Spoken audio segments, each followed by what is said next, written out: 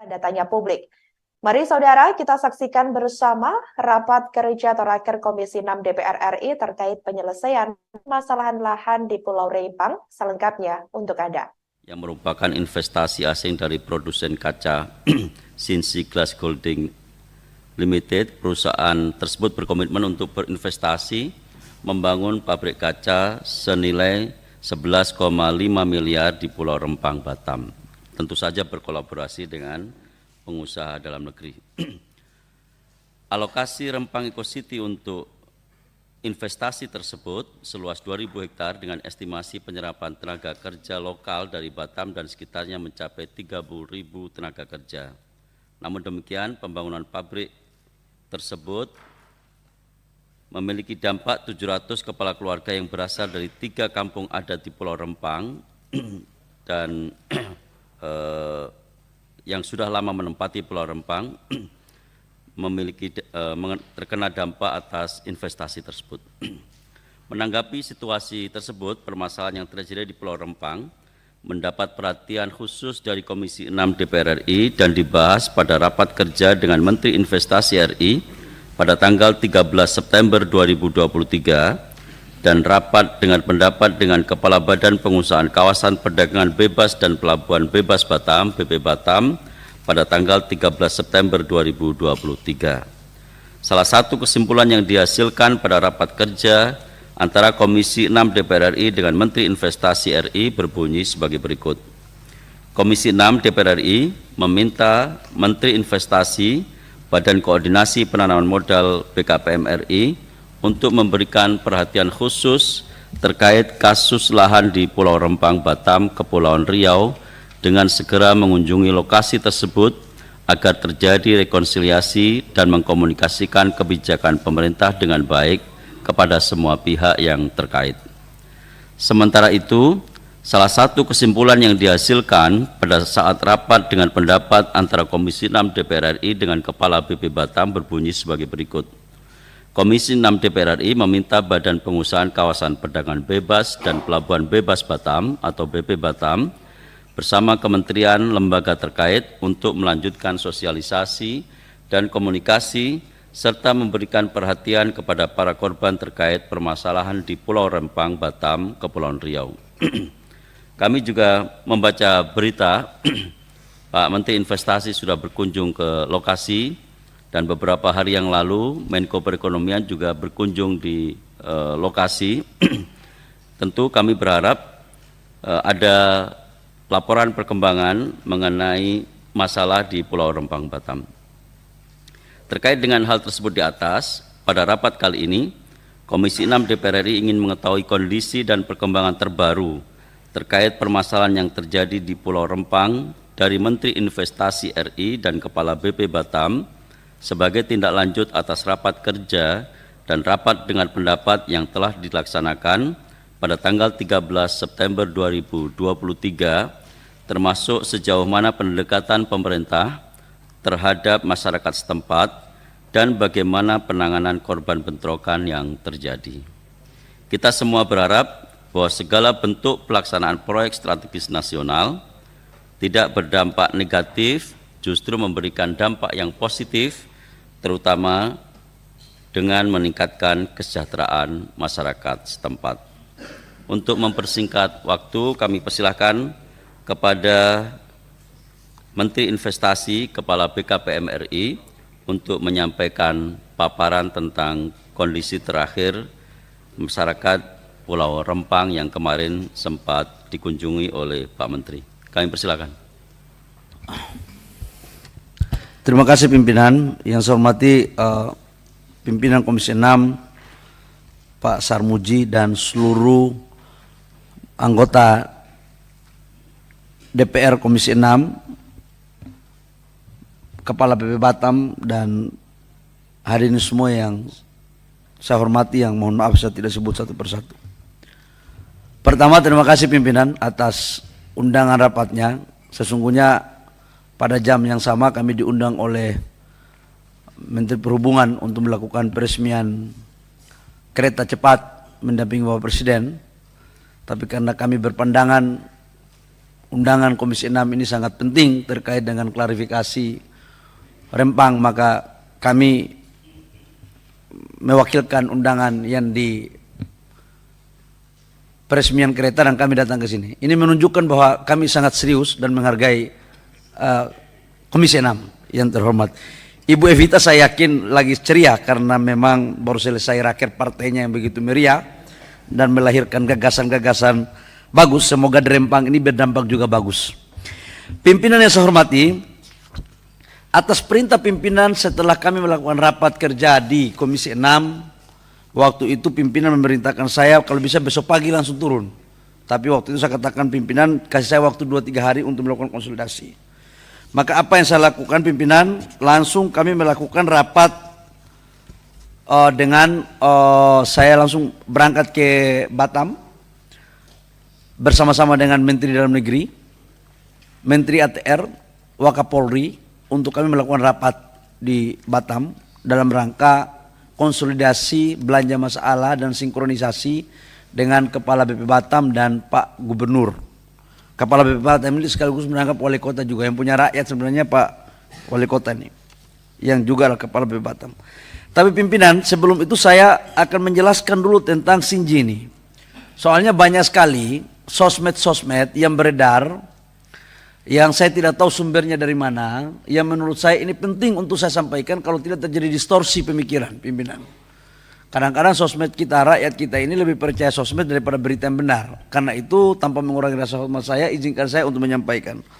Khususnya tentang beberapa narasi sosmed yang tadi pimpinan sampaikan meragukan tentang kemampuan perusahaan yang slide nomor 2. Pimpinan, proyek ini sebenarnya ada beberapa item. Yang pertama itu adalah pembangunan kawasan industri yang terintegrasi. Yang kedua adalah pabrik pemrosesan pasir silika. Yang ketiga adalah industri soda abu. Yang keempat adalah industri kaca panel surya. Yang kelima adalah industri kaca float. Yang keenam adalah industri silikon industrial grade dan industri silikon.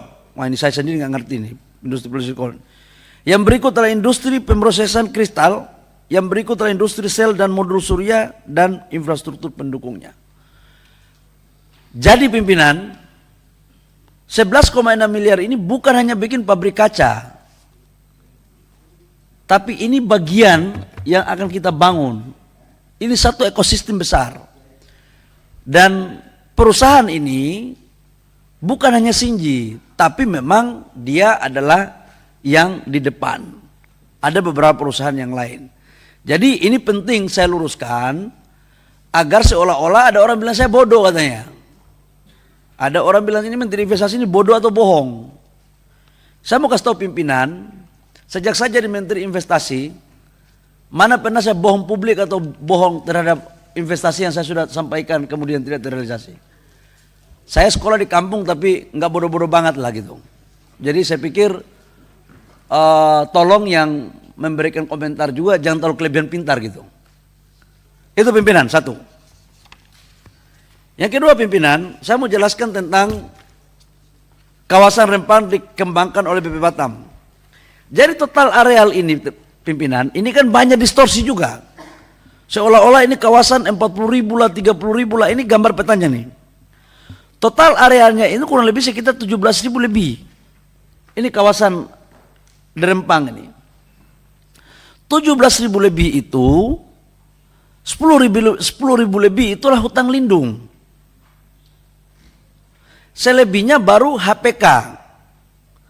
7.572 hektar itulah HPK. Kemudian sekitar 500 hektar lebih sedikit itu sudah APL. Jadi tidak semua 17.000. Tapi saya kadang-kadang bingung Republik kita ini. Kita lebih mengatakan informasi liar itu lebih sahih daripada informasi yang benar.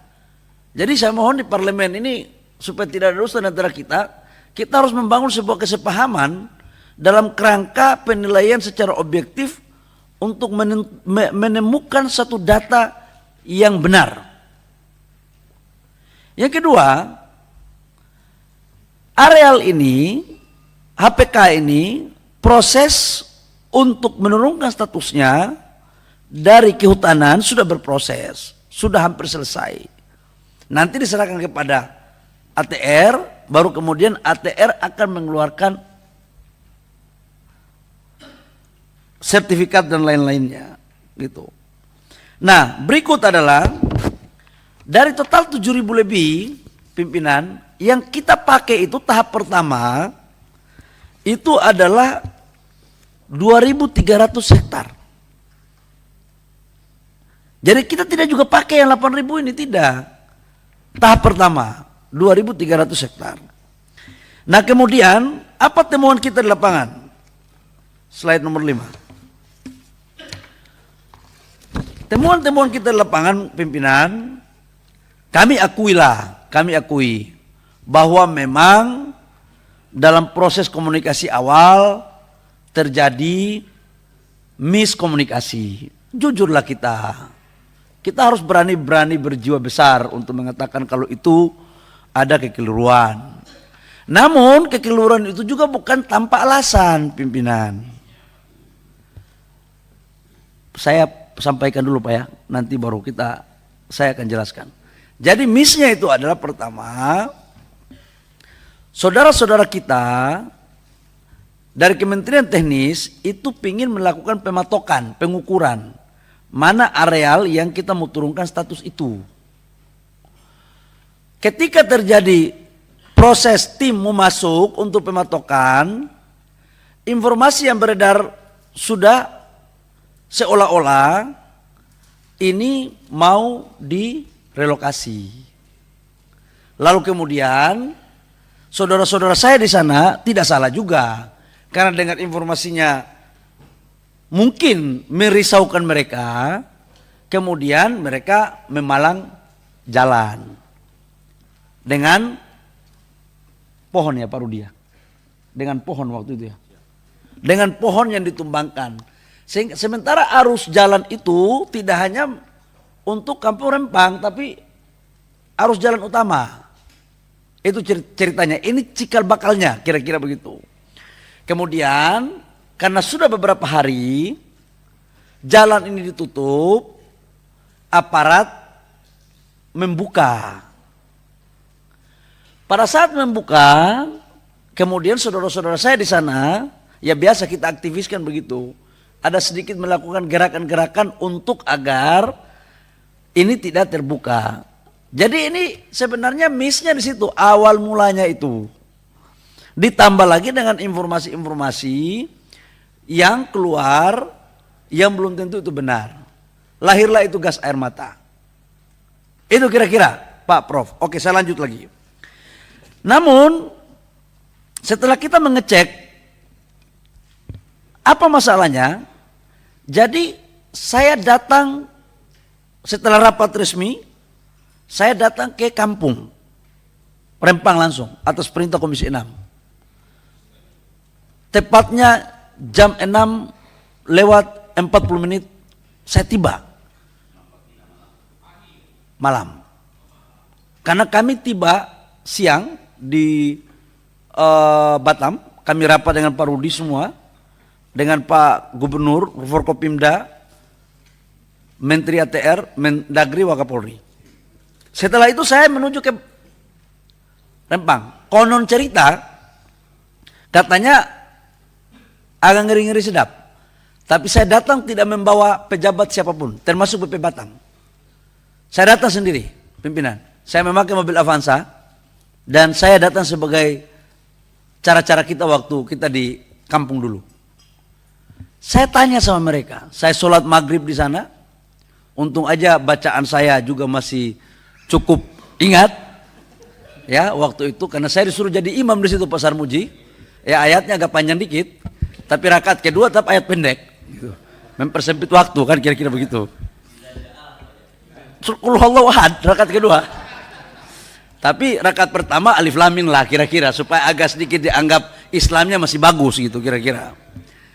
Pada saat saya ketemu saudara-saudara saya di sana, saya ketemulah Pak Garisman. Pak Garisman ini tokoh yang dituakan di sana, di kampung itu, yang sering keluar di media ataupun di TV yang Bapak Ibu semua udah nonton. Saya ngobrol dari hati ke hati dengan bapak saya, dengan beberapa orang tua. Ternyata Pak Ketua, saya juga terenyuh. Jadi saya ke sana itu bukan hanya sebagai seorang menteri, tapi 30% mereka itu campuran Sulawesi. Jadi keluarga kita di sana itu Pak Garisman sendiri sampaikan. Jadi Pak Garisman sendiri itu kata dia 25-30% darah yang mengalir itu ada dari Sulawesinya. Awak terenyut lagi kan itu. Kita ini, saya bilang kita ini punya moyang dari Sulawesi juga, jadi moyang yang sama lah kira-kira.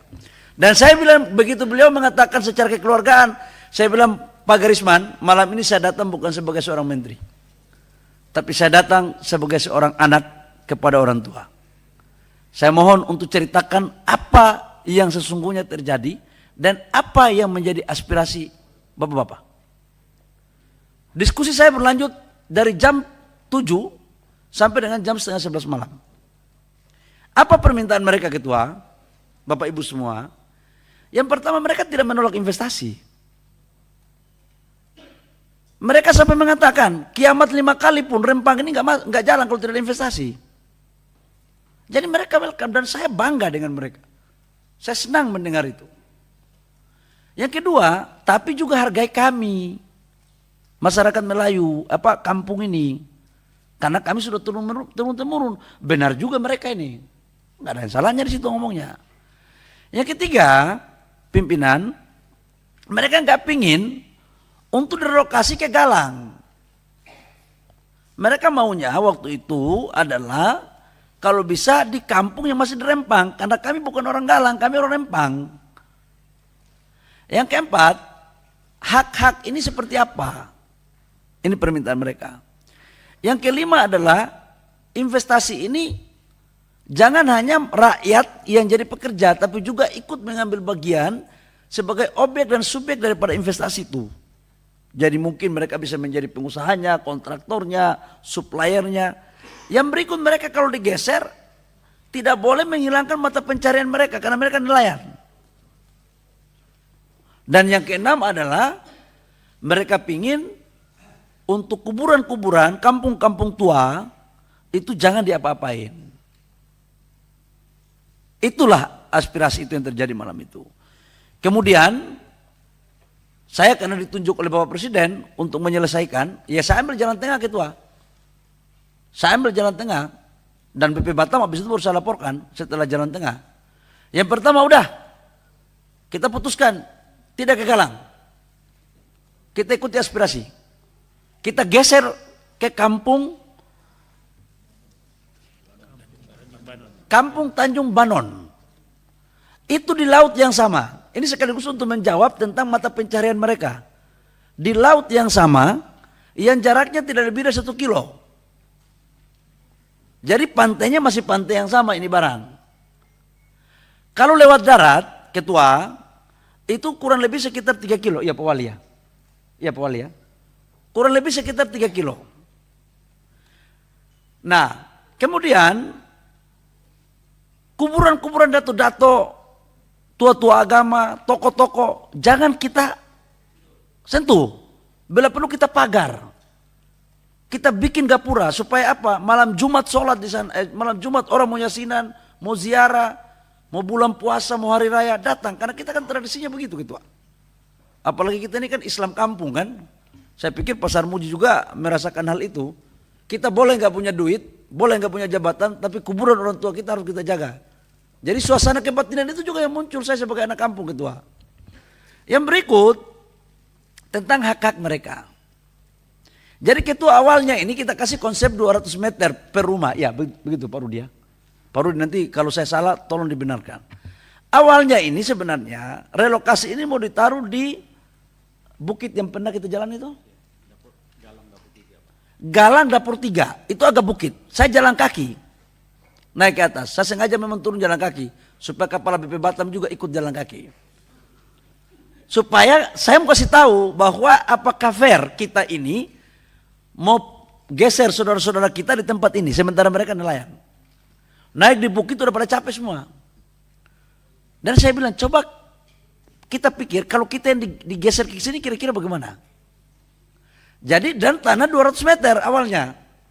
Akhirnya kita batalkan, tidak di dapur 3, bukan di Galan dapur 3, tapi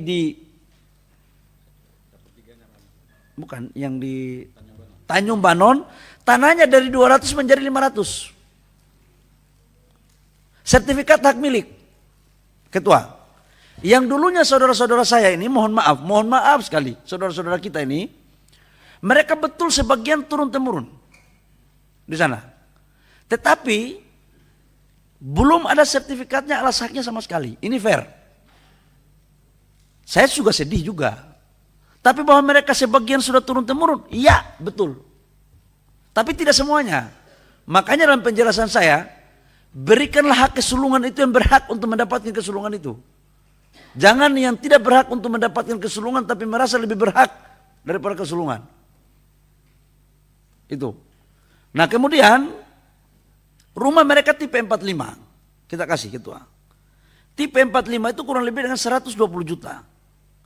Kalau ada rumah mereka yang memang nilainya itu diklaim oleh mereka lebih dari 120 juta, BP Batam mempergunakan KJPP untuk menghitung berapa nilai yang sesungguhnya.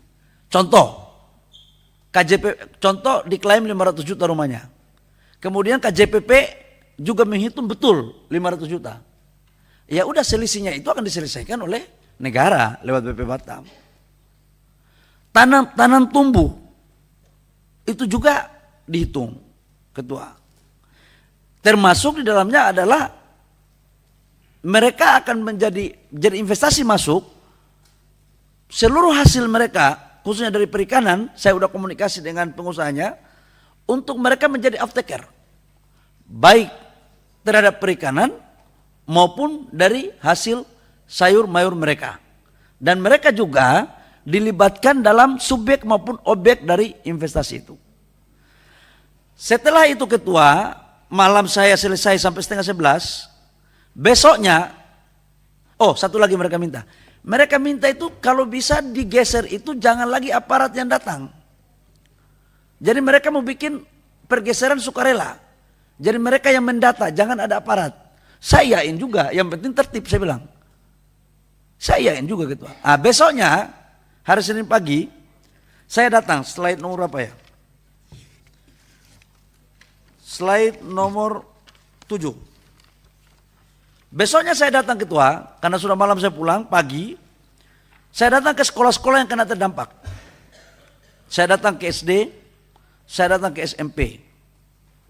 Saya bagi cerita dengan mereka. Awak ingat kampung awak juga Ketua. Kita kan sekolah dulu SD Impres Ketua.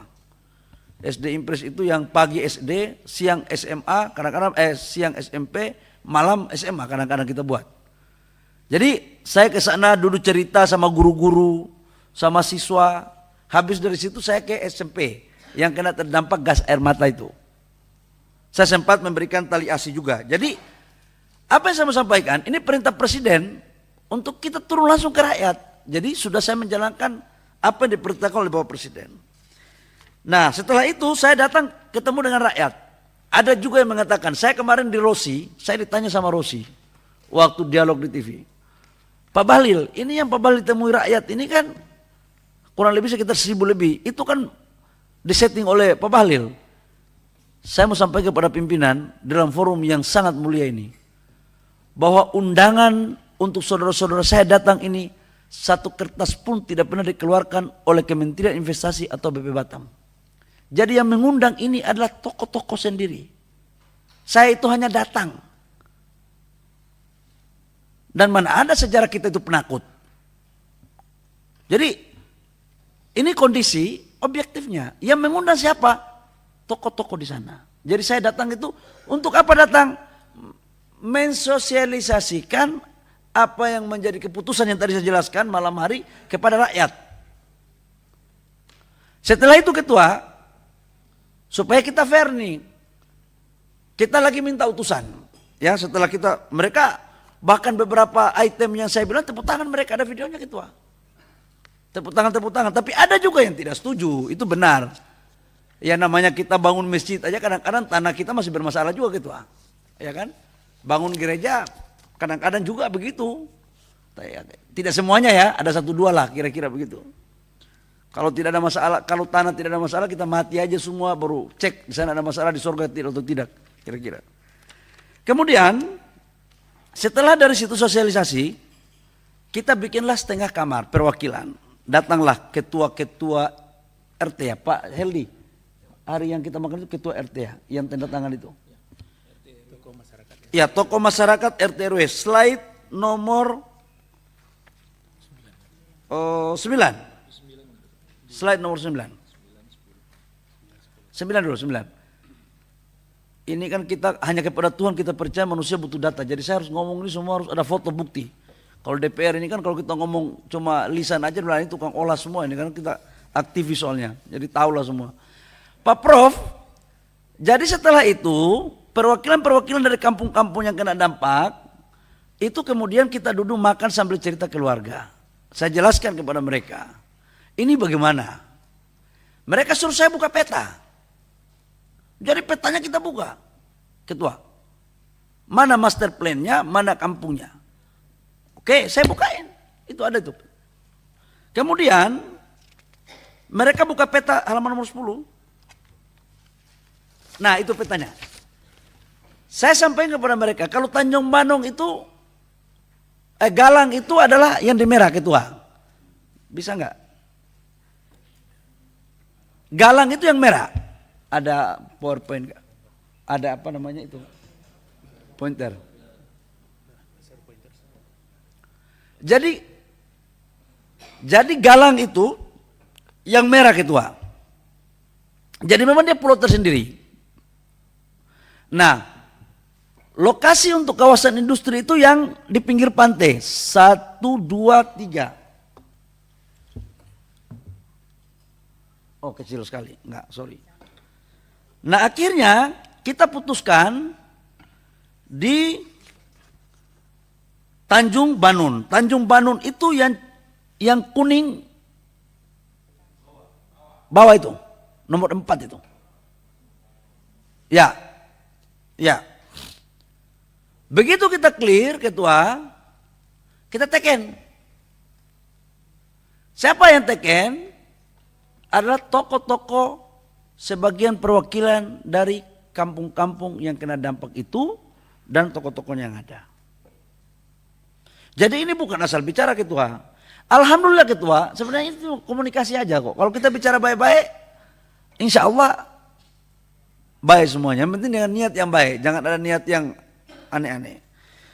Dan setelah itu coba lihat Pak Sarmuji, coba lihat foto saya. Dengan songko masih ada Pak Sarmuji. Coba lihat. Kayak orang khotbah Jumat. Pakai peci. Tanda tangan Pak. Tanda tangan. Yang tanda tangan itu Pak Suhadi. Pak siapa itu? Pak Gerisman, RT RW. Mohon maaf, yang tanda tangan ini adalah orang tua saya. RT RW ya, perwakilan yang tanda tangan. Jadi untuk lokasi ini adalah lokasi yang kita exercise dan mencari jalan tengah. Kira-kira begitu. Ketua, oke, lanjut. Begitu selesai, saya mau sampaikan slide nomor 11. Ini. Itu adalah prioritas pergeseran penduduk. Totalnya itu 961 KK. Dan Kampung Tanjung Banun begitu setelah itu langsung arahan Presiden kepada Menteri PU dan kami untuk menjadikan sebagai kampung percontohan. Jadi di sinilah tempat kita kasih tanah 500 meter persegi itu, sertifikat rumah, kita bikin sanitasinya yang bagus, kita bikin puskesmasnya yang bagus, pelabuhan ikannya kita buat yang bagus, kita bangun TPI-nya, kemudian kita bangun sekolahnya, masjidnya kita bangun Ketua. CSR dari perusahaan beberapa teman-teman saya, karena kita juga mau cari ibadah. Nggak perlu BUMN terus. Emang yang punya duit BUMN aja? Banyak swasta nasional yang pingin cari pahala. Itu. Jadi Prof, mohon maaf Prof, yang punya duit bukan hanya BUMN, swasta nasional juga banyak Prof. Jadi ini, namun Ketua, saya menyampaikan juga ada fakta. Dari 961 KK yang sudah menyatakan sukarela untuk digeser, itu sudah mencapai 322 per hari ini. Jadi tidak benar kalau ada isu mengatakan bahwa itu dipaksa-paksa. Awalnya iya Ketua, ada saudara-saudara kita dari aparat yang masuk. Awalnya sebelum saya turun. Tapi begitu saya turun nggak ada lagi. Jadi jangan negara ini jadikan sebagai negara fitnah terus. Silakan kalian berpolitik, nggak apa-apa. Tapi jangan jadikan isu-isu begini dalam urusan-urusan politik. Kasihan ini kita dipertentangkan terus dengan rakyat. Itu pertama Ketua. Yang kedua, sosialisasi ini berjalan terus. Pak Rudi ini udah baiklah sama Pak Gubernur. Kami backup. Sosialisasi kami perbaiki komunikasi. Awalnya miskomunikasi, iya, betul. Itu betul.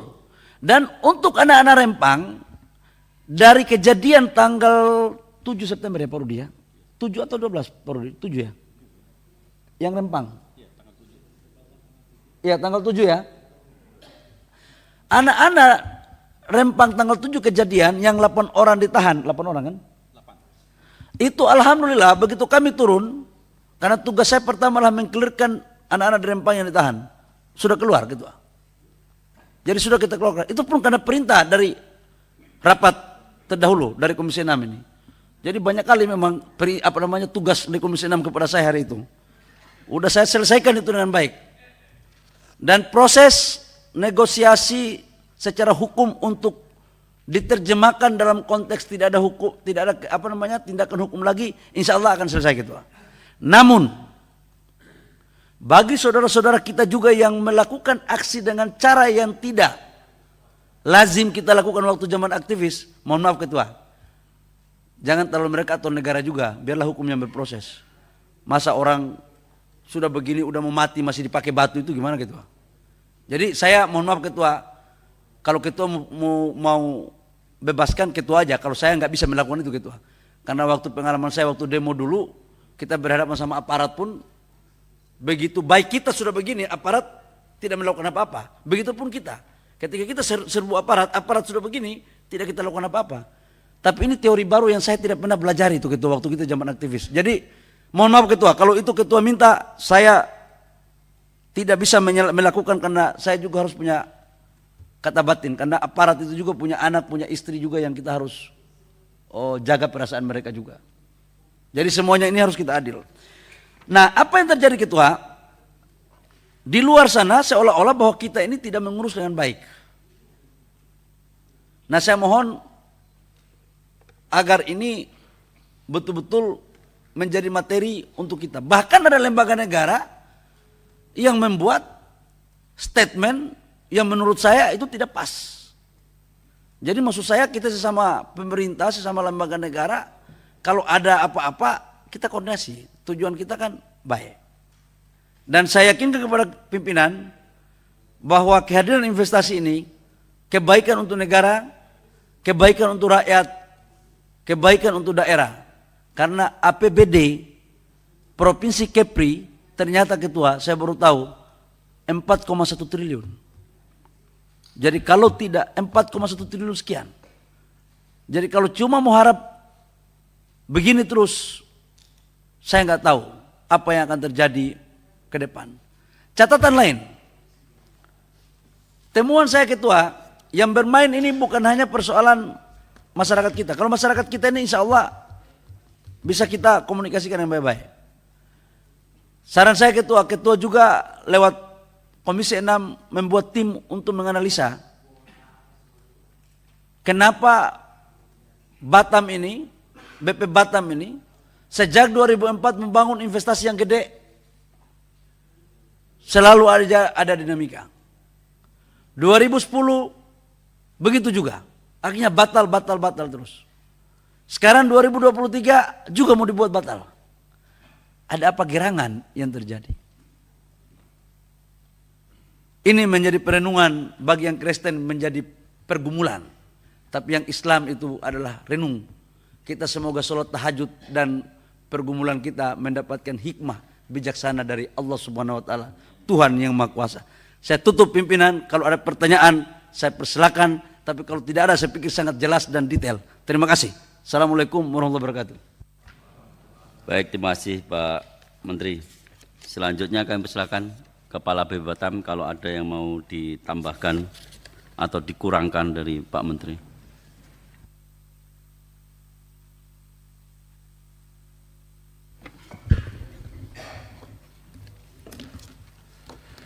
Baik, bismillahirrahmanirrahim. Assalamualaikum warahmatullahi wabarakatuh. Pimpinan yang saya hormati dan seluruh anggota DPR RI, saya kira apa yang disampaikan saya sebetulnya sudah lengkap oleh Pak Menteri. Apakah harus saya sampaikan atau materinya hampir sama, Pak Pimpinan? Kalau nggak ada yang perlu ditambahkan nggak apa-apa, Pak. Siap, tidak ada, Pak. Kalau masih ada, silakan. Siap, tidak ada, Pak Pimpinan. Baik. Tapi jangan berlindung ke Pak Menteri ya, artinya ini memang sama ya. Oh, ya. Pak, mohon maaf Ketua, ini bukan berlindung, enggak.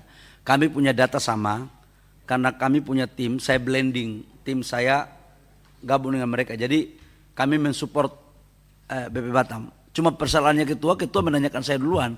Kalau Pak Ketua tanya BP Batam dulu, pasti akan bilang sama itu, nggak perlu tanya saya lagi. Makasih Ketua. Bukan, kalau ada Pak Menteri, Pak Kepala BP Batam memang suka mau ngomong, ini problemnya itu.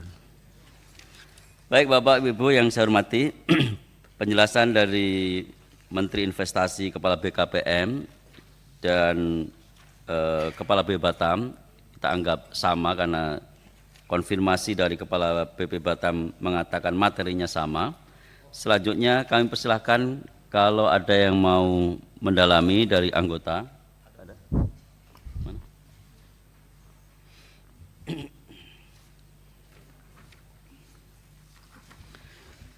Kami persilakan Pak Latunrung.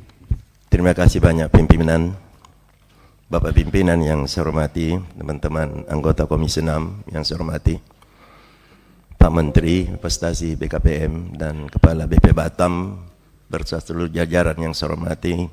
Wassalamualaikum warahmatullahi wabarakatuh. Pertama-tama tentu saya akan memberikan apresiasi kepada Pak Menteri dan seluruh jajaran BP Batam bahwa apa yang dilaksanakan, apa yang dikerjakan selama ini boleh dikatakan cukup berhasil. Dan juga memang sesuai dikatakan tadi bahwa sosial media ini yang bisa mengganggu kenyamanan kita dan informasi-informasi banyak yang tidak sampai kepada masyarakat informasi yang benar. Sama juga tadi dikatakan bahwa adanya pertentangan dengan masyarakat itu kan masalahnya hanya karena masalah informasi. Oleh karena itu, izinkan saya untuk memulai informasi-informasi yang perlu juga mendapatkan penjelasan dari Pak Menteri. Yang pertama, muncul juga mengatakan bahwa investasi ini terkesan dipaksakan. Kenapa dikatakan dipaksakan? Karena sejak bulan Juli MOU itu dilaksanakan. Kemudian masuk dalam proyek strategis itu pada bulan Agustus. Kemudian pada bulan September sudah rencana dikosongkan. Nah inilah mungkin lagi informasi bahwa seakan-akan proyek ini sangat dipaksakan. Yang kedua, setiap investasi itu pasti sudah ada studi kelayakan, ada AMDAL. Kalau boleh, AMDAL dan studi kelayakan itu diberikanlah kepada Komisi 6 supaya bisa terjawab semua hal-hal yang diragukan oleh masyarakat. Itu kedua. Yang ketiga, sama tadi yang dikatakan bahwa ini integrated, bahwa pabrik-pabrik ada di sana. Orang sering hanya melihat bahwa pabrik kaca, dan kalau kita sudah melihat hanya satu pabrik, mungkin hanya 10-20 hektar, bahkan 100 hektar itu sudah cukup besar. Tetapi ternyata apa yang kita dapatkan ini bahwa banyaknya yang akan terjadi di sana dan terkolaborasi dengan baik.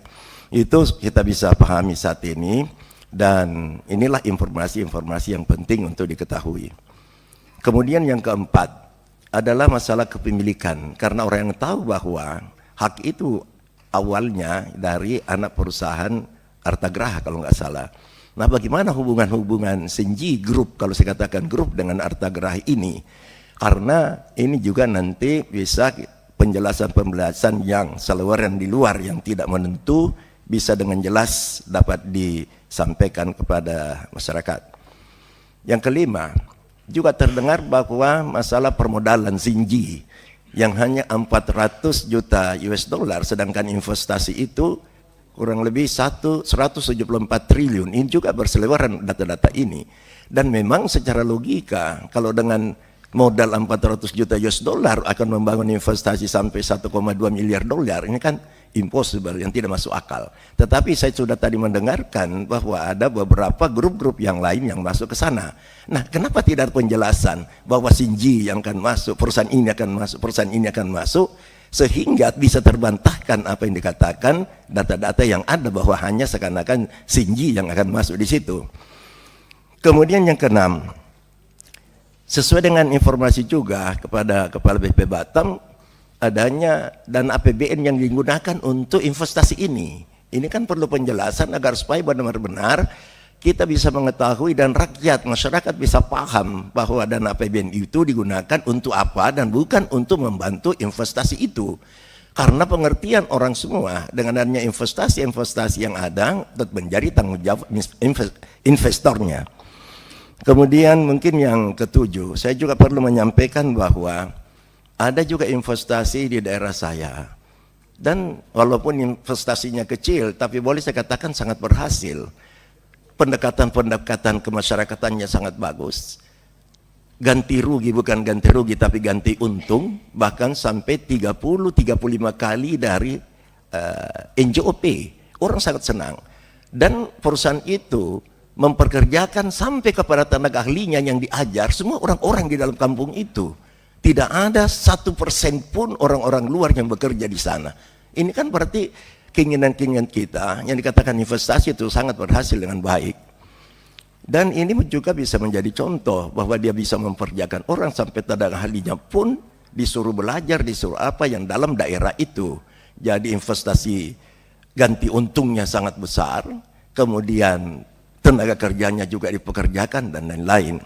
Dan masyarakat sana pasti sangat senang. Yang kedelapan mungkin juga pernah ada informasi, dan ini tadi saya sudah mendapatkan jawabannya yang cukup baik. Karena ingat bahwa ada janji Presiden akan mensertifikatkan tanah yang ada di sana untuk masyarakat. Dan ini tadi saya sudah dapat jawabannya bahwa semua akan disertifikatkan. Ya, cuma ini sebagai ingatan bahwa ada janji Presiden akan mensertifikatkan tanah masyarakat yang ada di Rempang. Ini yang terakhir ingin saya sampaikan, poin ke-9 adalah bahwa walaupun bagaimana harus kita ingat bahwa Pulau Rempang ini berada di sekitar Selat Malaka, dan bagaimana koordinasi karena apakah tidak berbahaya dengan beradanya dia pada Selat Malaka masalah pertahanan keamanan NKRI yang kita harapkan tetap stabil. Yang terakhir, ini juga yang menjadi tanda tanya orang bahwa dengan modal yang dianggap sedikit dari investor yang akan masuk ini, dengan modalnya hanya sedikit, apakah nanti dengan peminjaman-peminjaman akan dilakukan harus dipaksakan bahwa tanah ini yang dijadikan hak ataupun diberikan hak kepada investor itu akan menjadi lagi jaminan untuk permintaan kredit.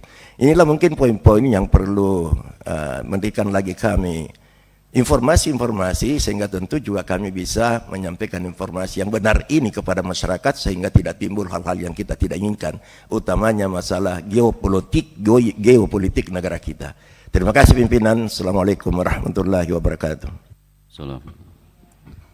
Terima kasih. Selanjutnya dari sebelah kiri Pak Darmadi.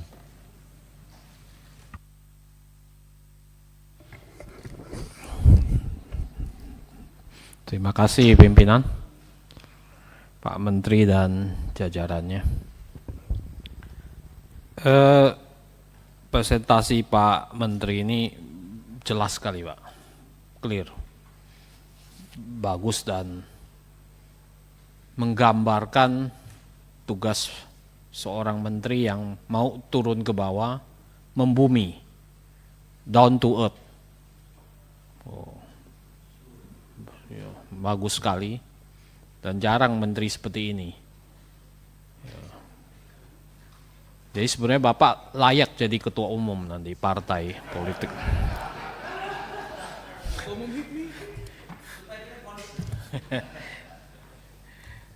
Nah, jadi udah niru gerakannya satset gitu, satset.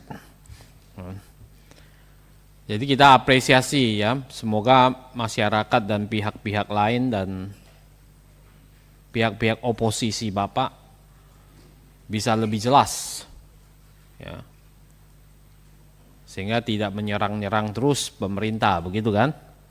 Ya, walaupun Pak Bahlil mengakui, saya apresiasi bahwa ada kesalahan komunikasi ya, di awal. Nah, tentu kita berharap komunikasi ini juga harus terus-menerus dijalankan Pak Menteri biar tidak terjadi lagi, ya kan, di belakang gitu. Mungkin ada beberapa pertanyaan. Yang pertama, saya ingin tahu aja sebetulnya bagaimana sikap Sini setelah kejadian ini. Apakah ada pembicaraan lebih lanjut atau statement dari Sini? Ini kan investasinya cukup besar ini, 11,6 miliar dolar US. Apakah Pak Bahlil sudah ketemu bosnya Sini? Kalau belum ketemu nanti kita ketemukan, Pak. Jadi ini penting juga karena seberapa jauh kita bisa menciptakan confidence kepada investor, ya kan. Kalau begini-begini terus nanti kan investor juga nggak akan datang. Nanti target Bapak juga 1.400 triliun juga bisa-bisa susah terpenuhi Pak Bahlil. Ya. Nah, ini penting untuk Bapak jelaskan ya. Terus strategi Bapak untuk menjelaskan ke investor luar negeri itu seperti apa? Karena ini berdampak kepada citra image pemerintah Indonesia, terutama soal investasi, Pak. Ya, bahwa di Rempang akan sudah terjadi seperti kayak gini-gini, seolah-olah nanti jangan sampai ada ketidakpastian juga, ya. Sehingga Indonesia ini mudah sekali diciptakan, ya,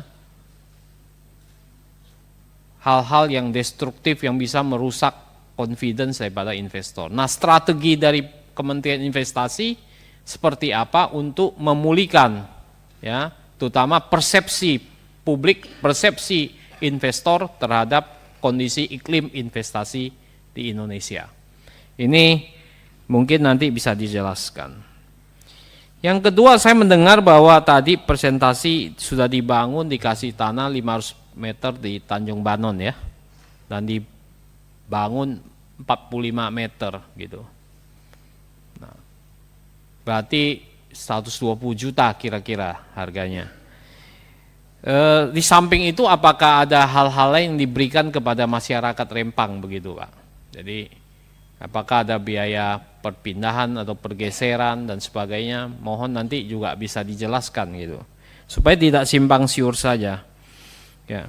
Yang ketiga dari 5 kampung 961 KK itu Pak Menteri yang menjelaskan tadi menjadi prioritas pergeseran, existingnya 361 KK, kan baru 322 KK berarti yang sudah oke, sepertiga. Yang 2/3 ini bagaimana sebetulnya kondisinya Pak? Ya. Apakah menolak atau setengah menolak, atau ada permintaan lain Pak Menteri? Mestinya kan kalau misalnya orang sudah percaya itu nggak hanya 1/3, tapi 2/3 Pak Menteri, ya, karena mayoritas gitu. Berarti ini kan 2/3 nih, berarti kan ada keraguan masih. Apakah keraguan itu disebabkan oleh faktor apa gitu Pak Menteri? Jadi ini mohon dijelaskan sehingga bisa diantisipasi lebih cepat, ya. Jadi percepatan itu menjadi sangat penting sekali, ya. Percepatan, ya. Nah itu penting sekali Pak Bahlil begitu. Jadi kira-kira Pak Menteri begitu, ya. Keempat, saya sering WA Pak Menteri sekarang sudah nggak dijawab, ya. Apakah terlalu sibuk atau ganti nomor atau bagaimana, ya. Jadi ini mohon direspon juga Pak, gitu ya. Ya tertulis nanti ya. Jadi biar kita komunikasi terus Pak. Kan komunikasi bagus. Ini kan awalnya tidak komunikasinya kurang bagus ini Pak. Ya. Sehingga tercipta kasus di Rempang ini. Jadi bagi tahun-tahun politik ini Pak Menteri, ya. Jadi itu. Terima kasih Pak Menteri. Ya, selamat bekerja. Terima kasih Pak Darmadi, Pak Prof. Selanjutnya dari sebelah kanan Pak Abdul Hakim Pak Fakih. Terima kasih pimpinan. Bismillahirrahmanirrahim. Assalamualaikum warahmatullahi wabarakatuh. Yang saya hormati pimpinan dan anggota Komisi 6, yang saya hormati Pak Bahlil, Menteri Investasi Kepala BKPM, Pak Rudi, Kepala BP Batam, beserta seluruh hadirin yang hadir pada rapat siang hari ini. Jadi kemarin Pak Bahlil Pak Rudi, ketika saya dengar di berita itu ada gas air mata, itu saya langsung trauma saya nyala Pak Bahlil. Karena kemarin saya itu selaku pelaku di industri sepak bola, jadi kalau dengar gas air mata itu takutnya terulang kembali kejadian-kejadian seperti di Kanjuruhan. Tapi alhamdulillah dari yang disampaikan Pak Bahlil tadi, ternyata mitigasi permasalahan di sana, kami mengapresiasi betul Pak Bahlil, yang dilakukan sama panjenengan itu luar biasa Pak, berani menghadapi langsung dan apa Pak ya, sampai dengan tahu akar permasalahannya, kemudian secara gamblang, secara terbuka menyampaikan di awal memang terjadi permasalahan salah paham atau ada gap komunikasi yang belum nyampe ke masyarakat, dan itu mudah-mudahan nantinya tidak terulang kembali, dan jangan sampai kalau memang dari masyarakat setempat tidak menginginkan dalam proses relokasinya tidak menggunakan aparat, kita hargai bersama dan tetap dikawal dari Kementerian Investasi dan juga kepada Kepala BP Batam. Nah selanjutnya ada beberapa hal yang ingin kami sampaikan dan tanyakan kepada Pak Bahlil dan kepada Pak Rudi. Jadi tadi disampaikan itu di awal Sinyi Group akan melakukan investasi sebesar 174 triliun. Yang mana ini kalau kita melihat dari wacana investasi yang akan masuk ke Rempang itu sebesar 381, berarti di awal ini mungkin hampir 45% yang terbagi di beberapa sektor usaha yang telah dipaparkan sama Pak Bahlil tadi. Nah mungkin bisa juga nanti disampaikan kepada publik dari 174T tadi itu sampai dengan berapa lama itu dapat terrealisasi. Karena pada prinsipnya kalau kita melihat Undang-Undang Nomor 25 Tahun 2007 itu kan memang pengusaha juga harus mendapatkan kepastian.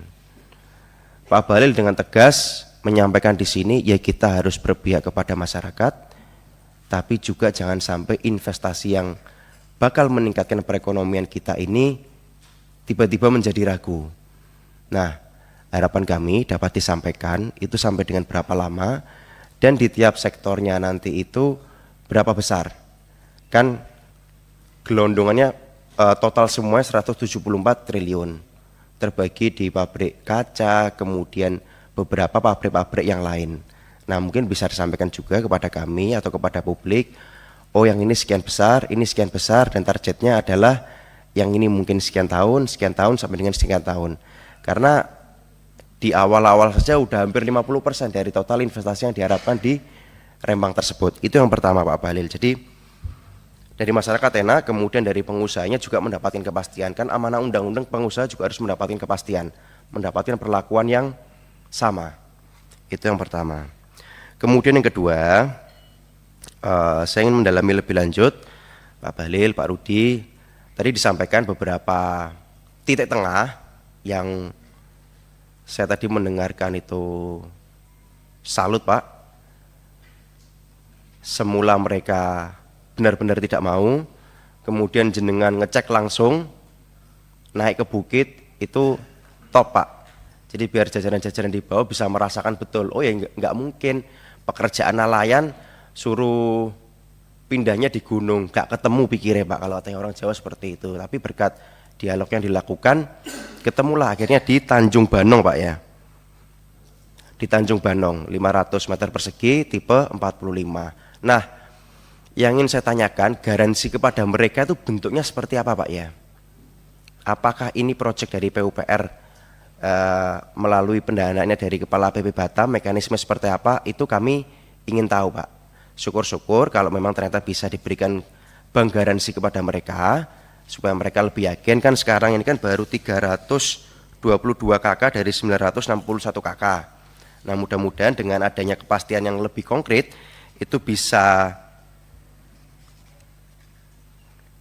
seluruh 961 ini berkenan dan investasi bisa segera dijalankan. Itu yang kedua Pak. Kemudian yang ketiga, berkaitan dengan kepastian sinergi antara warga setempat dengan pengusaha. Tadi disampaikan akan menjadi off-takernya. Disampaikan juga jangan sampai menjadi tenaga kasar. Karena saya juga ada concern Pak Bahlil, izin loncat sedikit. Di dapil saya di Nganjuk itu ada kawasan industri Nganjuk yang sempat saya suarakan juga, jangan sampai nanti warga di dapil saya ini menjadi tenaga kasar saja, tapi duitnya dibawa lari ke, dalam tanda kutip, dibawa lari ke Surabaya atau Jakarta. Nah, sama halnya dengan di Rempang ini. Tadi disampaikan jangan sampai hanya menjadi tenaga kasar saja. Ada beberapa skema-skema kerjasama antara warga setempat dengan pelaku usahanya. Nah, kepastian yang diberikan kepada mereka itu jawab apa?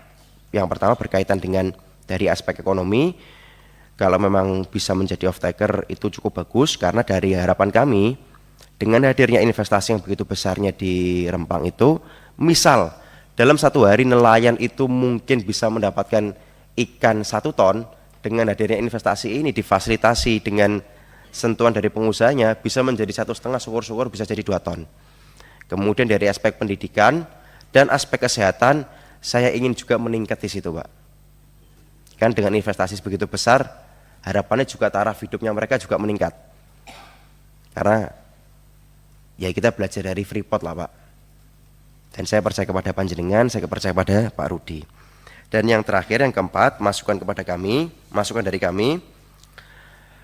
Jadi di Rempang itu kan ada 7 zona yang dikembangkan. Beberapa diantaranya merupakan zona wisata. Nah ini bisa dikolaborasikan menurut kami Pak. Baik itu dari sisi wisata religi, karena ada makam-makam leluhur saudara kita di sana, kalaupun memang itu berkenan.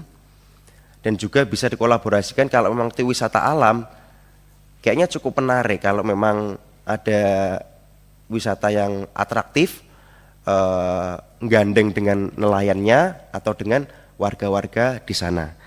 Kira-kira dari kami 4 poin itu, Pak Bahlil, Pak Rudi, mudah-mudahan hajat besar Bapak Jokowi ini bisa segera terrealisasi, tidak ada kendala, dan masyarakat di Rempang juga tidak sampai ada salah paham yang kemudian mengakibatkan hal seperti itu, dan mereka bisa meningkat secara taraf hidupnya, dan dari sisi pengusaha bisa mendapatkan kepastian dan juga tidak timbul keraguan kembali. Terima kasih. Assalamualaikum warahmatullahi wabarakatuh. Waalaikumsalam. Terima kasih Pak Hakim. Selanjutnya Ibu Nevi Zuhairina. Terima kasih pimpinan dan anggota Dewan Komisi yang kami hormati, Pak Menteri, Kepala PP Batam bersama mitra kerja. Sebetulnya viral konflik Rempang ini kan kita sudah memastikan bahwa terkesan pemerintah tidak siap Pak ya untuk menghadapi PSN. Potensi resiko ini ternyata tidak tidak dipikirkan atau bagaimana begitu Pak ya. Jadi sebetulnya dari pemerintah tuh harus tetap meminimalisir konflik. Apalagi sekarang Pak menjelang pemilu Pak, ini semua bisa digoreng ya. Pak Menteri ini kan politikus ya, jadi tahu betul ya. Artinya ini sensitif, sehingga memang betul-betul kita harus memastikan bahwa ini konfliknya harus diminimalisir.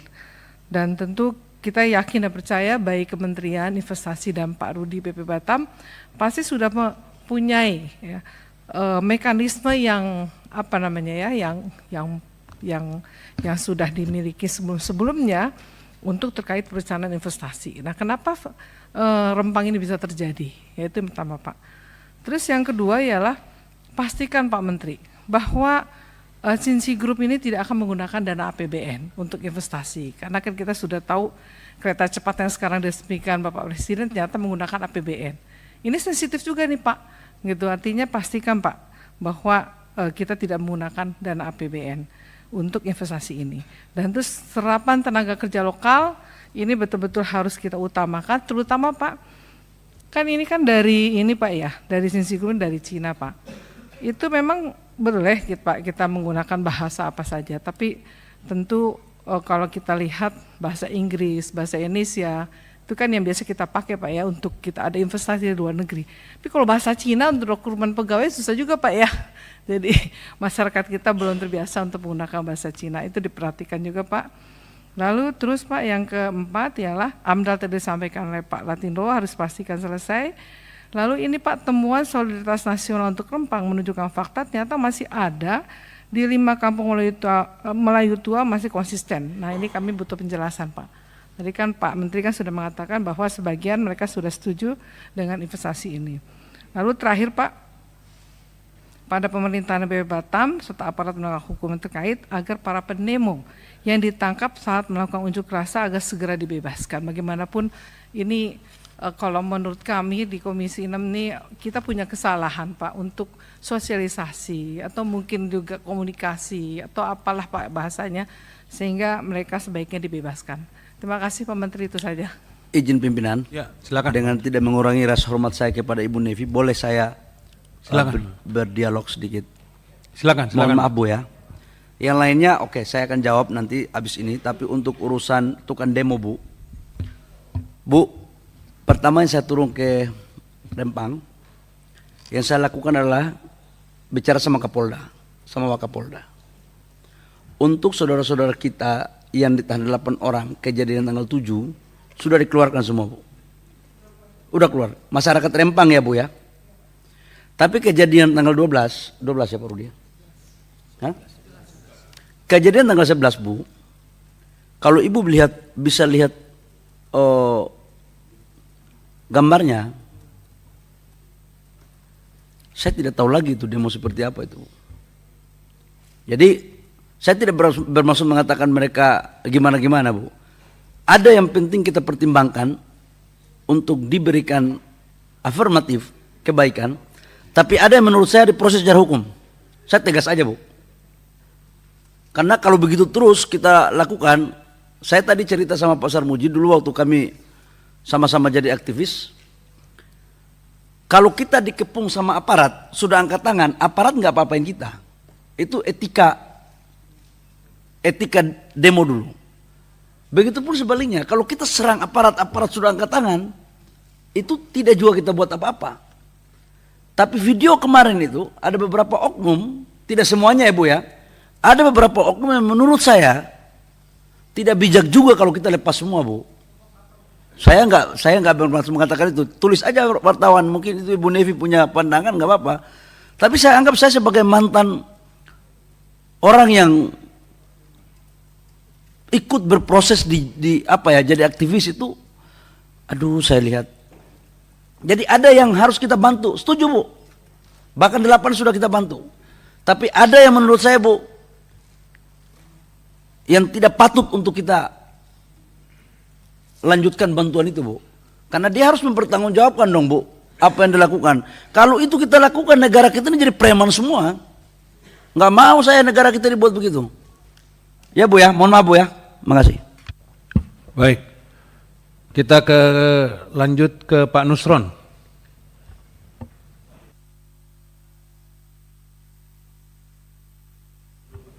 Loh. Ya udah Pak Dedi. Iya, Pak Ustadz harus Ini nyari-nyari ayat. Kita masih ikut dia. urutan ini kadang-kadang, kita ikut urutan disuruh lengkap. Makasih Pak Nusron, makasih pimpinan, Pak Menteri, Kepala Otorita Batam.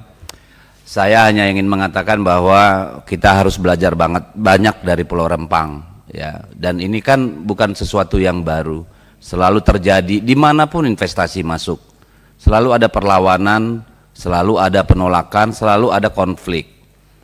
Kenapa itu bisa terjadi? Yang pertama, seperti dia sering disebut oleh Bapak Presiden, suka kesusu kita ini. Pengalaman Pak Presiden ketika merapikan pasar di Solo, beliau melakukan puluhan kali, ratusan kali dialog dengan masyarakat, dengan para pedagang, baru beres. Ini kita memberikan mimpi yang tidak tidak tangible bagi mereka. Akan ada rumah ukuran sekian, kampung akan seperti ini, tapi kan tidak dilihat mata. Bagi masyarakat kan seeing is believing. Harusnya kan kemarin kita bangunlah dulu itu pemukiman, 2 atau 3 rumah contoh, marketnya ada, bahwa mereka tunjukkan bahwa ini sesuatu yang real. Saya kira dengan itu penolakan pasti akan menurun, Pak. Ya. Lalu kemudian kita juga harus melihat secara sosiologis dan secara ekonomis, karena 2 hal itu yang akan menjadi persoalan mendasar dimanapun, secara sosiologis dan secara ekonomis. Nelayan dipindah dari pinggir pantai, jauh dari tempat mereka mencari hidup, jauh dari tanah leluhur mereka, pasti akan menimbulkan konflik. Nah ini kan saya kira pelajaran yang sangat berharga yang perlu kita catat sehingga tidak terulang di tempat lain. Lalu yang ketiga, krisis manajemennya. Kalau menurut saya, masa kita nggak punya skenario A, B, C ketika mau melakukan tindakan gitu ya, sehingga terjadi eskalasi kekerasan seperti itu. Nah harusnya kan kita bisa lebih baik dari situlah. Apalagi ini bukan apa-apa, masalah hidup mati rakyat dan masalah bagaimana investor melihat kepastian hukum dalam setiap proses investasi. Itu kan penting buat kita. Jadi ini menurut saya pembelajaran, dan saya salut sama Pak Menteri karena dengan turun sekali aja bara itu langsung padam. Padahal kalau itu dilakukan oleh teman-teman di sana dari awal, saya kira nggak perlu keotik seperti itu. Karena jelas, sebagaimana disebutkan, masyarakat juga menantikan ada investasi, karena tidak akan maju kalau terus hanya menjadi nelayan dengan hasil yang tidak seberapa. Ya, jadi itu ketika kita menjanjikan harus sudah terlihat oleh mata oleh mereka. Jadi ada ketenangan gitu loh. Lalu ada promising bahwa itu akan menjadikan mereka hidupnya lebih baik, Pak. Kalau tidak ada hope di ujung sana, itu seperti orang terpojok di lorong gelap, akhirnya nyakar, Pak, ngamuk, Pak. Ini tidak ada hope-nya yang diberikan. Itu menurut saya perlu perhatian kita semua, Pak. Ya. Lalu yang tadi sudah disampaikan oleh kawan saya Hakim sebenarnya, Pak Otorita Batam, tolonglah investasi itu diidentifikasi, Pak. Peluang pekerjaan apa saja yang didapat di sana. Supaya kita menyiapkan roadmap sumber daya manusia di sana, masyarakat di sana, untuk bisa terlibat di dalamnya, Pak. Tidak hanya jadi security, office boy, cleaning service, atau clerk, Pak. Apakah diperlukan kita membuat balai latihan, vokasi, atau segala macam, magang, silakan, Pak. Identifikasi, Pak, roadmapnya, Pak. Kalau tidak cukup memadai seperti itu, untuk orang-orang yang sudah 45 tahun ke atas susah bekerja, Pak. Oke, kegiatan ekonomi apa yang bisa membantu mereka? Kan itu harus kita ciptakan juga, Pak. Itu bisa menjadi bagian dari, menurut saya justru ekosistem pendukung dari investasi itu. Saya baca di media, saya dengar di media sosial juga, mereka punya harapan bahwa mereka juga bisa berpartisipasi secara ekonomi di situ. Itu bagaimana merancangnya, Pak? Jadi manfaatnya memang long lasting, Tidak sekedar hanya ganti rugi atau mereka dapat rumah baru terus nggak bisa mengelautkan, sama aja bohong, Pak. Tapi apa? Bagaimana empowering mereka, Pak? Dampingin mereka. Nah, kalau ini bisa dilakukan, kekacauan di Batam, di Rempang kemarin, Pak, justru bisa menjadi laboratorium belajar, Pak, untuk daerah lain. Ya, ini penting buat kita, apalagi kepada Menteri Investasi, penting, Pak, untuk nunjukin bagaimana kita memanage soal investasi. Ini justru akan menjadi buku baru buat kita. Ya. Pengalaman-pengalaman apa yang kita dapat di Rempang yang tidak akan terulang di tempat-tempat lain. Saya kira itu, Pak Menteri, terima kasih sudah menyelesaikan persoalan di Rempang. Kawan-kawan dari Otorita Batam juga, Kepala BP Batam, saya kira harus perlu kita siapkan itu, Pak. Siapkan masyarakatnya untuk menjadi bagian penting dari ekosistem investasi itu, Pak. Manusiakan mereka. Saya kira itu yang paling penting. Makasih. Baik. Kemudian ke kiri Pak Rudi Bangun. Terima kasih Ketua. Assalamualaikum warahmatullahi wabarakatuh. Selamat pagi, salam sejahtera bagi kita semua. Yang pertama Pak Menteri, Pak Balil yang saya hormati, yang Pak Rudi, BP Batam dan semua jajaran yang hadir. Pak Menteri, hari ini kita kan rapat tentang membahas investasi di Pulau Rempang. Saya membaca, melihat, menyaksikan, tentu saya kali ini memberikan juga apresiasi, Pak. Bapak turun langsung, kelihatan kinerja menterinya, dan juga BP Batam saya lihat, berkolaborasi cepat turun ke lapangan dalam beberapa hari setelah kita rapat. Dan kita melihat Menteri dan BP Batam sudah melakukan sosialisasi dan dialog, Pak. Kita apresiasi juga, Pak. Itu yang pertama. Ada yang kedua, Pak, yang paling utama dan substansi dari permasalahan Pulau Rempang ini, Pak. Ini adalah masalah bisnis, Pak, dan investasi dan penanaman modal. Jadi saya ingin dan mau menanyakan detail ini ke Pak Menteri, Pak Balil, tentang investasi-investasi ini dan penanaman modal ini, gitu. Yang ingin saya tanya begini, Pak, berapa nantinya luas lahan tanah yang akan dibebaskan untuk dipakai oleh investor itu, Pak, yang sebenarnya, gitu. Berapa luas? Saya mendapat data ada 17.600 hektar.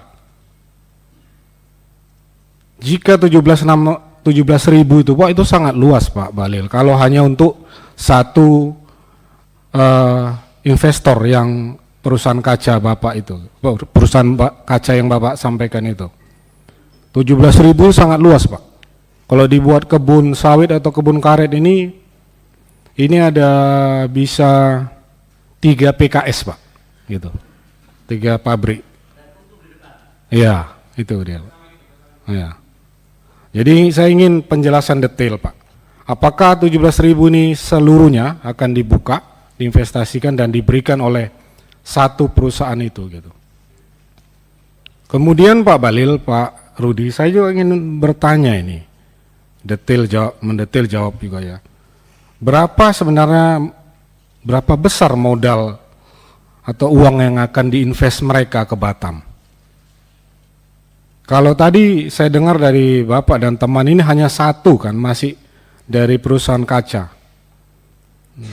Ini saya ingin dengar sebenarnya berapa sih yang akan diinvest dengan memberikan 17.600 hektar kepada investor atau pengusaha. Dan berapa, Pak, perusahaan yang akan berbisnis ini yang akan Bapak berikan, BP Batam berikan lokasi-lokasi ataupun SHM untuk mereka berinvest itu. Berapa banyak ini, Pak, nantinya? Karena begini, Pak, dalam hal ini kita harus punya skema kan, Pak Menteri.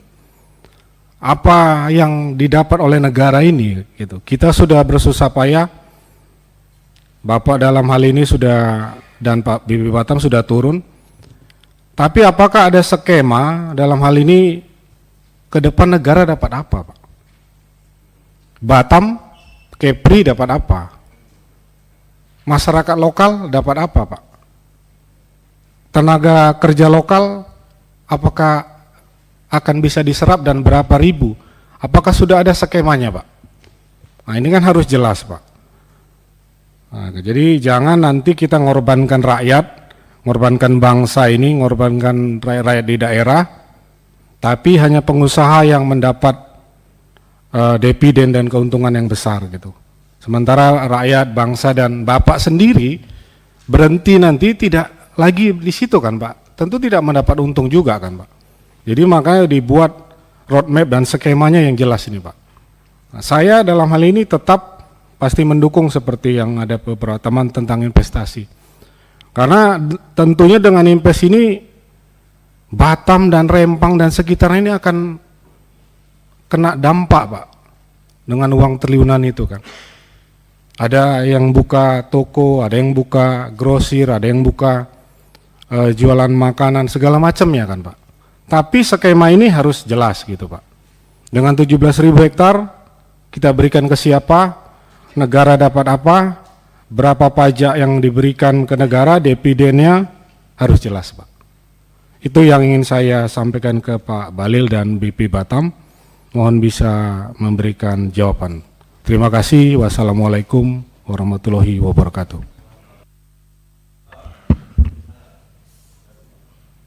Baik, berikutnya Pak Nusron.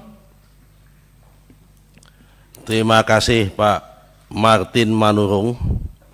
Assalamualaikum warahmatullahi wabarakatuh. Yang kami hormati Bapak Menteri yang sangat potensial dan berkuasa penuh, Bapak Bahlil Lahadalia,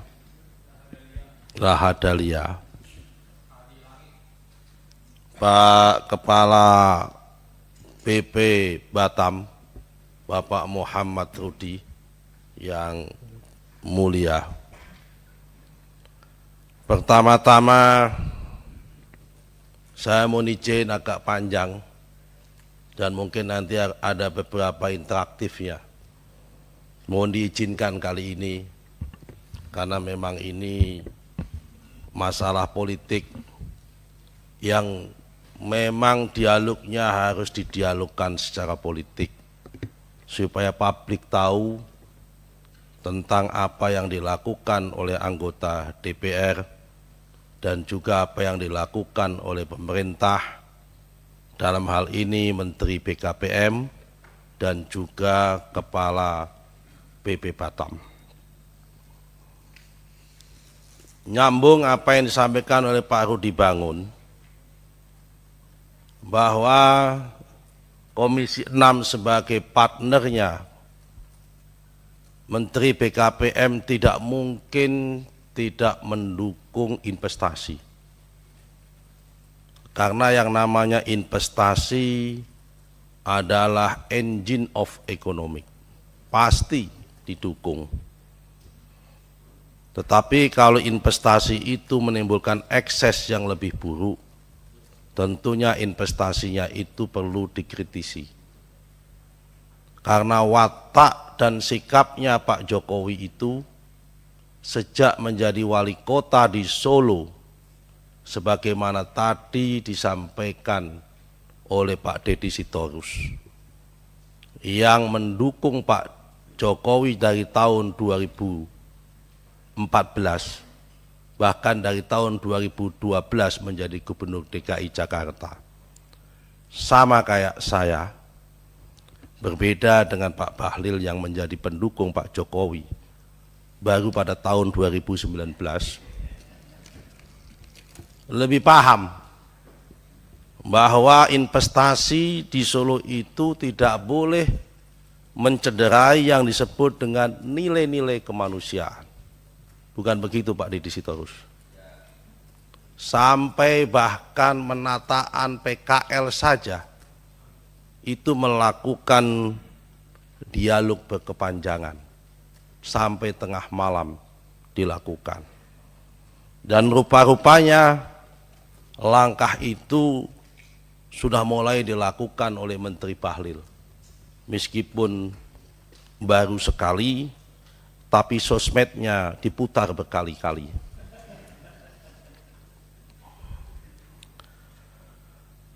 Ada beberapa hal yang ingin saya kritisi dalam kesempatan ini.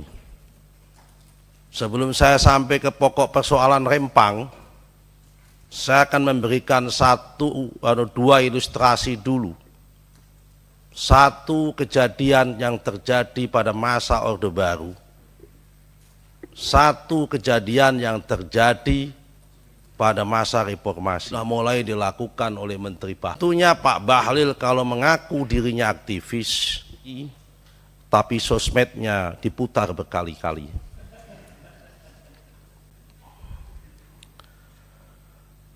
Ada beberapa hal yang ingin saya kritisi dalam kesempatan ini. Sebelum saya sampai ke pokok persoalan Rempang, saya akan memberikan dua ilustrasi dulu. Satu kejadian yang terjadi pada masa Orde Baru, satu kejadian yang terjadi pada masa reformasi. Yang tentunya Pak Bahlil kalau mengaku dirinya aktivis, masih ingat dua kasus ini. Kasus pertama, pembangunan Waduk Kedung Ombo di Boyolali.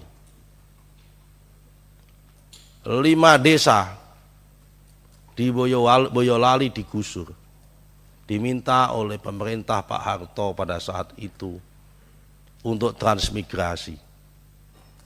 Kenapa? Karena lahannya mau digunakan PSN, kepentingan irigasi mengatasi kekeringan sawah kalau musim kemarau, dan mengatasi tampungan air supaya enggak banjir ketika musim penghujan. Dan waduk itu status tanahnya menjadi BMN, badan milik negara, alias itu menjadi milik negara, dikuasai publik, bukan dikuasai private, bukan diserahkan sama investor, tapi dikuasai oleh PU sampai sekarang. Kejadian itu menimpa tahun 89 sampai tahun 91, menjelang pemilu 92. Apa yang terjadi? 17 orang meninggal karena perlawanan itu.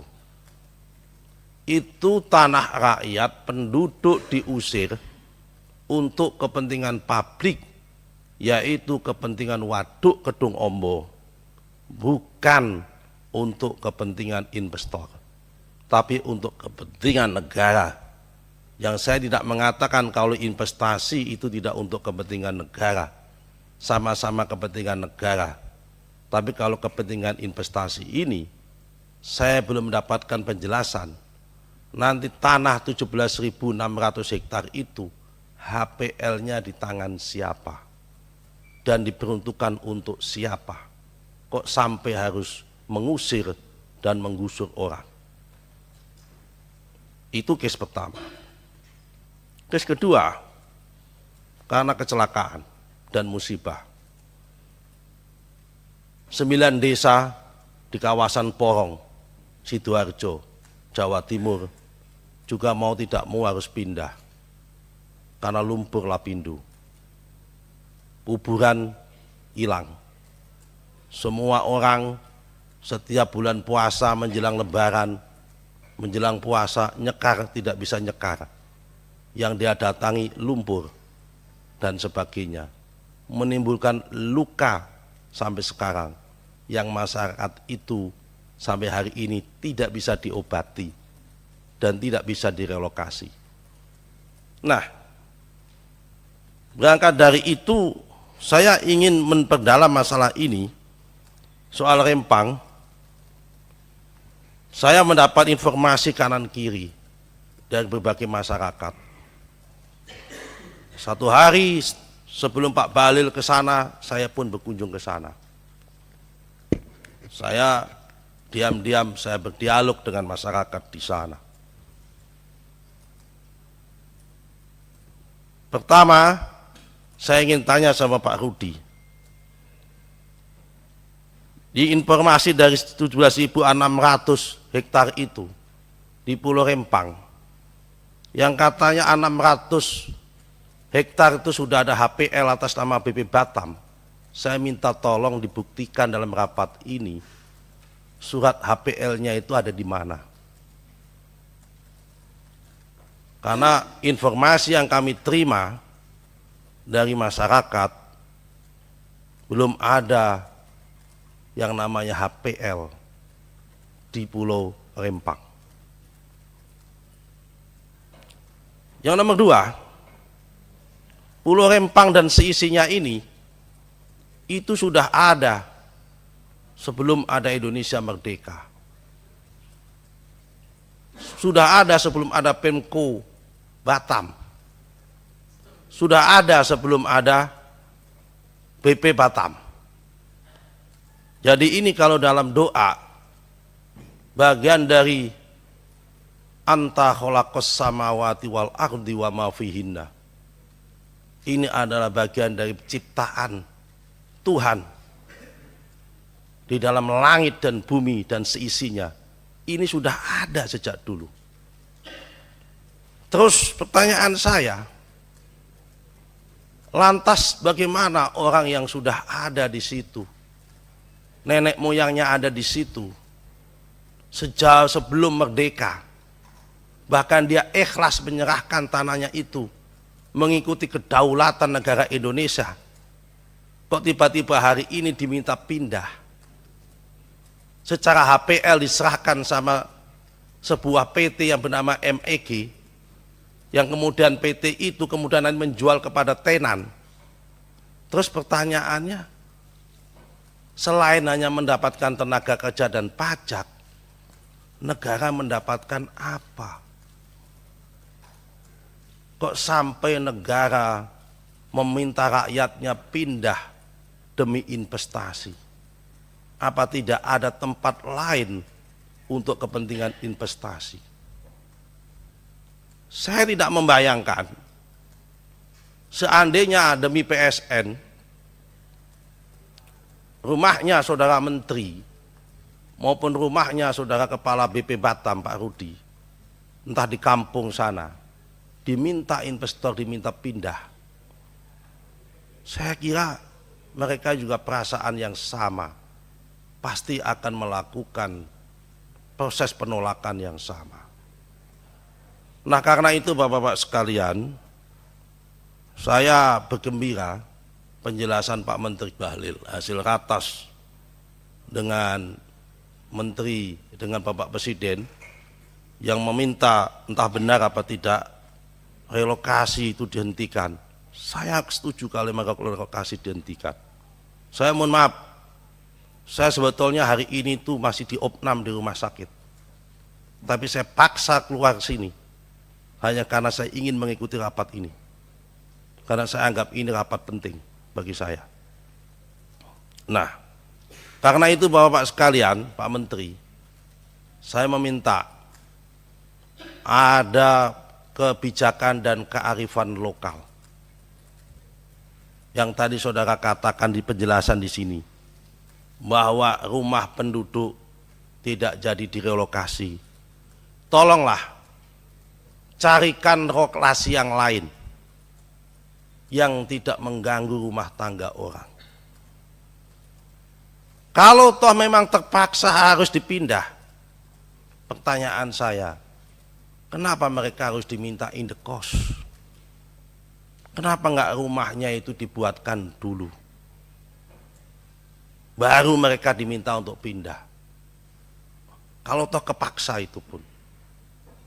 Kenapa sekarang mereka rumahnya digusur, diminta untuk indekos, kemudian baru diminta pindah? Ya kalau kemudian dalam proses perjalanannya udah kadung digusur, investornya itu bisa dipercaya rumahnya dibangun benar. Kalau nggak jadi dibangun, kan lagi-lagi rakyat menjadi korban. Nah, ini membutuhkan kearifan kita semua. Yang nomor 3, Pak Rudi, saya mendapatkan informasi juga ada perlakuan terhadap investor yang berbeda. Tidak equal treatment antara perlakuan satu investor dengan investor lain yang masuk di BP Batam. Ada investasi yang sudah masuk, bahkan sudah bayar di tempat Bapak, tapi justru diperkarakan dengan alasan dipetunkan oleh perusahaan yang lama, pada yang pemegang yang lama itu tidak perform dan sudah dicabut izinnya. Dan ketika dia dicabut, dipetunkan, kemudian BP Batam kemudian tidak berjuang, bahkan membiarkan itu. Padahal yang bersangkutan sudah bayar resmi kepada BP Batam sesuai dengan aturan yang ditentukan. Sehingga kebetulan saja, kebetulan ini saya dapat informasi lagi, para tenan-tenannya itu adalah beberapa perusahaan yang datang dari Jepang, dari Taiwan, dan dari Amerika.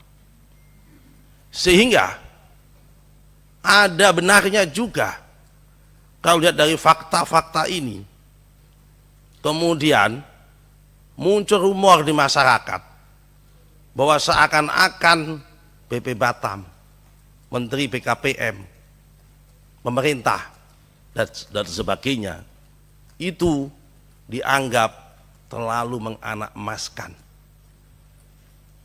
investor dari Cina. Kalau di luar dari Cina, diabaikan. Mereka sudah bayar, izinnya dicabut.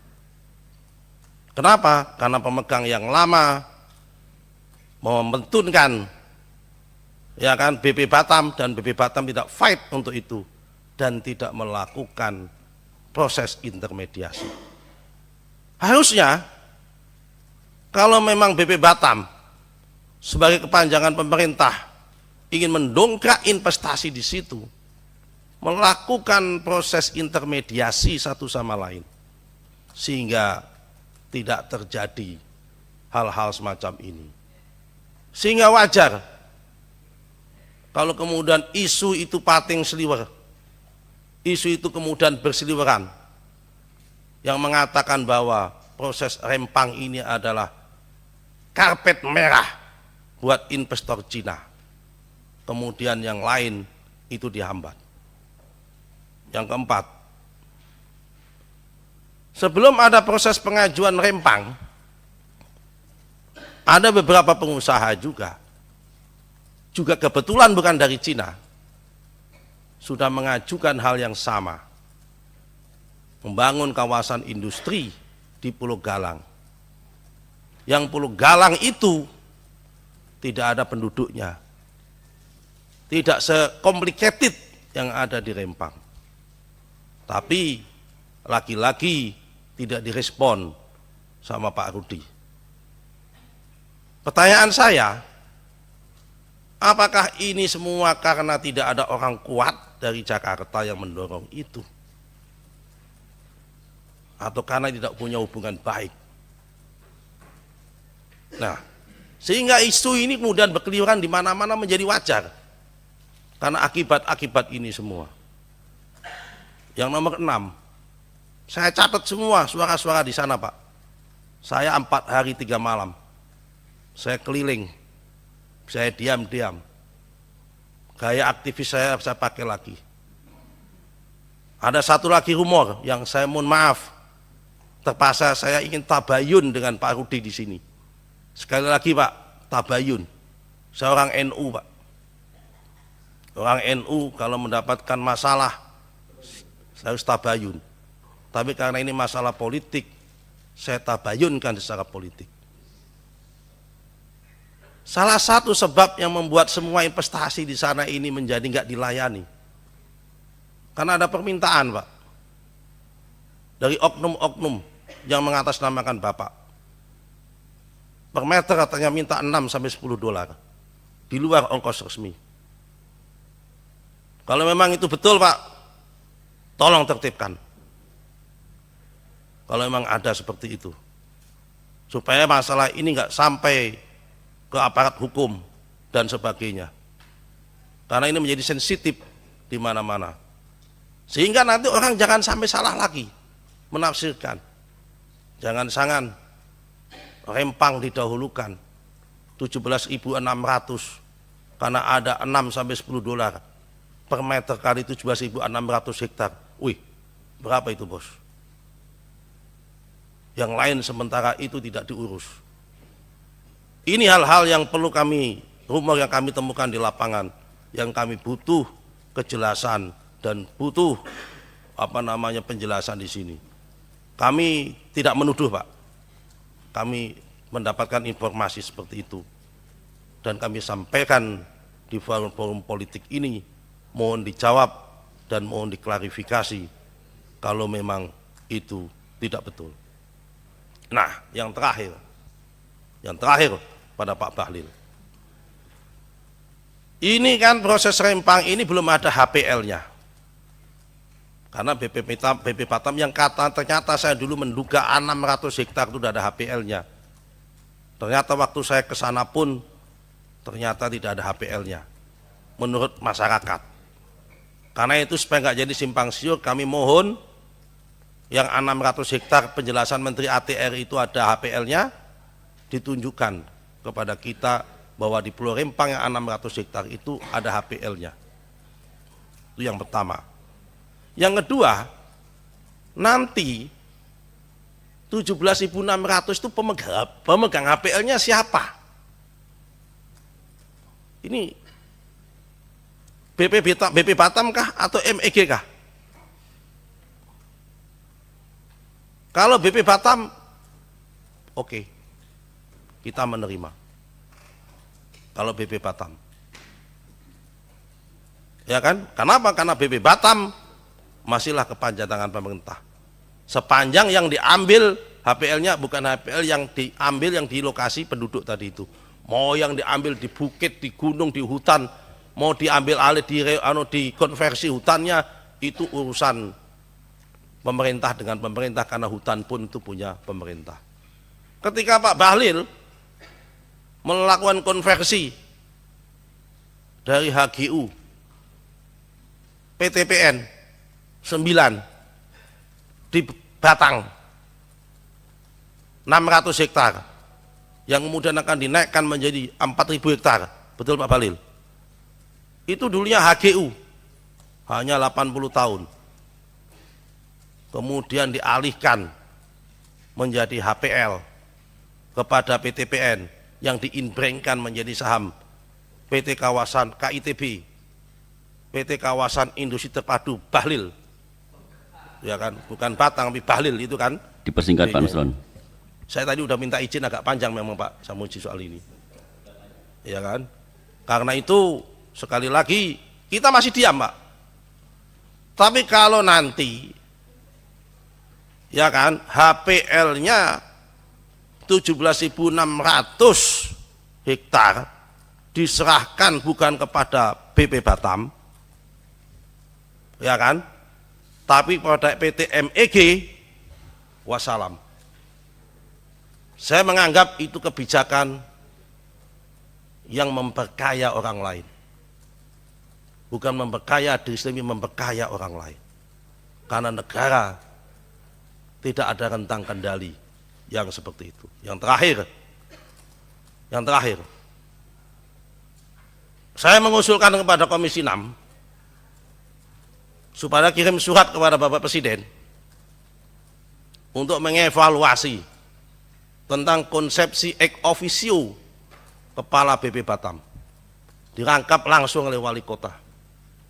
Rasa-rasanya memang nggak mampu ini. dari aspek leadership dan sebagainya. Yang namanya BP Batam itu setara dengan pemerintah, dengan menteri. Yang dipimpinnya itu ada Sestama eselon 1, Deputi eselon 1. Kalau wali kota itu yang dipimpinnya Sekda eselon 2, Kepala Dinas eselon 2. Ini merangkap. Jadi saya usul, kalau toh ada ex officio-nya, karena ini BP Batam tidak hanya BP Batam, tapi ada Batam, Bintan, dan Karimun. Kalau toh tidak ada ex officio, tarik ex officio ke gubernur. Karena gubernur punya bawahan eselon 1, yaitu sekdanya eselon 1. Tapi kalau tidak, mendingan dibuat ex officio, kembalikan yang lama. Ex officio-nya bisa Menko Perekonomian, kalau perlu bisa Menteri Investasi, ya kan, Kepala BKPM. Nggak mampu, karena biasanya memimpin eselon 2 dengan tingkat problem yang tinggi, sekarang diminta untuk memimpin eselon 1. Kalau perlu kita revisi undang-undang, khusus kawasan Batam nggak perlu ada pemerintahan kota, sama seperti IKN. Tidak ada pejabat politiknya di situ, semua adalah pejabat yang diangkat oleh negara, yaitu semacam kayak otorita begitu. Saya kira 6 poin itu Pak yang bisa kami sampaikan. Ini hasil temuan kami datang ke lapangan. Saya menyampaikan ini demi kebaikan dan tidak dalam rangka sangka, tetapi mohon diklarifikasi karena sifatnya tabayun. Terima kasih. Assalamualaikum warahmatullahi wabarakatuh. Waalaikumsalam. Pimpinan, mohon maaf pimpinan, Ya. kalau diizinkan, mumpun belum dingin apa yang disampaikan oleh Pak Nusron tadi, rasanya saya berkewajiban moralitas. Enggak apa-apa, enggak. Ini sudah terakhir, Pak.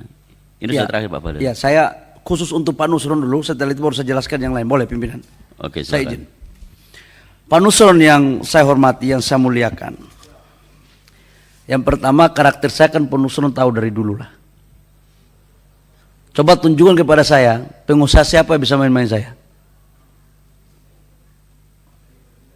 Kalau itu ada, saya berhenti dari hari ini. Kalau ada pengusaha yang bisa mengatur saya untuk main-main dalam konteks untuk urusan uang, katakanlah begitu, tunjukkan kepada saya. Saya akan berhenti dari ruangan ini. Dan Pak Nusron kan tahu kelakuan saya dari dulu, saya aktivis.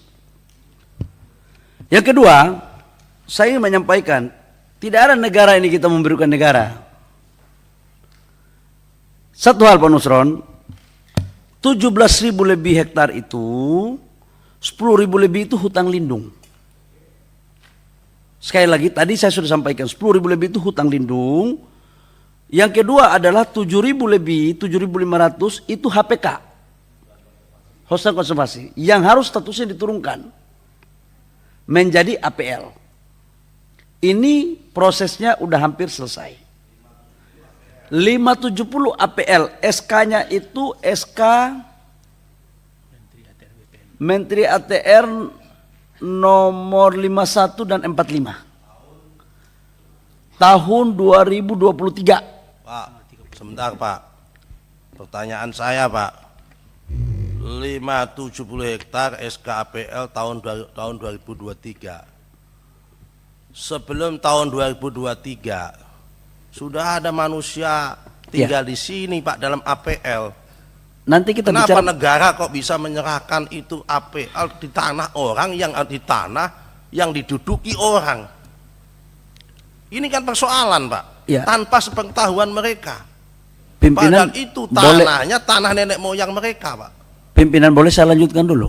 Silakan. Habis ini baru kita masuk ke detailnya. Saya setuju itu Pak Nusron. Nggak ada yang nggak setuju. Aku setuju.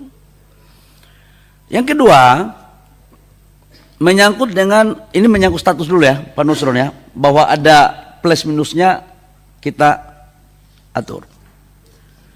Yang kedua, saya pikir apa yang disampaikan oleh Pak Nusron tadi itu menjadi introspeksi untuk kita semua.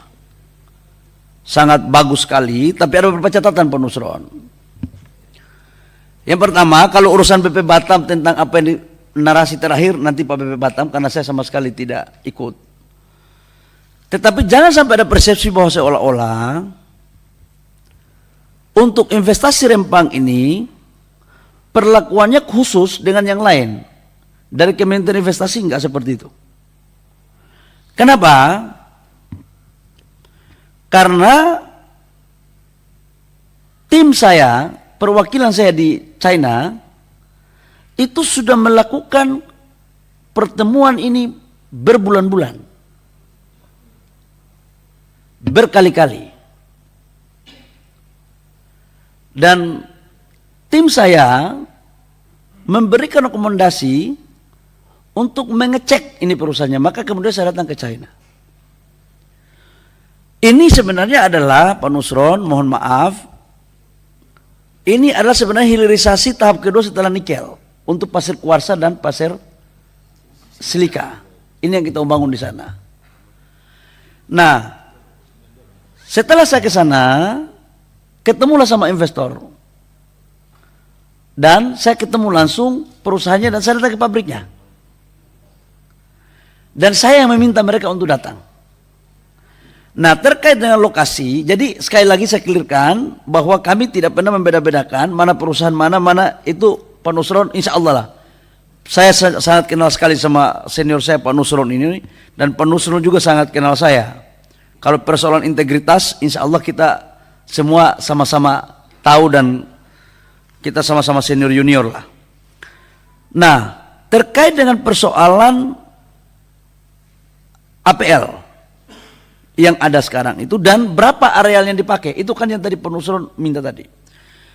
Dari total 7.000 lebih atau 8.000 lebih termasuk APL 570 hektar Pak Nusron, yang dipakai hanya 2.300 hektar. Jadi tidak semuanya untuk investasi ini. Namun proses untuk MEG dengan BP Batam, APL-nya bukan APL milik MEG Pak Nusron. Batam. MEG sebagai orang yang bekerja sama dengan BP Batam dalam pengelolaan lahannya. Dan ini sejak 2004. Gimana? Ya, dari 2004. Yang waktu itu saya yakin Pak Nusron baru jadi anggota DPR waktu itu, periode pertama karena baru selesai ketua umum PMII, yang memang caranya Pak Nusron ini nggak kita heran, karena hanya dua yang berlatar belakang PMII sama HMI cuma Pak Nusron, yang lainnya pasti satu-satu, dan keahliannya luar biasa sekali. Dan itu Pak Nusron 2004 mereka melakukan perjanjian dengan BP Batam. 2004 itu Pak Jokowi masih belum jadi wali kota. Saya pun masih jadi di Papua. Nah, Pak, interupsi Pak. Pak Ketua, boleh? APL kan baru diteken tahun 2023. Kenapa sudah ada kerjasama tahun 2024? 2004. Berarti kerjasamanya itu belum ada APL. BP Batam atas dasar apa BP Batam itu pada tahun itu sudah kerjasama dengan swasta yang tanahnya itu bukan tanah dia. Wong jelas tadi APL-nya baru tanda tangan di tahun 2023. Berarti kan dia nggak punya legal standing mempekerjasamakan tanah yang masih punya tanahnya hak adat orang. Mohon izin Pak, ini logika saya Pak ini Pak. Coba kalau saya salah tolong diingatkan. Pak Nusron, biar tidak terjadi distorsi, saya ingin menyampaikan bahwa dalam peta dana penguasaan BP Batam, areal yang ada, negara kita kan selalu begitu Pak Nusron, itu dikuasai oleh BP Batam. Dan itu sejak Kepres 28 nomor 28 tahun 92. Kepresnya. Ya. Wilayah kerja BP Batam 19 Juni tahun 1992. Nah, Maksud saya begini, kalau kita mau mendalami asal-usul musababnya, saran saya bikin forum khusus aja pimpinan. Supaya tidak kita bias, karena Pak Rudi ini pun kalau disuruh bawa berkas, saya yakin pasti banyak. Dan alangkah temanya hari ini kan kita bicara tentang kisruhnya BP Batam. Tapi kalau bicara sejarah BP Batam, saya pikir dengan BP Batam aja. Karena saya tidak juga pada kompetensi untuk menjelaskan proses awal itu. Saya hanya pada konteks investasinya. Jadi intinya adalah APL itu milik BP Batam, bukan milik PT MEG. Dan arealnya 2.300 hektar. Biar itu clear. Yang ketiga Pak Ketua, Pak Penusron,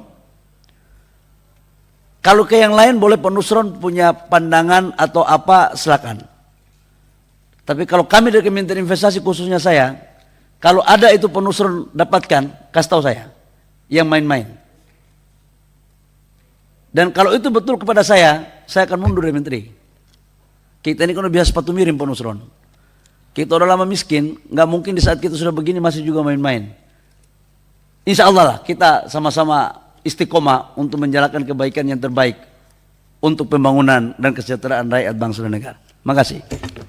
Terima kasih Pak Bahlil. Sebenarnya yang sebagian tadi ke BP Batam sebenarnya, cecaran Pak Nusron tadi. Karena itu nanti BP Batam yang akan menjawab. Dari anggota sudah Pak Ekal, dari pimpinan. Saya sedikit saja Pak Bahlil, Pak Menteri. Pertama, tadi Pak Menteri menyinggung soal komunikasi dan ada ruang gelap di media sosial yang terus-menerus dimainkan. Bagi saya, gelap itu enggak ada. Bagi saya yang ada adalah tiadanya cahaya. Jadi gelap ada karena tidak adanya cahaya. Kenapa ada kegelapan di media sosial? Karena memang cahaya di forum-forum resmi, informasi dari lembaga yang otoritatif itu sangat kurang. Kalaupun ada, tidak masif.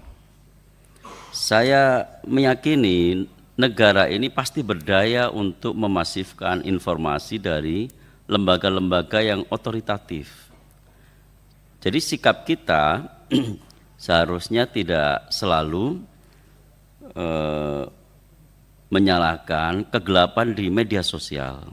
Tetapi yang harus kita rapatkan adalah bagaimana cahaya itu berpendar seluas-luasnya sehingga kegelapan itu tidak ada.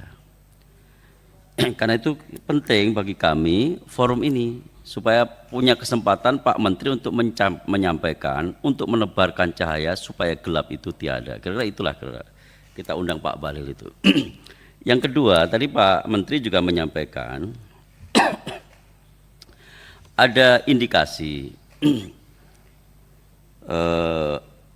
ada yang tidak suka juga investasi besar itu masuk di Indonesia, khususnya di Batam. Bagi saya juga itu kita tidak perlu menyalahkan orang lain. Kita memang patut memperhitungkan langkah orang lain. Tapi yang harus kita siapkan itu adalah langkah kita sendiri. Jadi apapun langkah orang lain, sepanjang kita menyiapkan langkah kita sendiri, saya yakin itu nggak ada artinya langkah orang lain. Tentu ada investasi, ada yang suka, ada yang tidak suka, ada kepentingan lokal, bahkan ada kepentingan internasional dan sebagainya. Tetapi sepanjang kita siap menyiapkan sejak awal, prepare sejak awal, pasti orang lain juga tidak bisa berbuat apa-apa atas kedaulatan kita sendiri. Itu saja dari saya Pak Bahlil, mungkin sedikit agak puitis hari ini untuk Pak Bahlil, karena Pak Bahlil agak serius tadi jawabnya. Jadi saya persilakan menjawab pertanyaan-pertanyaan yang lain. Tadi Pak Nusron sebagainya sudah, silakan yang lain dijawab. Untuk lebih detail mungkin perlu disampaikan secara tertulis, terutama yang menyangkut data-data. Dan kalau diperlukan, usulan Pak Bahlil tadi bisa kita tindak lanjuti. ada forum khusus yang membahas sangat detail termasuk data dan sejarah kawasan BP Batam terutama yang ada di Rempang. Kami silakan Pak Bahlil dan Pak Rudi untuk menjawab pertanyaan yang tadi disampaikan anggota. Terima kasih pimpinan. Yang pertama dari senior saya, Pak Latunro, tentang investasi terkesan dipaksakan. Jadi yang pertama Pak, saya mau sampaikan bahwa awalnya ini kita mencari investor. Ini saya ceritakan biar ada benang merahnya. Kita mencari investor untuk membangun hilirisasi. Karena kita selesai nikel terlepas dari plus minusnya, alhamdulillah sudah ada perkembangan. Boksit udah juga perkembangan. Koper juga demikian. Maka kita lihat yang kita akan bangun yang paling besar itu adalah hilirisasi untuk pengelolaan pasir silika dan pasir kuarsa. Nah, silika sama kuarsa ini bahan baku untuk pabrik kaca dan solar panel. Selama ini kita ekspor terus. Lalu kemudian tim saya mencari investornya. Mencari di Eropa, mencari di Amerika, Jepang, Korea. Kita ketemunya di Cina. Jadi bukan kita tidak cari Pak. Hari ini kalau dari negara lain itu masuk, ya kita pertimbangkan mereka juga bisa mengambil bagian. Itu. Nah, setelah jadi clear, kita bangun MOU dengan PT Sinji Group ini. Nah, PSN itu bisa dilakukan kalau sudah ada pertama adalah potensi investasi atau proyek apa yang mau dikembangkan. Jadi barangnya dulu ada, perencanaannya baru kita dorong. Contoh katakanlah PSN di Fak-Fak untuk pabrik pupuk.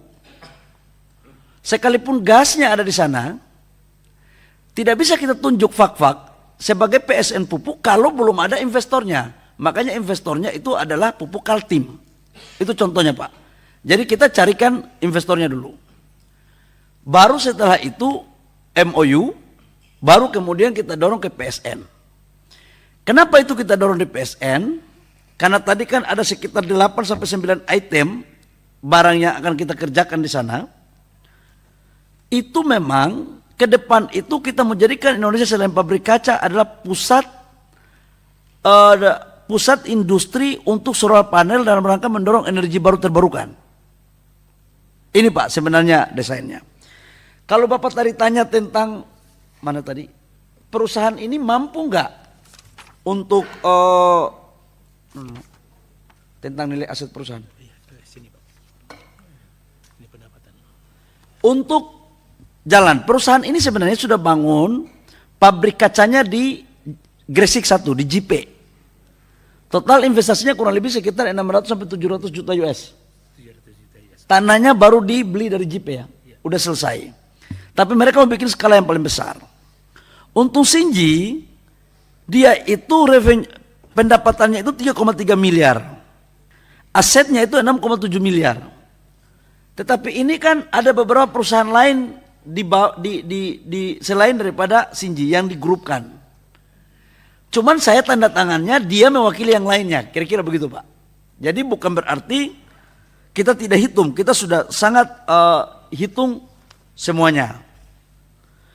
Kemudian menyangkut dengan MEG, gimana caranya kerja sama MEG? Jadi partner lokal mereka ini MEG, partner mereka. Nah, karena MEG sudah mempunyai perjanjian kerjasama dengan Batam, maka dilakukanlah di sana. Karena pabrik kaca sama pabrik solar panel itu kan dekatnya, cocoknya dalam analisa mereka itu adalah di pinggir pantai. Solar panel ini kan pertama kita bangun ini, yang agak gede ini. Itu Pak. Yang kedua adalah terkait dengan persoalan sertifikat. Pasti kita akan kasih sertifikat tanahnya yang 500 meter persegi. Tadi untuk sekaligus saya ke Pak Nusron, kepada sahabat saya Pak Nusron bukan kita membatalkan arahan Bapak Presiden itu bukan membatalkan relokasinya. Kita yang batalkan itu adalah relokasi dari Rempang ke Galang, Tanjung Galang, karena itu dua pulau yang berbeda. Tetapi kita geser dari kampung sebelah ke kampung sebelah masih dalam kecamatan yang sama. Jaraknya itu 3 kilo.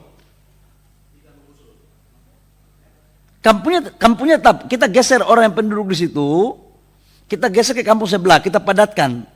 Kita padatkan di kampung Tanjung Banon. Itu. Tapi kampung-kampung yang ada itu, kita sudah sosialisasikan untuk kita geser mereka. Itu Pak. Jadi, mohon maaf agak yang dimaksudkan untuk tidak direlokasi itu tidak ke Tanjung, tidak ke Galang. Aduh, nama-nama ini memang agak susah kita memang. Dapur 3. Nah, yang berikut adalah terkait dengan Pak Darmadi, Prof. Memang jujur di satu sisi kita ini butuh percepatan dalam rangka memberikan kepastian. Tapi di sisi lain kan kita harus juga adalah bijak dalam mengurai rambut yang ada ini. Mengurai masalah. Karena itu kami sudah melakukan langkah-langkah antisipatif agar investornya juga mau sabar sedikit menunggu. Karena kalau tidak, ya udah pergi. Dan saya jamin kalau begini terus kelakuan kita, ya udah. Terkecuali parlemen ini kita setuju untuk begitu. Oke. Itu pilihan yang serba susah bagi kita. Dan kita tahu untuk mendapatkan FDI itu bukan pekerjaan yang paling gampang. Bukan gampang, Bapak-bapak Ibu semua. Bapak Ibu boleh ngomong apa saja. Tetapi ketika kita datang untuk merayu orang untuk masuk investasi di negara kita, itu nggak gampang. Kita ini sedang berkompetisi dengan negara lain. Kita berkompetisi dengan negara yang lain yang menyiapkan clear and clean. Ya terkecuali kita buat sepakat aja bahwa investasi nggak boleh kita geser-geser orang. Ya udah kita buat undang-undangnya. Jadi yang membuat negara kita ini nggak maju ya kita sendiri. Ayo kalau itu dimungkinkan kita buat. Tetapi kan presiden maunya bukan begitu. Presiden maunya dan postur pertumbuhan ekonomi kita kan 29-30% itu dari investasi. Dan kalau investasi enggak, berarti pertumbuhan ekonomi global kita, pertumbuhan ekonomi kita bukan berarti kita akan baik-baik saja, berpotensi juga untuk turun, Pak. Ya itu, makanya sekarang saya mengajak kita semua berpikirnya harus berpikir, enggak ada pemerintah mau menyengsarakan rakyatnya. Saya juga nangis Pak ke Rempang itu Pak. Air mata saya gugur Pak, demi Allah wa Rasul. Nggak main-main Pak. Saya itu melihat mereka juga seperti melihat orang tua saya di kampung. Kita ini kan hidupnya di kampung Pak. Biaya apa saja yang selain dari rumah itu yang dikeluarkan, ada uang. Tapi Pak Menteri, koordinasi terakhir dengan sini sudah? Insya Allah mereka mau pahami. Karena perwakilan saya sebelum saya rapat ini saya telepon, insya Allah mereka memahami, tapi juga mereka berpikirnya agar bisa sama-sama kita selesaikan dengan baik, dan kalau bisa diharapkan bisa cepat, ya itu jauh lebih baik juga. Tetapi posisinya tidak sampai seperti menekan kita, enggak. Ya mudah-mudahan kita mampu menyelesaikan ini dengan baik-baik, semuanya bisa dengan cepat. Biaya yang dikeluarkan Pak Prof, selain dari rumah, itu karena kita sementara kan kita ada transisi singgah rumah. Jadi kalau satu kakak 4 orang, dia itu mendapatkan biaya hidup per orang itu 1.200.000. Jadi kalau 1 bulan kali 4 orang 4.800.000 minus biaya sewa rumah. Iya ya. Sewa rumah itu 1.200.000. Jadi 1 kakak dapat 6 juta. Sampai dengan rumah jadi, Prof. 6 juta. Jadi selain itu didapatkan, itu dilakukan seperti itu. Izin Pak Menteri. Itu sementara itu mereka tinggal di mana? Ada yang sekarang sudah ada sekitar 10 lebih kakak. Itu sebagian tinggal di rumah keluarga. Karena mereka memilih tinggal di rumah keluarga. Dikasih uang setiap bulan 6 juta. Kalau yang 4 orang. Kalau yang mereka mau tinggal di rumah yang sudah disiapkan oleh BP Batam, ada rumah persinggahannya.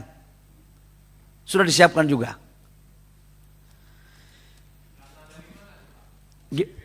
Dananya adalah BP Batam. Ini kan mereka ada dana, sewa tanah itu kan ada dananya. Nah itu dana, tapi kalau infrastrukturnya itu memang, jadi investasi ini tidak dibiayai dari APBN, nggak ada. Ini biar clear, ini bukan seperti kereta cepat, nggak begitu.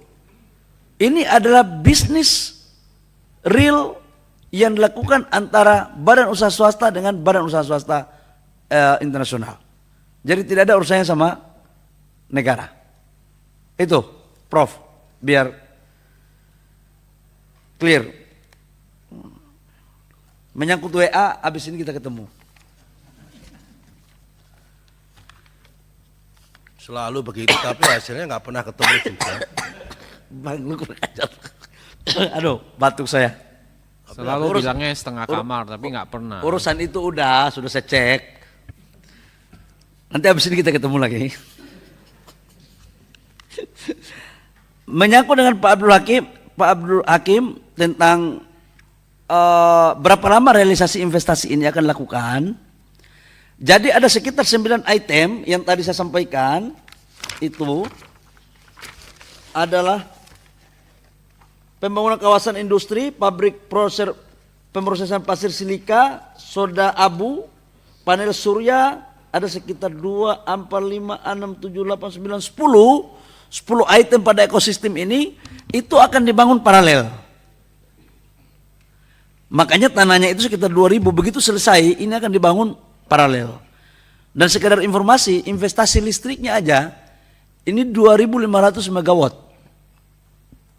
Untuk listriknya saja.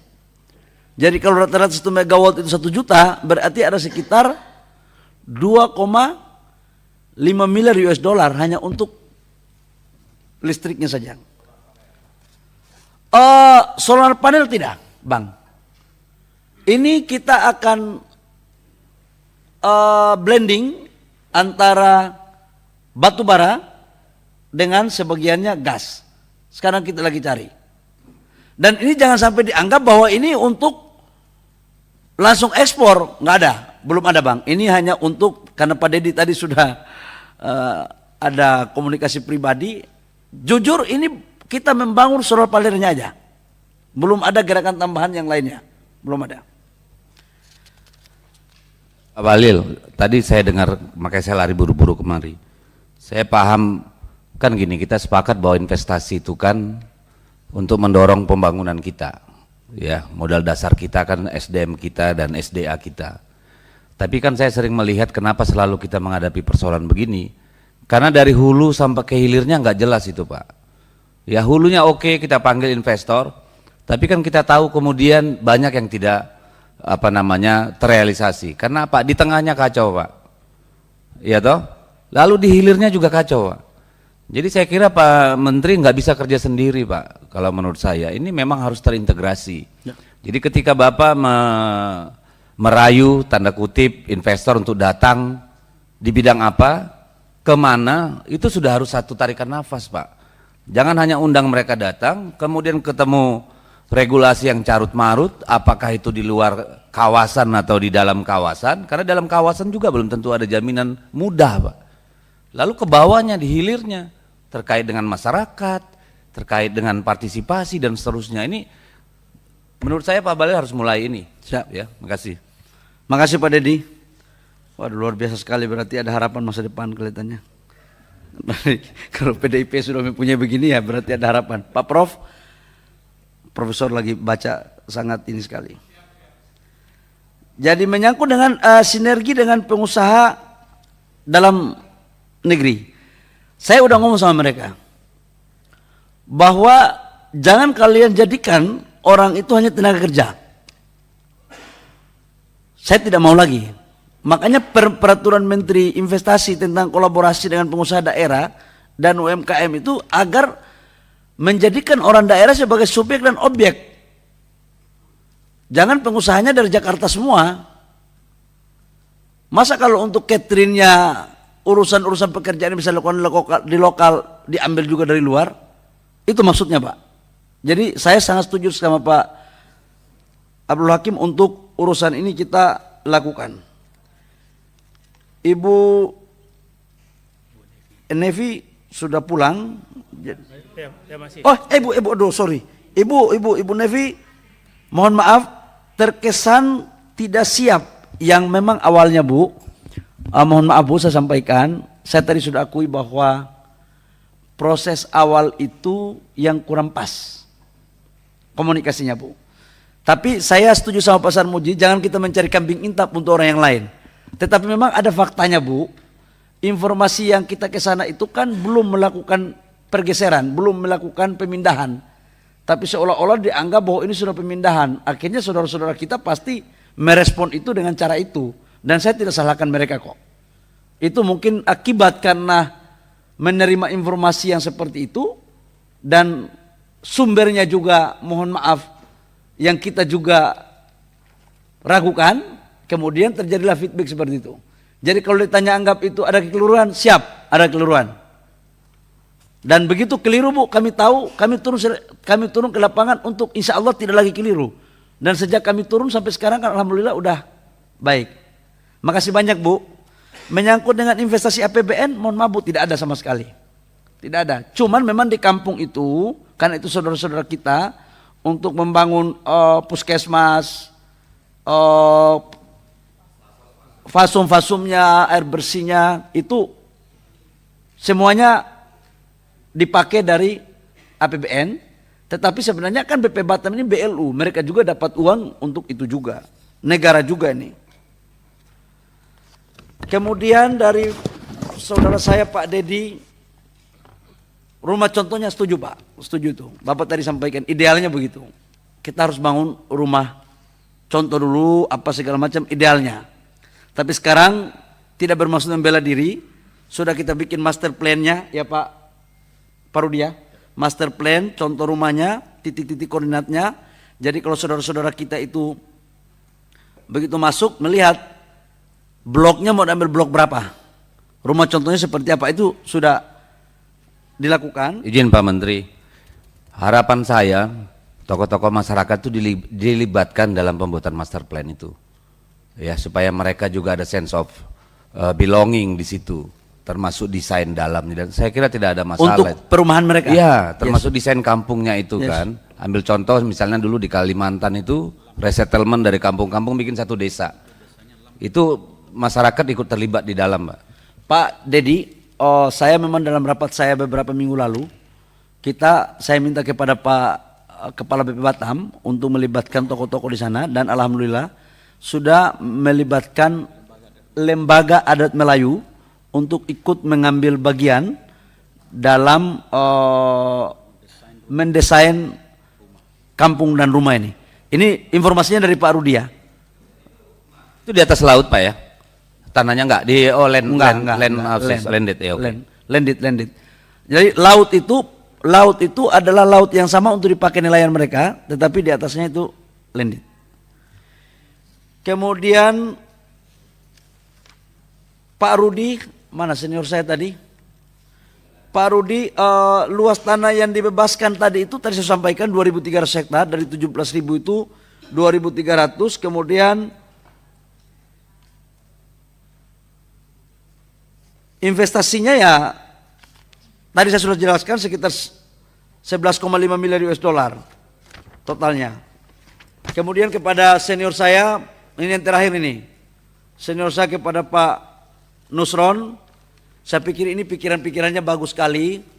Yang urusan dengan BP Batam, senior saya tidak mencampuri. Tapi kalau untuk kantor Adinda insya Allah lah Bang. Kalau saya sama abang kan bolehlah ini, tapi kalau yang lain insya Allah.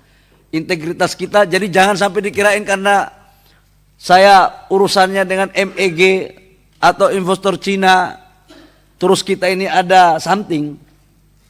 Mau disumpah pun saya mau untuk urusan ini. Pak Nusron sudah tahu. Tadi Pak Nusron sudah ngomong, punya siapa. Dan begini, Bapak Ibu semua, kami mengurus investasi ini kan udah banyak sekali. Dan salah satu problemnya itu adalah urusan tanah. Dan urusan tanah ini memang macam-macam sekali. Saya setuju dengan Pasar Muji, tapi Pasar Muji, saya tidak menyalahkan yang lain. Tapi begitu investasi Rempang ini kok lebih menggelora daripada investasi yang lain. Padahal yang lain saya hadapi, Pak, masalahnya lebih ruwet. Yang saya selesaikan, ruwetnya minta ampun. Contoh waktu kami membebaskan tanah untuk Pertamina di Kabupaten Tuban, itu 6 tahun mangkrak. Saya tidur di musola 2 hari, datang membebaskan itu. Banyak yang nggak mau, banyak juga aktivis yang nggak mau. Tapi begitu selesai, alhamdulillah clear. Dan masalahnya tidak begini. Saya tidak bermaksud menyalahkan siapa-siapa. Tapi maksud saya adalah, ayolah, kita ini mengurus negara. Tapi kalau memang ada penetrasi dari pihak lain, ya kita juga sama-sama berkolaborasi untuk menghadapi itu. Jangan kita menjadi pembiasa sendiri, nggak bisa. Menghadapi persoalan besar itu kita butuh kolaborasi, kerjasama. Nggak ada orang hebat di bangsa ini. Semuanya itu harus kerjasama. Dan saya yakinkan kepada Bapak Ibu semua bahwa insya Allah hak rakyat itu menjadi bagian terpenting yang kita harus urus baik-baik, karena perintah Bapak Presiden adalah diurus soft, dilakukan secara kekeluargaan. Saya pikir itu Ketua penjelasan dari kami. Yang lain-lainnya kami akan jawab tertulis, itu secara garis besar. Terima kasih. Baik, terima kasih Pak Menteri. Kepala BP Batam mau ada yang tambahkan? Izin pimpinan, saya tambahkan beberapa hal. Yang saya hormati Pak Nusron, makasih Bapak. Tadi banyak sekali pertanyaan. Saya mau cerita tentang proses HPL saja. Bahwa sesuai dengan Kepres nomor 2892, wilayah kerja BP Batam yaitu Pulau Batam, Rempang, dan Galang. Jadi tidak semua HPL akan terbit di 3 pulau ini sendiri. Jadi akan kita urus apabila kita membutuhkan untuk kegiatan investasi ataupun ada orang yang meminta lahan tersebut. Khusus Pulau Rempang dan lainnya, dari dari 92 sebetulnya ini wilayah kerja BP sudah mengarah ke sana. Dan setelah mengarah ke sana, maka ada keputusan wali kota bahwa seluruh dokumen lahan yang biasanya dikeluarkan oleh pemerintah Kota Batam, maka tidak boleh dikeluarkan lagi karena sudah ada di BP Batam. Khusus perusahaan yang Pulau Rempang tadi, Pak Nusron, itu memang ada perjanjian 2004 oleh wali kota, Ketua Otorita Batam, rekomendasi dari Ketua DPRD, dan disaksikan oleh pejabat gubernur bahwa pulau yang 17.000 itu akan dikerjasamakan. Pulau Rempang sendiri 17.000, yang 600 itu ada di Pulau Stoko dan di Pulau Galang sendiri 300. Sistem BP Batam bekerja, tentu kita harus mendapat HPL dari kantor BPN. Untuk mendapatkan HPL dari BPN, maka kita harus menyelesaikan semua permasalahan yang ada di lahan itu. Contoh Rempang hari ini, ada hutan lindung, ada hutan buru, ada hutan produksi konversi, dan ada APL. Kalau dia sudah APL, maka kami nggak pengurus lagi, tapi 3 yang di atas harus kami urus. Karena kalau tidak kita urus, maka tidak pernah akan selesai, sesuai dengan keputusan Presiden nomor 28 tersebut. Hampir seluruh Pulau Batam juga demikian. Tidak semuanya sudah HPL, tapi mungkin hampir 90% sudah HPL. Karena HPL kita urus ada parsial. Izin Pak Rudi, saya mau bertanya gini Pak Rudi. Sebenarnya apakah negara belum menyerahkan keseluruhan wilayah kerja Otorita Batam itu dalam sebuah master plan pengembangan kawasan itu, Pak.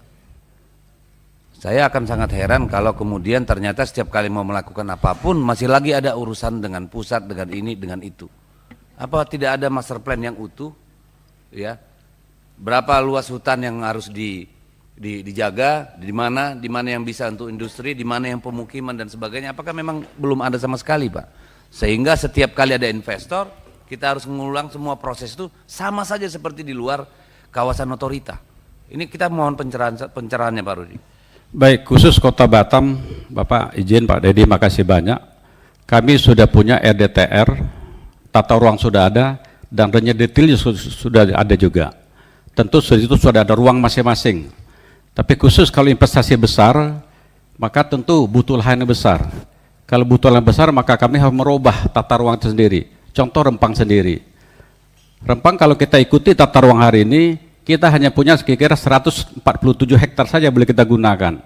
Sedangkan investasinya butuh lahan yang besar, khusus yang 5 perusahaan tadi. 5 perusahaan tadi dia akan butuh lahan 2.000 plus satu Rempang Tower itu untuk pengembangan PT MEK sendiri. Jadi sisa dari 2.000 ada 5.000 lebih akan digunakan PT MEK untuk membangun yang disampaikan Pak Bahlil tadi. Tapi yang 2000 tadi ada 10 perusahaan yang akan dibangun sana. Intinya tata ruang sudah lengkap ada, tapi kalau ada kebutuhan yang mendesak harus kita investasikan, maka kita akan merubah tata ruang itu sendiri. Mohon izin Pak Ketua. Silakan. Mohon izin Pak Rudi. Sebelum terbitnya Kepres nomor 28 tahun 92, di lokasi Pulau Rempang itu yang 570 hektar, sudah ada penduduknya apa belum, Pak? Sudah ada orangnya apa belum, Pak? Karena kayak yang saya temukan, informasi yang saya dapat dan saya ke sana, bangunan mereka itu ada bangunan yang sudah dibangun tahun 1930. Bahkan ada makam, yang makam itu adalah makam tahun 1800-an. Terus di mana logikanya dan nilai kemanusiaannya? Hanya selembar kepres nomor 28 tahun 92. Wilayah penduduk tanahnya yang udah didudukin kemudian dianggap itu menjadi tanah negara. Apa ini bisa dimasukkan dalam kategori penyerobotan hak-hak tanah yang dilakukan negara terhadap rakyatnya? Kecuali kalau mereka itu adalah hutan atau tanah yang kosong. Mereka udah tinggal di situ sebelum ada Kepres tahun 92, Pak. Bahkan sebelum ada Pemkop, bahkan mereka sebelum ada Indonesia ini merdeka, bahkan mereka rela menyerahkan kedaulatan ini untuk Indonesia, Pak. Kan harus dipilah-pilah, Pak, menurut hemat saya. Mana wilayah yang sudah ditempatin oleh mereka sebelumnya, mana yang belum. Tidak kemudian itu dianggap kemudian menjadi wilayah bagian daripada Otorita Batam, Pak. Kalau cara berpikir seperti itu, Pak, mohon maaf, apa bedanya BP Batam itu dengan VOC? Yang hanya mengukur garis panjang ini yang didudukin itu dianggap wilayahnya, tanpa memedulikan bahwa mereka ada hak-hak warga negara di situ. Apa jangan-jangan BP Batam pun masih mereka ada inlander yang nggak punya hak yang sama dengan warga negara yang lain? Tolong Pak, kami kasih penjelasan soal ini. Izin pimpinan saya terusin, saya kira Bapak Ibu ada satu lagi aturan dari Menteri Dalam Negeri bahwa sebelum kami mengajukan dan sebelum HPL keluar, kami harus clear and clean, sehingga mereka-mereka yang punya lahan di situ, itulah salah satu tugas BP Batam untuk menyelesaikannya. Maka hari ini kami khusus Rempang tentu kami butuh regulasi juga, supaya dalam penyelesaian ganti untung kepada mereka ini tidak jadi masalah hukum buat kami. Jadi secara teknis mungkin Pak Nusron ini akan kita sampaikan laporan lengkap nanti ke Bapak, karena kalau diuraikan ini panjang sekali. Dan yang seterusnya, khusus yang berinvestasi di Kota Batam, saya mau sampaikan saja, ini ada 10 besar. Ya, pertama investasi yang terbesar dari Singapura 65,2%, dari Prancis ada 12,4%, dari Jerman 6,11%, dari Taiwan 5,6%, dari Hong Kong 3,8%, dari China 2,6%, dari Jepang 1,4%, dari Luxembourg 1,3%, Malaysia 0,8%, dan Belanda 0,8%. Itu investasi asing yang ada di Kota Batam. Dan khusus untuk perizinan pendapatan lahan, saya informasikan bahwa dari tahun 2000, kalau tak salah saya 2021, itu sudah saya limpahkan sepenuhnya ke PTSP, baik DPMKO ataupun BP Batam. Jadi proses tidak perlu melalui saya, tapi level kepala PTSP dan direktur lahan sudah bisa menyelesaikan. Khusus yang Bapak tanya tadi, kalau memang ya saya akan ada Bapak khusus, karena kalau saya bicara mungkin nanti kurang etis, karena saya sudah tahu sumbernya dari mana, karena yang nangani selama ini adalah Deputi 3 saya, Pak Sudirman. Mungkin kita ketemu Bapak khusus, akan kita jelaskan satu persatu, supaya nanti keduduk masalahnya betul-betul tidak ada yang keliru. Saya kira pimpinan itu, terima kasih. Wassalamualaikum warahmatullahi wabarakatuh. Assalamualaikum. Yang sampaikan Pak Nusron tadi, karena ini di forum rapat, mungkin tidak, penyelesaiannya tidak menghadap Pak Nusron saja. Saya setuju forum khusus tadi yang diusulkan oleh Pak Menteri tadi, mungkin bisa kita bentuk untuk menyampaikan data-data yang lebih lengkap. Ya apa nanti forum khususnya seperti apa nanti kita lihat lah. Jadi gini Pak Ketua, izin Pak Ketua, kita ini di Komisi 6 kan mendorong investasi. Kita dorong BP Batam dan BKPM ini, Menteri Investasi, memperlakukan asas equal treatment. Itu kan dulu asas yang dibangun pertama kali dalam semangat Undang-Undang Investasi. Tidak boleh investasi itu dilihat datang dari negara manapun. Lepas saya dapat informasinya dari wartawan, bukan dari siapa-siapa. Ya kan? Ini juga barusan wartawannya WA lagi kepada saya. Jadi ada yang udah investasi di sana, justru dicabut izinnya. Kenapa? Karena investasinya mirip-mirip sama yang ada di Rempang. Itulah kemudian yang menciptakan kecurigaan orang, Pak Menteri, ya kan, Pak Kepala, Pak Wali Kota, Pak Kepala BP Batam, tidak salah kalau kemudian publik itu mempunyai persepsi bahwa seakan-akan ini menganak emaskan investor yang lain, merugikan investasi yang lain, negara yang lain. Kebetulan, ya kan, yang ini dari Amerika katanya, yang sana dari Cina, sehingga kita dianggap lebih menganak emaskan Cina daripada Amerika. Padahal semangat investasi kita adalah equal treatment, semangat hubungan luar negeri kita adalah bebas aktif. Jadi saya mohon pada Pak Menteri, Pak Rudi, kalau Rempang dijalankan, saya mohon Galang dan investasi yang diurus oleh perusahaan yang lain juga harus dijalankan dengan treatment yang sama, perlakuan yang sama. Tidak boleh ada yang dianak emaskan, karena saya yakin yang namanya uang adalah uang, investasi adalah investasi, judulnya duit, pasti akan mempunyai efek multiplier, efek ekonomi, entah itu datangnya dari mana. Kecuali kalau dua-duanya dikasih kesempatan yang sama, perlakuan yang sama, kemudian yang satu mundur, lain cerita. Ini yang satu izinnya dicabut, padahal udah bayar masalahnya. Itu yang membuat tadi rumor itu beredar kemana-mana. Saya kira itu Pak Menteri. Mohon ini diperhatikan khusus, ya kan? Terima kasih Pak. Pimpinan, izin pimpinan, Pak Nusron, karena ini terkait dengan Undang-Undang Nomor 25 Tahun 2007 tentang penanaman modal, equal treatment itu ada pada pasal 31, pasal 29 tentang PTSP. Oleh karena itu saya baru dengar ini Pak Nusron, dan tolong investornya ketemu sama saya atau perwakilannya siapa, saya akan memperlakukan equal treatment. Nggak ada cerita. Saya justru lebih senang kalau ada 2 perusahaan atau 3 perusahaan, karena itu menarik investasi selama mereka menyelesaikan kewajiban-kewajiban mereka dengan PT BP Batam dalam rangka wilayah ya, lokasi. Tapi kalau dari sisi kebijakan investasinya itu dari Kementerian Investasi.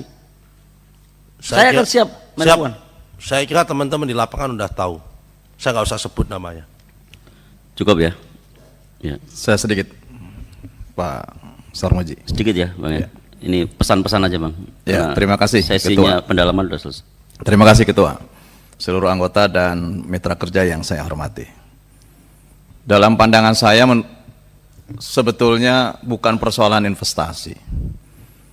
Ini persoalan cara. Sehingga saya menyoroti lender, pengelola lahan. Kawasan Rempang, Batam, Galang itu kan sudah ditetapkan sebagai satu kesatuan, sebagai kawasan otorita yang sekarang dikelola oleh BP Batam. Saya bukan membela Saudara Bahlil sebagai menteri, bukan. Tapi menurut saya sudah cukup baiklah untuk seorang menteri dan kepala BKPM menarik investasi sebesar-besarnya. Tapi ini persoalannya adalah cara menyelesaikan persoalan tanah di Rempang. Itu saja. Dan kalau kemudian bahwa ini dibiarkan persoalan Rempang, dan bisa saja ini akan menjadi bom waktu yang juga mengkait-kaitkan dengan persoalan-persoalan lainnya. Banyak persoalan di Batam semenjak kemudian penetapan kawasan Batam sebagai kawasan otorita. Rempang, Batam, Rempang, Galang. Saya mantan pimpinan Komisi 2, pernah saya pimpinan Komisi 4. Itu banyak persoalan sekali itu di dalam situ. Baru ditahulah gitu, sebagai orang asli sana pasti tahu gitu. Nah, semestinya persoalan ini ya diurai dan diselesaikan secara baik-baik gitu. Caranya ya baik-baik. Dan tidak bisa untuk investasi kemudian rakyat harus terpinggirkan dari kawasan itu. Contoh, dulu ada yang namanya masyarakat Betawi. Karena Jakarta menjadi tujuan bisnis, usaha, pemerintahan dan lain sebagainya menjadi mahal. Warga Betawi tergeser ke Bekasi. Di Bekasi kemudian terjadi revolusi industri. Tumbuh industri di Bekasi, pindah ke Kerawang. Kerawangnya tumbuh lagi industri, pindah lagi geser kemana? Loh, kalau ini kejadian sama di seluruh wilayah tanah air, terus warga masyarakat yang tidak cukup mampu akan berada di mana nanti posisi tinggal. Ini harus menjadi kebijaksanaan kita. Kebijakan pasti akan berlaku untuk semuanya. Tapi kebijaksanaan itu kan diskresi. Nah, jadi oleh karena itu menurut saya, kalau memang akan investasi ini akan dibuat berdampingan, ya dibuat kawasan-kawasan. Ini adalah kawasan perumahan, ini adalah kawasan industrinya. Tapi kalaupun mau dipindahkan, ya bicara baik-baik, persuasif. Jangan dengan represif gitu. Pak Sudirman punya pengalaman panjang menurut saya terkait dengan kasus di Benoa. Ini hampir mirip untuk membawaskan satu kawasan Rempang dengan kawasan Benoa, sama Pak Dirman. Saya coba pelajari situasinya, sangat bertabrakan dengan masyarakat adat. Akhirnya dicabut izinnya. Kemudian terjadi lagi di Rempang seperti ini. Jadi menurut saya juga sudah selesai persoalan Pak Bahlil, selesai menurut saya. Ini tinggal persoalan bagaimana cara mengelola antara masyarakat dengan kawasan yang akan dijadikan investasi ini. Dan kalau mau dihadirkan satu lagi lebih komplit, hadir di sini adalah Menteri Kehutanan. Karena banyak juga kawasan yang sudah dulu udah kawasan, Pak Rudi tahu ya, yang sudah menjadi kawasan industri, kemudian juga tiba-tiba ditetapkan menjadi kawasan hutan lindung. Ini juga bermasalah besar, karena mereka juga menuntut sampai sekarang.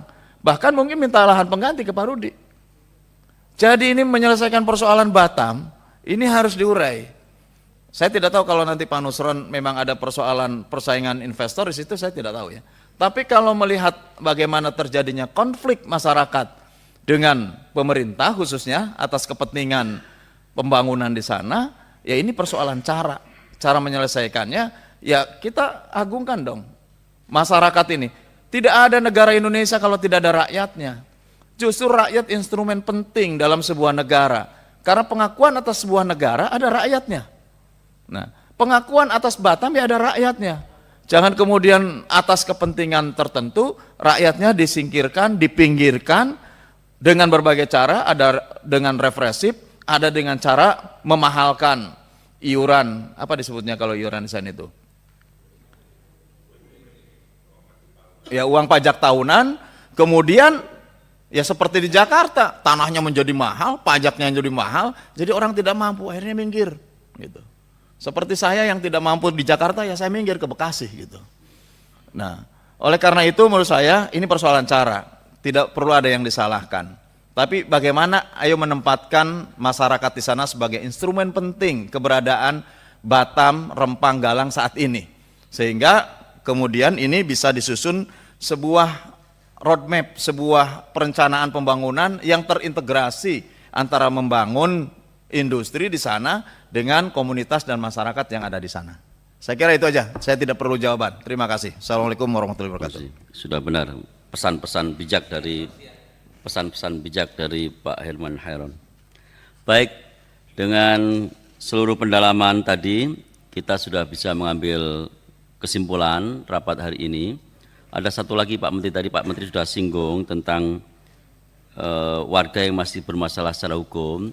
Kita minta juga supaya diperlakukan secara bijak Pak Menteri. Yang memang betul-betul tadi Pak Menteri sampaikan ya kita paham. Tetapi yang sekedar motif karena ingin membela tanahnya mohon diperlakukan secara bijak dan bisa diverifikasi supaya juga bisa dibebaskan. Saya bacakan draft kesimpulan rapat kita hari ini. Yang pertama, Komisi 6 DPR RI menerima penjelasan dari Kementerian Investasi RI, Badan Koordinasi Penanaman Modal RI, dan Badan Pengusahaan Kawasan Perdagangan Bebas dan Pelabuhan Bebas Batam terkait tindak lanjut permasalahan lahan di Pulau Rempang, Batam, Kepulauan Riau. Normatif aja. Ya. 2. Komisi 6 DPR RI meminta Kementerian Investasi RI, Badan Koordinasi Penanaman Modal BKPM RI, dan Badan Pengusahaan Kawasan Perdagangan Bebas dan Pelabuhan Bebas Batam, BP Batam, agar berkomunikasi kepada investor bahwa proses pemukiman kembali masyarakat membutuhkan waktu dan tidak bisa tergesa-gesa, serta kelompok masyarakat adat yang sudah puluhan tahun tinggal di daerah areal penggunaan lahan ini ya, lahan dan hutan produksi agar diberikan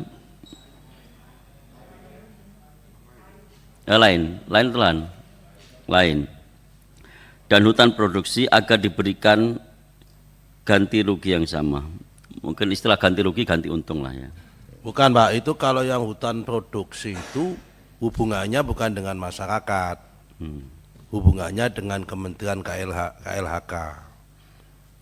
Tapi yang hubungannya dengan masyarakat itu yang APL, yang sudah ada suratnya atas nama BP Batam, tapi di sana sudah ada masyarakat yang sudah ada di situ sebelum tahun 92. Ada usulan Pak Nusron, redaksi Pak Nusron? Ya hutan produksinya dihapus saja. Hutan produksi dihapus. Itu urusan pemerintah. Menurut saya memang nggak boleh lah kesimpulan kita nyentuh kepada hak dan otoritasnya Kementerian Kehutanan. Tetapi ini haknya BP Batam ada sampai di posisi mana gitu? Maksudnya untuk ganti rugi Bapak. Ganti rugi mereka ada hutan bulu, APK. Ini yang sudah hukum tapi belum bisa diberikan. Iya, yang APL benar. Yang apa ya? Yang harus Jadi pakai mic. Gini pimpinan, sebenarnya gini, itu tadi saya katakan, kalau kita ini memakai pendekatan hukum positif formal, mohon maaf, saudara-saudara kita ini Pak Nusron, tidak ada yang bisa kita berikan secara maksimal. Kenapa? Karena sebagian rumah mereka ini di HPK. Di hutan.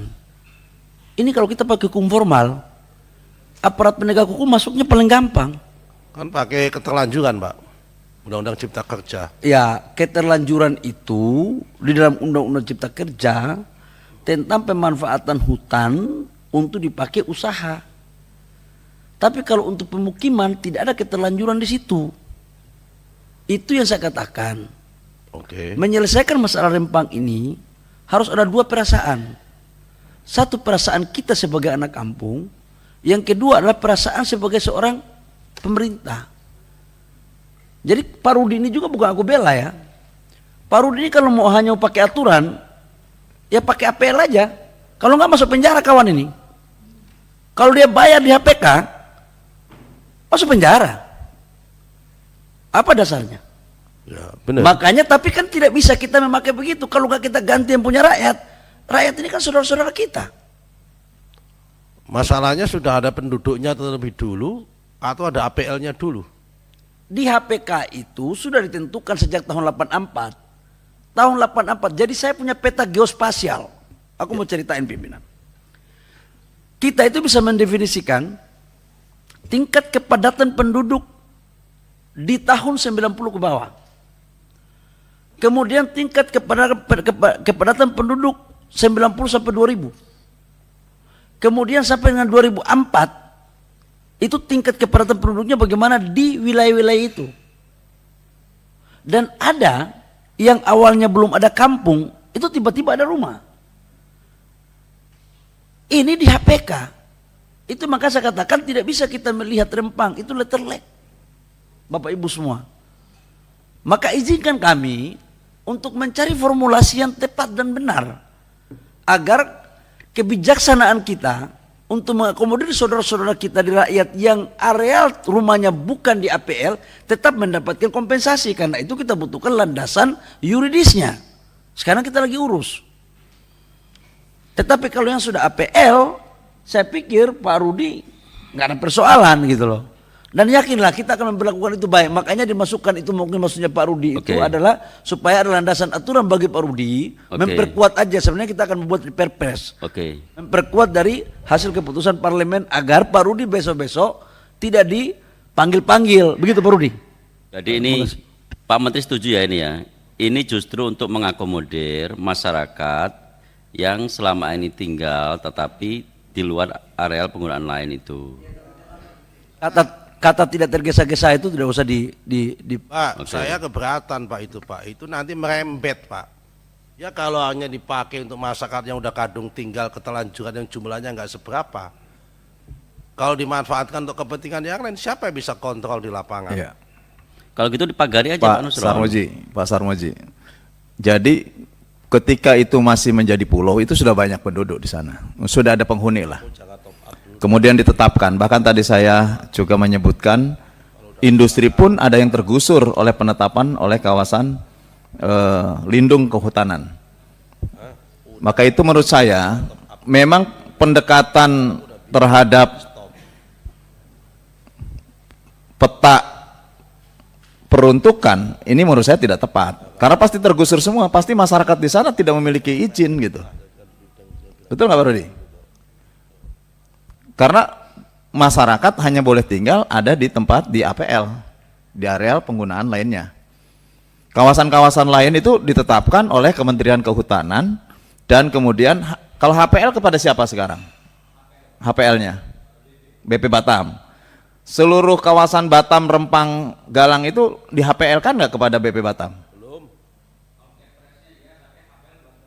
Nah, ini juga tumpang tindih, karena ketika otorita itu diketok menjadi satu kawasan utuh, Batam, Rempang, Galang, ini HPL-nya ada di otorita Batam pada waktu itu. Tapi kemudian juga ada hak penetapan kawasan oleh kehutanan. itu juga menjadi persoalan baru gitu. Dan menurut saya tidak perlu dulu ada kesimpulan ini. Kita kalau bisa ya bentuk tim dulu sambil nanti kebijakannya seperti apa sih ingin dilakukan oleh kementerian atau oleh negara, oleh pemerintah, dan kemudian kita dudukkan yang tepat seperti apa. Kalau mau saklek kasihan warga gitu. Kalau mau longgar ya harus ada aturan baru. Kalau tidak ya kena semua gitu. Mohon maaf pimpinan. Ini poin 2 ini izin pimpinan. Maaf Pak Menteri. Saya kira kan aneh nih kalau minta apa namanya Menteri dan BP Batam berkomunikasi ke investor. Saya kira meminta apa namanya otorita Batam, wali kota dan menteri ini untuk membuat skema penyelesaian masalah ya yang bisa diterima semua pihak. Saya kira itu cukup. Ya, tidak perlu ada timeline. Tidak. Ya. Tidak Normatif perlu, aja lah. menurut saya bahasanya tidak perlu teknis. Justru itu. Tetapi kita dapat mengakomodir apa yang menjadi ya, kebijaksanaan kita. Betul. Ini aja. Karena pimpinan, mohon maaf pimpinan, kalau kita saklek, kasihan rakyat. Ya benar. Saya nggak mau kasihan. Karena kalau kita mau pakai APL, cuma berapa rumah aja yang dapat, yang lainnya nggak dapat. Saya nggak berani untuk membuat begitu, karena saya sudah terlanjur ngomong sama rakyat bahwa mereka akan mendapatkan hak-hak yang sama. Dengan Ya yang kita, lain. Pak Menteri, kita tidak bicara legalitas lagi di situ, tapi semua pemukim yang ada di situ kan, Pak. Ya makanya menurut saya narasinya dibuat umum tapi mengcover apa yang menjadi pikiran kita ini. Makasih. Makanya tadi saya usulkan langsung pimpinan bahwa kita meminta kepada Kementerian Investasi, BKPM dan BP Batam untuk membuat menyusun rencana penyelesaian masalah menyeluruh ya yang memuaskan atau katakanlah yang bisa diterima semua pihak kira-kira gitu. Oke. Nah, betul. Silakan direvisi. Intinya kan begini, dibangunkan dulu rumahnya. Itu ada Pak Nusron nanti. Ya. Nanti Itu udah cukup tuh, sampai semua pihak titik di situ. Udah. Karena kalau ke bawah lagi nanti mengikat terhadap peraturan, kena lagi masyarakat. Disuruh pindah dulu, ya kan, baru mau dijanjiin dibangun itu aja. Pak Nusron nggak bisa begitu juga, mohon maaf. Izin pimpinan. Kita kalau tunggu rumah jadi dulu, kita kan buat ada waktu jeda, kita siapkan rumah. Kita juga harus bijak bahwa kita ini juga harus memperhatikan apa yang telah menjadi komunikasi kita dengan investor. Tadi beberapa anggota DPR kan mempertanyakan kepada saya. Bijak dengan siapa Pak? Yang sudah bayar dibatalkan aja nggak bijak kok. Enggak, kita fokus ke sudah bayar, udah dikasih izin dicabut. Pak Nusron, nggak bijak kok. kita fokus ke nomor 22 aja. Apalagi menyangkut rakyat Pak. Coba kalau seandainya begini, rumah Bapak, apa saya doakan supaya rumah Bapak, pimpinan supaya kita fokus di ini aja penyelesaian. Gusur dulu disuruh pindah, baru untuk kepentingan investor, anak cucu Bapak digituin mau? Enggak, masih ada poin lanjutan Pak Nusron. Kalau ya, menurut saya sudah cukup begitu, normatif Pak. Aja dulu sampai semua pihak titik di situ. Ya. Izin sedikit pimpinan. Karena berkaitan dengan poin 2 Pak Bahlil. Jadi tadi di pertanyaan saya itu mungkin nanti bisa dijawab juga secara tertulis. Ini kan sempat saya tanyakan juga apa kira-kira bentuk kepastian kepada mereka-mereka ini. Mungkin nanti sambil di poin kedua ini sekalian dijawab tertulis itu diberikan gambaran kepada kami. Apa nih model kepastian yang bisa diberikan kepada mereka itu, karena kalau kita berkutat di APL, HPL ini kan masih lagi disusun regulasinya seperti apa. Itu sudah dibuat secara umum Pak Hakim. Iya. Jadi kita asumsinya gini lah, apapun yang dilakukan kalau masyarakat yang menolak kita pasti balik lagi ngurusin ini. Jadi saya kira kita kasih terbuka aja. Oke, sudah ya. Cukup ya. Ini aja. Poin 2 cukup ya. Karena kalau ke APL kemarin itu menjadi senjata untuk menggusur rakyat lagi itu nanti. Oke. Poin 3. Komisi 6 DPR RI meminta Kementerian Investasi RI, Badan Koordinasi Penanaman Modal BKPM RI, dan Badan Pengusahaan Kawasan Perdagangan Bebas dan Pelabuhan Bebas Batam untuk segera menyediakan perumahan sementara sesuai dengan jumlah penduduk yang akan digeser, sesuai dengan standar yang sudah ditetapkan, dan memberikan kompensasi kepada warga terdampak selama masa tunggu di rumah singgah. Ketua Henry, Ketua. Silakan. Saya kira diksi digeser itu diganti dengan direlokasi, Ketua. Terima kasih. Oke. Menurut saya kalau ada poin 2, poin ini nggak perlu dulu. Oke, nggak perlu. Poin ini nggak perlu dulu. Poin 2 dulu yang penting diwujudkan itu. Ada aturan yang disepakati semua pihak yang bisa disepakati oleh semua pihak juga. Cukup, di drop. Enggak, saya gini Ketua, jangan sampai DPR dijadikan alat legitimasi seakan-akan kita menyetujui bahwa rakyat yang digusur itu diminta pindah dulu untuk indekos. Saya nggak setuju. Kecuali kalau rumahnya udah jadi. Ya, Poin 2-nya jelas tuh Pak Nusron, yang bisa diterima semua pihak kan termasuk rakyatnya. Oke, dari poin 3 dihapus saja. Sekarang poin ketiga. Komisi 6 DPR RI meminta Kementerian Investasi RI, Badan Koordinasi Penanaman Modal BKPM RI, dan Badan Pengusahaan Kawasan Perdagangan Bebas dan Pelabuhan Bebas Batam dalam melakukan sosialisasi, pendataan, dan pendaftaran masyarakat terdampak yang dilakukan secara humanis, sedapat mungkin melibatkan tokoh masyarakat serta aparat pemerintah daerah. Dengan melibatkan, bukan sedapat mungkin, dengan melibatkan. Ya, iyalah, direvisi dikit. Dengan melibatkan. Oke, cukup ya? Ya. Yang keempat Pak Ketua, sebelum menutup, saya usul tambah 1. Apa yang tadi saya sampaikan. Apa itu? Tentang Menteri Investasi BKPN dan BP Batam dalam pelayanan investasi menggunakan prinsip equal treatment. Oke. Diperlakukan. Masukkan. Pimpinan, kata-kata ini agak mengganggu kebatinan saya. Pak Nusron, saya mau tanya dulu. Coba tunjukkan kepada saya. Apa ada? Ada. Ya, tunjukkan kepada saya apakah ada Menteri Investasi atau Kementerian Investasi yang memperlakukan investor tidak equal treatment. Itu loh. Apa perlu saya tunjukkan? Tunjukkan. Oke. Ya kan? Tunjukkan aja. Oke. Izin pimpinan, soal equal treatment kan sudah ada di undang-undang. Ya. Saya kira bisa diselesaikan langsung. Enggak, biar Ya, tidak setelah menjadi ini. fitnah. Aku nggak mau juga. Kalau urusan PP Batam oke, tapi jangan kaitkan dengan saya dong. Oke, kalau itu BP Batam. Saya selama ini membuka semuanya. Saya tidak pusing mau dari Amerika, mau dari Cina, mau dari Arab. Pimpinan agar sesuai Jangan agenda. sampai saya udah kerja benar dibilang Itu nggak ada benar, di nggak undang-undang mau saya. pimpinan. Oke. Bukan masalah teknis, ini kan Saya rapat rasa di luar pengawasan. agenda itu. Kalau saya temukan di lapangan ada implementasi yang tidak equal treatment, harus saya sampaikan. Ini hak konstitusional saya menyampaikan sesuatu hal yang saya anggap tidak equal treatment. Ya disampaikan aja Pak. Nggak apa-apa, disampaikan aja Pak. Ya kan? Nggak ada, kita Pertama, kawasan industri PT Wiraraja dicabut. Di mana? PT Wiraraja dicabut. Dicabut oleh BP Batam. Oh, bukan Kementerian Investasi. Bukan. Oke, biar clear. Ya kan? Karena seolah-olah Kementerian Tapi Investasi. seharusnya itu. kalau Bapak sebagai pembina investasi, ya kan, harusnya adalah bisa melakukan proses mediasi. Nggak, apa itu perusahaan? Saya belum Padahal tahu. sudah ada tenan yang masuk di situ. Coba cek. Ya kan?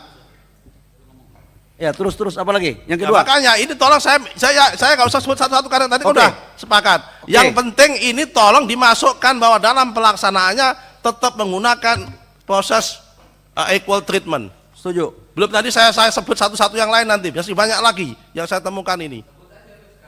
Ya nanti panjang sampai subuh nggak selesai. Bukan. Intinya saya minta dalam kesimpulan ini bahwa dalam pelaksanaan implementasi pelayanan investasi, baik BP itu harus mengedepankan dan tentang prinsip equal treatment di dalamnya. Pak, izin Pak, supaya tidak terjadi multi-interpretasi. Artinya, yang kejadian ini khusus di wilayah BP Batam. Itu maksudnya. Oh, karena saya tadi berpikir seolah-olah Pak Nusron ini sudah menghajar seluruh bangsa ini gitu. Oh ya, biar clear Pak Nusron. Karena begini, BP Batam itu kan punya undang-undang khusus. Dia punya aturan khusus dalam rangka pengelolaan. Jadi kita clear ini biar wartawan tidak salah kutip. Itulah kenapa tadi saya mengusulkan kalau diperlukan kita evaluasi yang namanya ex officio itu. Kalau perlu Komisi 6 kirim surat kepada Presiden. Kalau begitu saya usul untuk poin 4. Kalau memang kasuistik bahwa ini terjadi, ya, saya beri kesempatan juga bicara dong. Gitu. Kalau memang ini kasuistiknya di Batam, yang memintanya kepada BP Batam. Jadi dia, Menteri Investasi bukan terdakwa, gitu loh. Ya agak rusak suasana kebatinan saya. Saya sudah tahu, tenang dulu. Menteri Investasi kan urusan investasi seluruh Indonesia, termasuk di Batam. Kecuali kalau di Indonesia lain ada hal yang serupa yang dilakukan oleh Kementerian Investasi. Usul pimpinan biar kita melanjut. Usulnya itu aja, meminta kepada BP Batam ya untuk menyelesaikan, bukan untuk memperlakukan. Ya, untuk memperlakukan sesuai dengan prinsip equal treatment. Dan menyelesaikan, tadi kan Pak Nusron bicara data, fakta gitu loh. Bukan kalau menyelesaikan, kita belum tahu detail persoalannya. Jadi prinsipnya dulu aja dicantumkan. Ya, sepakat. Oke, setuju ya? Oke. Ya, harus disebut Pak.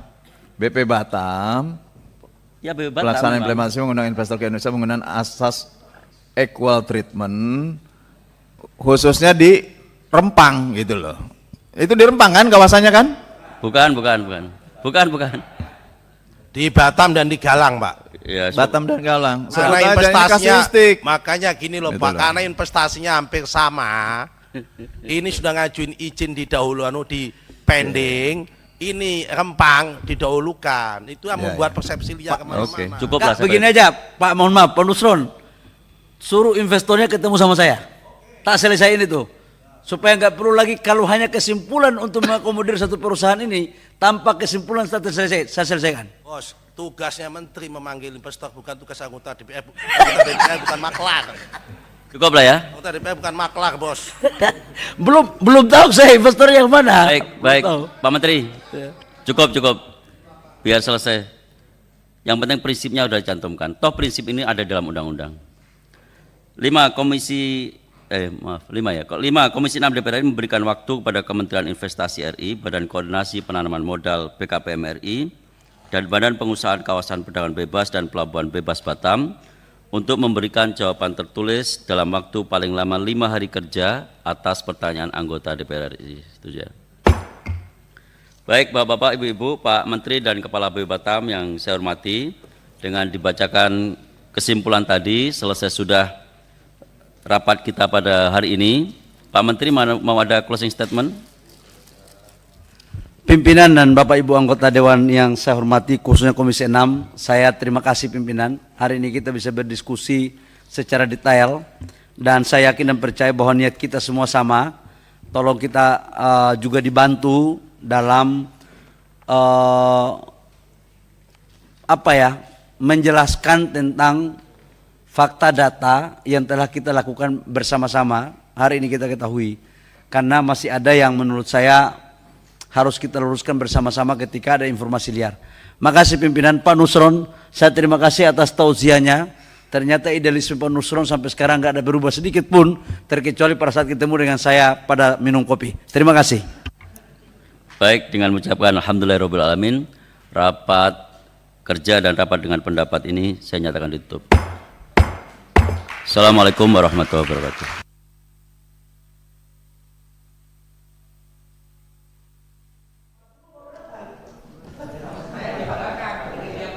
Recording stopped.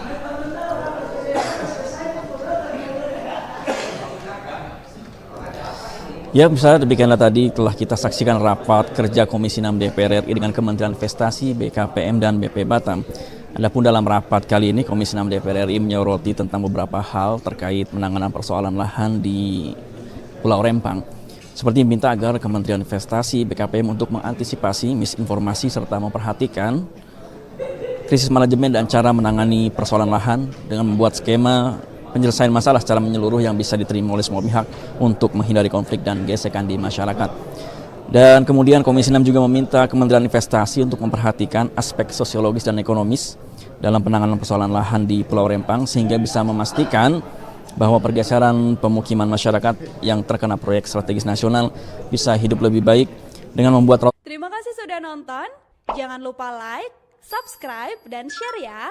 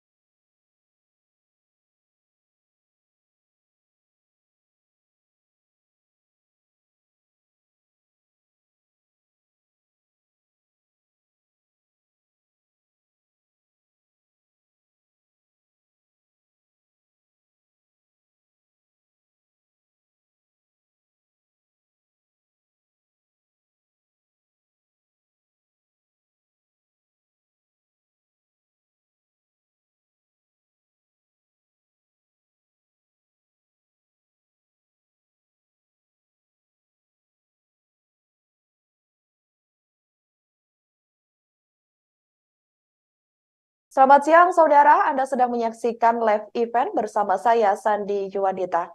Komisi 6 DPR RI menggelar sidang soal permasalahan lahan di Pulau Rempang, Kepulauan Riau pada Senin 2 Oktober 2023. Dalam sidang tersebut, Menteri Investasi Bahlil Lahadalia dicecar sejumlah pertanyaan terkait konflik di Rempang oleh para anggota Dewan. Bahlil juga mengungkap soal investasi di dalam Rempang yang selama ini mengundang tanda tanya publik.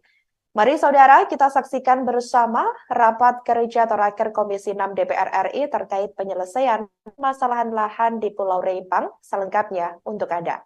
Yang merupakan investasi asing dari produsen kaca Sinsi Glass Holding Limited. Perusahaan tersebut berkomitmen untuk berinvestasi membangun pabrik kaca senilai 11,5 miliar di Pulau Rempang, Batam. Tentu saja berkolaborasi dengan pengusaha dalam negeri. Alokasi Rempang Eco City untuk investasi tersebut seluas 2.000 hektar dengan estimasi penyerapan tenaga kerja lokal dari Batam dan sekitarnya mencapai 30.000 tenaga kerja. Namun demikian, pembangunan pabrik tersebut memiliki dampak 700 kepala keluarga yang berasal dari 3 kampung adat di Pulau Rempang dan yang sudah lama menempati Pulau Rempang memiliki terkena dampak atas investasi tersebut.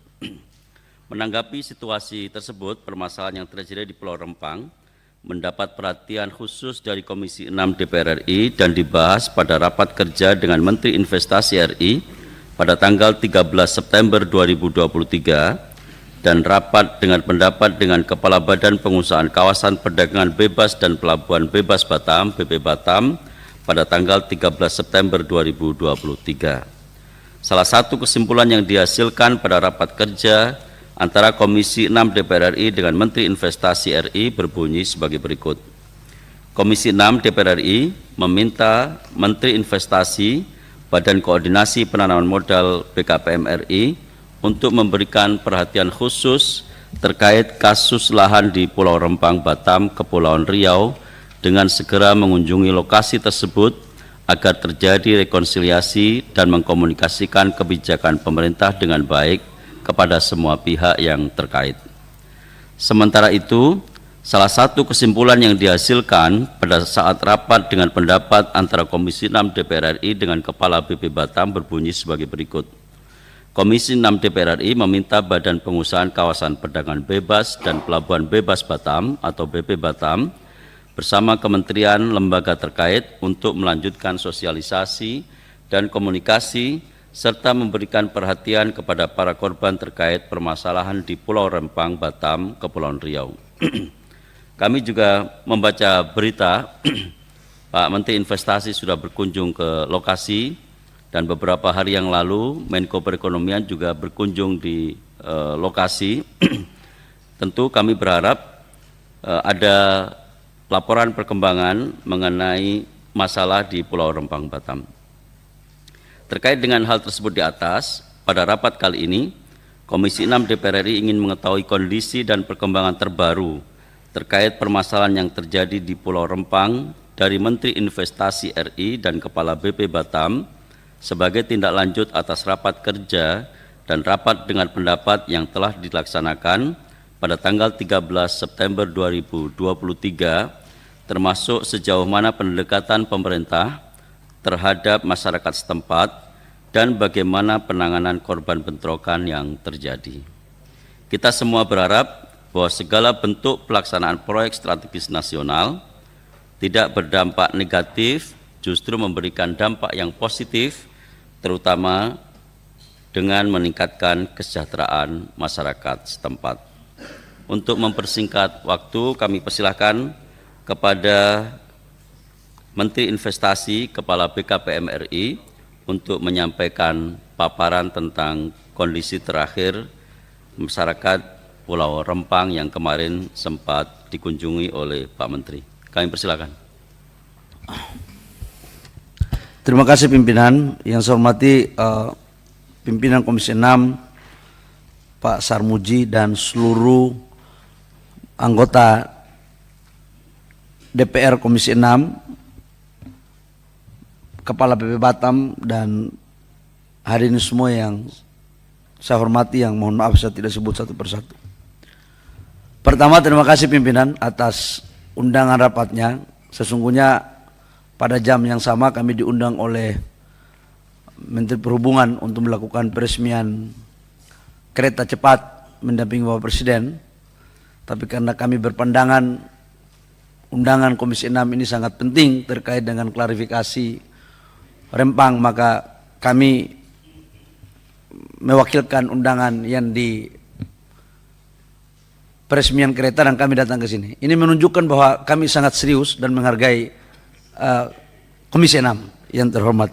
Ibu Evita saya yakin lagi ceria karena memang baru selesai raker partainya yang begitu meriah dan melahirkan gagasan-gagasan bagus. Semoga di Rempang ini berdampak juga bagus.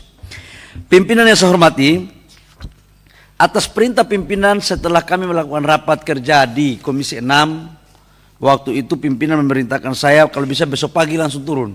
Tapi waktu itu saya katakan pimpinan kasih saya waktu 2-3 hari untuk melakukan konsolidasi. Maka apa yang saya lakukan pimpinan, langsung kami melakukan rapat saya langsung berangkat ke Batam bersama-sama dengan Menteri Dalam Negeri, Menteri ATR, Wakapolri, untuk kami melakukan rapat di Batam dalam rangka konsolidasi belanja masalah dan sinkronisasi dengan Kepala BP Batam dan Pak Gubernur. Kepala BP Batam ini sekaligus menangkap wali kota juga, yang punya rakyat sebenarnya Pak Wali Kota ini, yang juga adalah Kepala BP Batam. Tapi pimpinan, sebelum itu saya akan menjelaskan dulu tentang Sinji ini. Soalnya banyak sekali sosmed-sosmed yang beredar, yang saya tidak tahu sumbernya dari mana, yang menurut saya ini penting untuk saya sampaikan kalau tidak terjadi distorsi pemikiran pimpinan. Kadang-kadang sosmed kita, rakyat kita ini lebih percaya sosmed daripada berita yang benar. Karena itu tanpa mengurangi rasa hormat saya, izinkan saya untuk menyampaikan.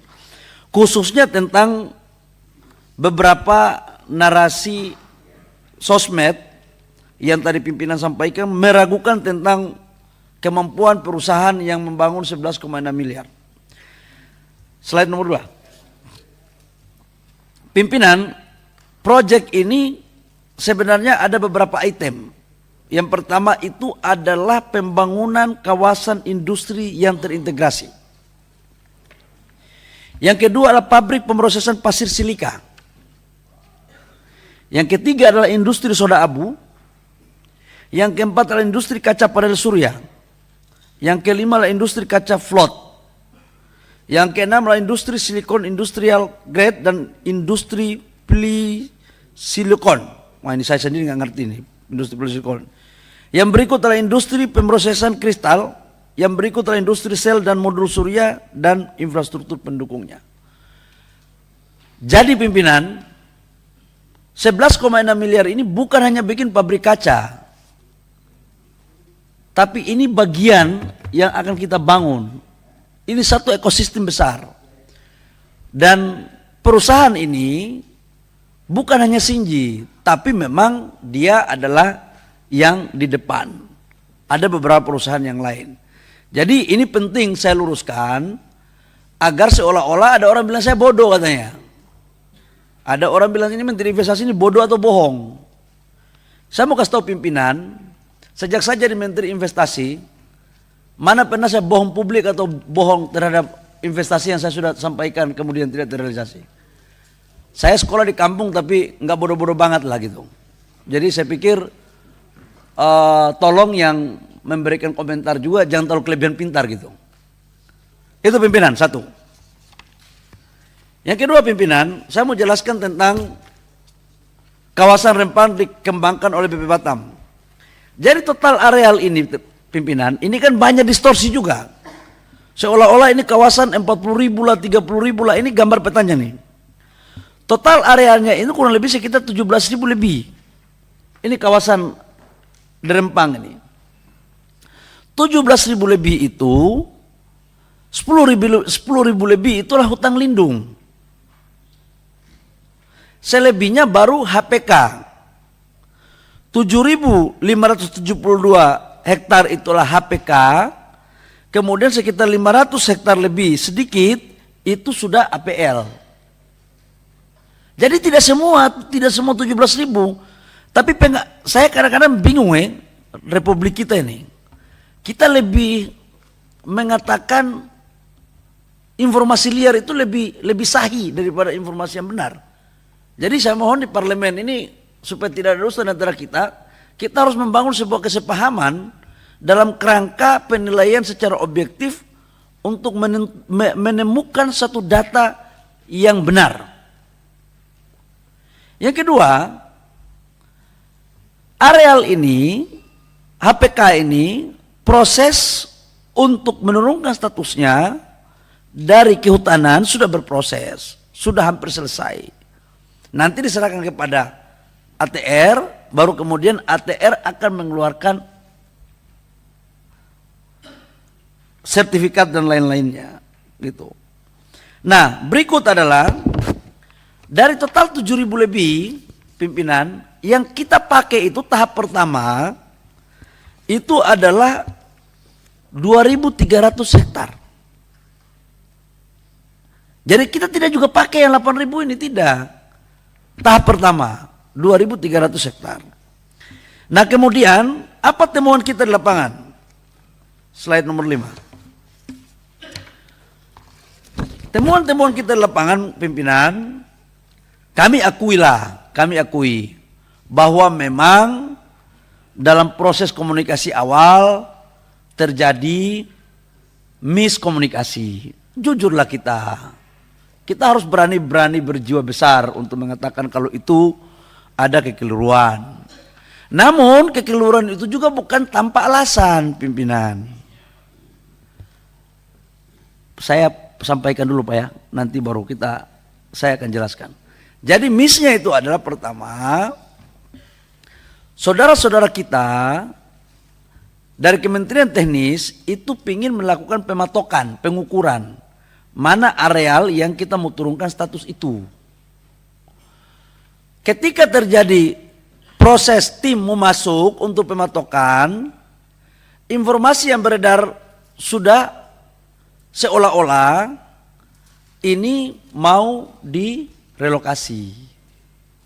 Lalu kemudian saudara-saudara saya di sana tidak salah juga, karena dengan informasinya mungkin merisaukan mereka, kemudian mereka memalang jalan dengan pohon ya Pak Rudia, dengan pohon waktu itu ya, dengan pohon yang ditumbangkan. Sementara arus jalan itu tidak hanya untuk Kampung Rempang, tapi arus jalan utama. Itu ceritanya, ini cikal bakalnya kira-kira begitu. Kemudian karena sudah beberapa hari jalan ini ditutup, aparat membuka. Pada saat membuka, kemudian saudara-saudara saya di sana, ya biasa kita aktiviskan begitu. Ada sedikit melakukan gerakan-gerakan untuk agar ini tidak terbuka. Jadi ini sebenarnya missnya di situ, awal mulanya itu. Ditambah lagi dengan informasi-informasi yang keluar yang belum tentu itu benar. Lahirlah itu gas air mata.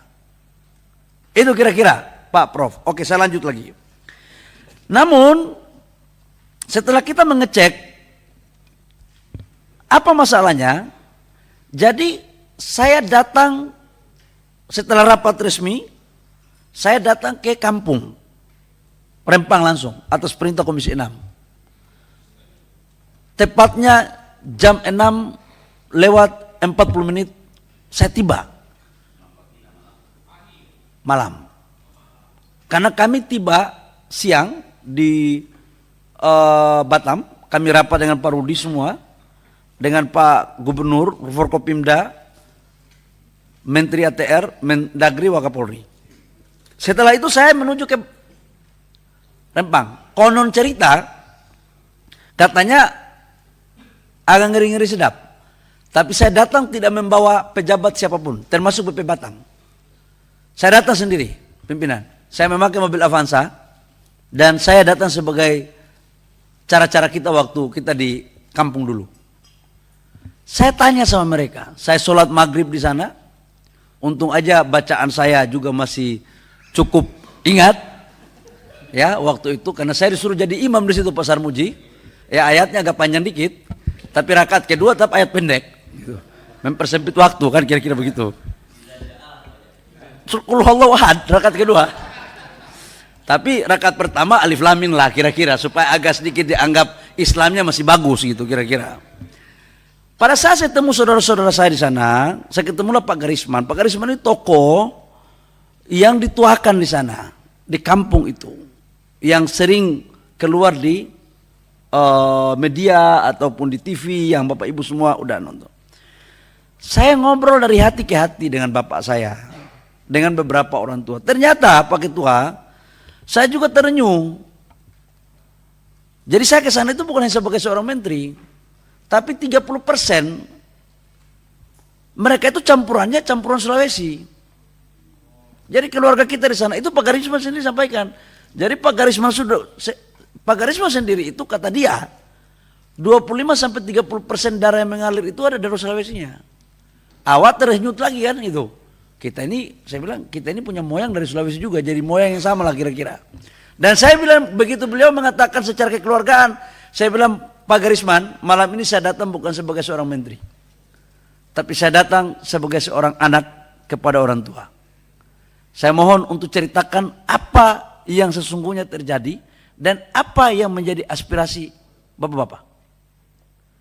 Diskusi saya berlanjut dari jam 7 sampai dengan jam setengah 11 malam. Apa permintaan mereka Ketua, Bapak Ibu semua? Yang pertama mereka tidak menolak investasi. Mereka sampai mengatakan kiamat 5 kali pun Rempang ini nggak jalan kalau tidak ada investasi. Jadi mereka welcome dan saya bangga dengan mereka. Saya senang mendengar itu. Yang kedua, tapi juga hargai kami masyarakat Melayu, kampung ini, karena kami sudah turun-temurun. Benar juga mereka ini, nggak ada yang salahnya di situ ngomongnya. Yang ketiga, pimpinan, mereka nggak pingin untuk direlokasi ke Galang. Mereka maunya waktu itu adalah kalau bisa di kampung yang masih di Rempang, karena kami bukan orang Galang, kami orang Rempang. Yang keempat, hak-hak ini seperti apa? Ini permintaan mereka. Yang kelima adalah investasi ini jangan hanya rakyat yang jadi pekerja, tapi juga ikut mengambil bagian sebagai objek dan subjek daripada investasi itu. Jadi mungkin mereka bisa menjadi pengusahanya, kontraktornya, suppliernya. Yang berikut mereka kalau digeser tidak boleh menghilangkan mata pencarian mereka karena mereka nelayan. Dan yang keenam adalah mereka pingin untuk kuburan-kuburan, kampung-kampung tua itu jangan diapa-apain. Itulah aspirasi itu yang terjadi malam itu. Kemudian saya karena ditunjuk oleh Bapak Presiden untuk menyelesaikan, ya saya ambil jalan tengah Ketua. Saya ambil jalan tengah dan BP Batam habis itu baru saya laporkan setelah jalan tengah. Yang pertama udah kita putuskan tidak ke Galang. Kita ikuti aspirasi. Kita geser ke kampung Tanjung Banon. Itu di laut yang sama. Ini sekaligus untuk menjawab tentang mata pencarian mereka. Di laut yang sama, yang jaraknya tidak lebih dari 1 kilo. Jadi pantainya masih pantai yang sama ini barang. Kalau lewat darat, Ketua, itu kurang lebih sekitar 3 kilo. Ya Pak Wali ya. Ya Pak Wali ya. Kurang lebih sekitar 3 kilo. Nah, kemudian kuburan-kuburan dato-dato, tua-tua agama, tokoh-tokoh, jangan kita sentuh. Bila perlu kita pagar. Kita bikin gapura supaya apa? Malam Jumat sholat di sana, malam Jumat orang mau yasinan, mau ziarah, mau bulan puasa, mau hari raya datang. Karena kita kan tradisinya begitu Ketua. Apalagi kita ini kan Islam kampung kan. Saya pikir Pak Sarmuji juga merasakan hal itu. Kita boleh nggak punya duit, boleh nggak punya jabatan, tapi kuburan orang tua kita harus kita jaga. Jadi suasana kebatinan itu juga yang muncul saya sebagai anak kampung Ketua. Yang berikut tentang hak-hak mereka. Jadi Ketua awalnya ini kita kasih konsep 200 meter per rumah. Ya begitu Pak Rudia. Pak Rudi, nanti kalau saya salah tolong dibenarkan. Awalnya ini sebenarnya relokasi ini mau ditaruh di bukit yang pernah kita jalan itu. Galang Dapur 3, itu agak bukit. Saya jalan kaki, naik ke atas. Saya sengaja memang turun jalan kaki, supaya kepala BP Batam juga ikut jalan kaki. Supaya saya mau kasih tahu bahwa apakah fair kita ini mau geser saudara-saudara kita di tempat ini, sementara mereka nelayan. Naik di bukit udah pada capek semua. Dan saya bilang, coba kita pikir kalau kita yang digeser ke sini kira-kira bagaimana? Jadi dan tanah 200 meter awalnya. Akhirnya kita batalkan, tidak di Dapur 3, bukan di Galang Dapur 3, tapi di bukan yang di Tanjung Banon, tanahnya dari 200 menjadi 500. Sertifikat hak milik, Ketua. Yang dulunya saudara-saudara saya ini, mohon maaf sekali, saudara-saudara kita ini, mereka betul sebagian turun-temurun di sana. Tetapi belum ada sertifikatnya alas haknya sama sekali. Ini fair. Saya juga sedih juga. Tapi bahwa mereka sebagian sudah turun-temurun, iya betul. Tapi tidak semuanya. Makanya dalam penjelasan saya, berikanlah hak kesulungan itu yang berhak untuk mendapatkan kesulungan itu. Jangan yang tidak berhak untuk mendapatkan kesulungan tapi merasa lebih berhak daripada kesulungan. Itu. Nah kemudian rumah mereka tipe 45, kita kasih Ketua. Tipe 45 itu kurang lebih dengan 120 juta. Kalau ada rumah mereka yang memang nilainya itu diklaim oleh mereka lebih dari 120 juta, BP Batam mempergunakan KJPP untuk menghitung berapa nilai yang sesungguhnya. Contoh, contoh diklaim 500 juta rumahnya. Kemudian KJPP juga menghitung betul 500 juta. Ya udah, selisihnya itu akan diselesaikan oleh negara lewat BP Batam. Tanam tumbuh itu juga dihitung, Ketua. Termasuk di dalamnya adalah mereka akan jadi investasi masuk, seluruh hasil mereka khususnya dari perikanan, saya udah komunikasi dengan pengusahanya untuk mereka menjadi off-taker, baik terhadap perikanan maupun dari hasil sayur mayur mereka. Dan mereka juga dilibatkan dalam subjek maupun objek dari investasi itu. Setelah itu Ketua, malam saya selesai sampai 10:30, besoknya, satu lagi mereka minta. Mereka minta itu kalau bisa digeser itu jangan lagi aparat yang datang. Jadi mereka mau bikin pergeseran sukarela. Jadi mereka yang mendata, jangan ada aparat. Saya yakin juga, yang penting tertib saya bilang. Saya yakin juga Ketua. Besoknya, hari Senin pagi, saya datang, slide nomor apa ya?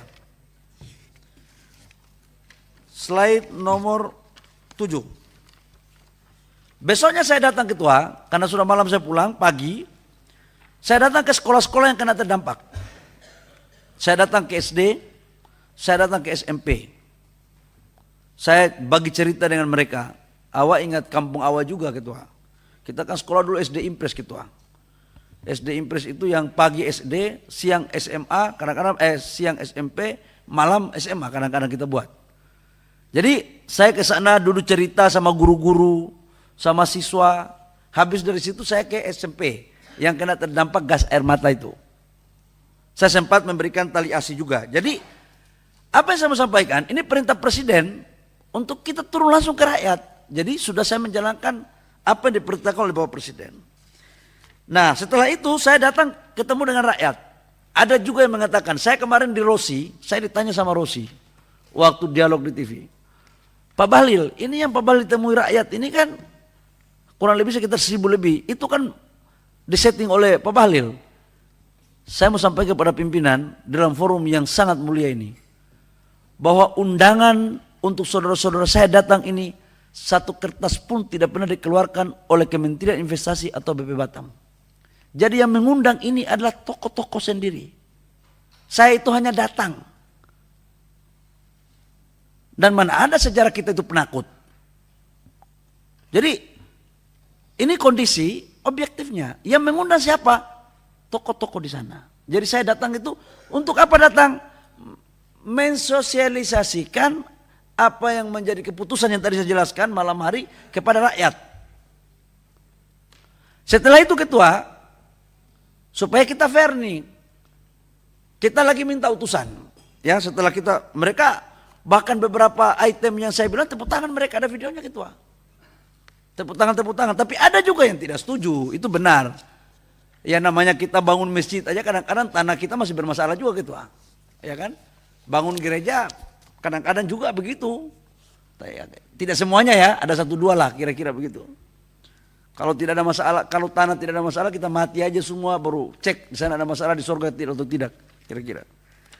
Kemudian setelah dari situ sosialisasi, kita bikinlah setengah kamar perwakilan. Datanglah ketua-ketua RT ya Pak Heldi. Hari yang kita makan itu ketua RT ya, yang tanda tangan itu.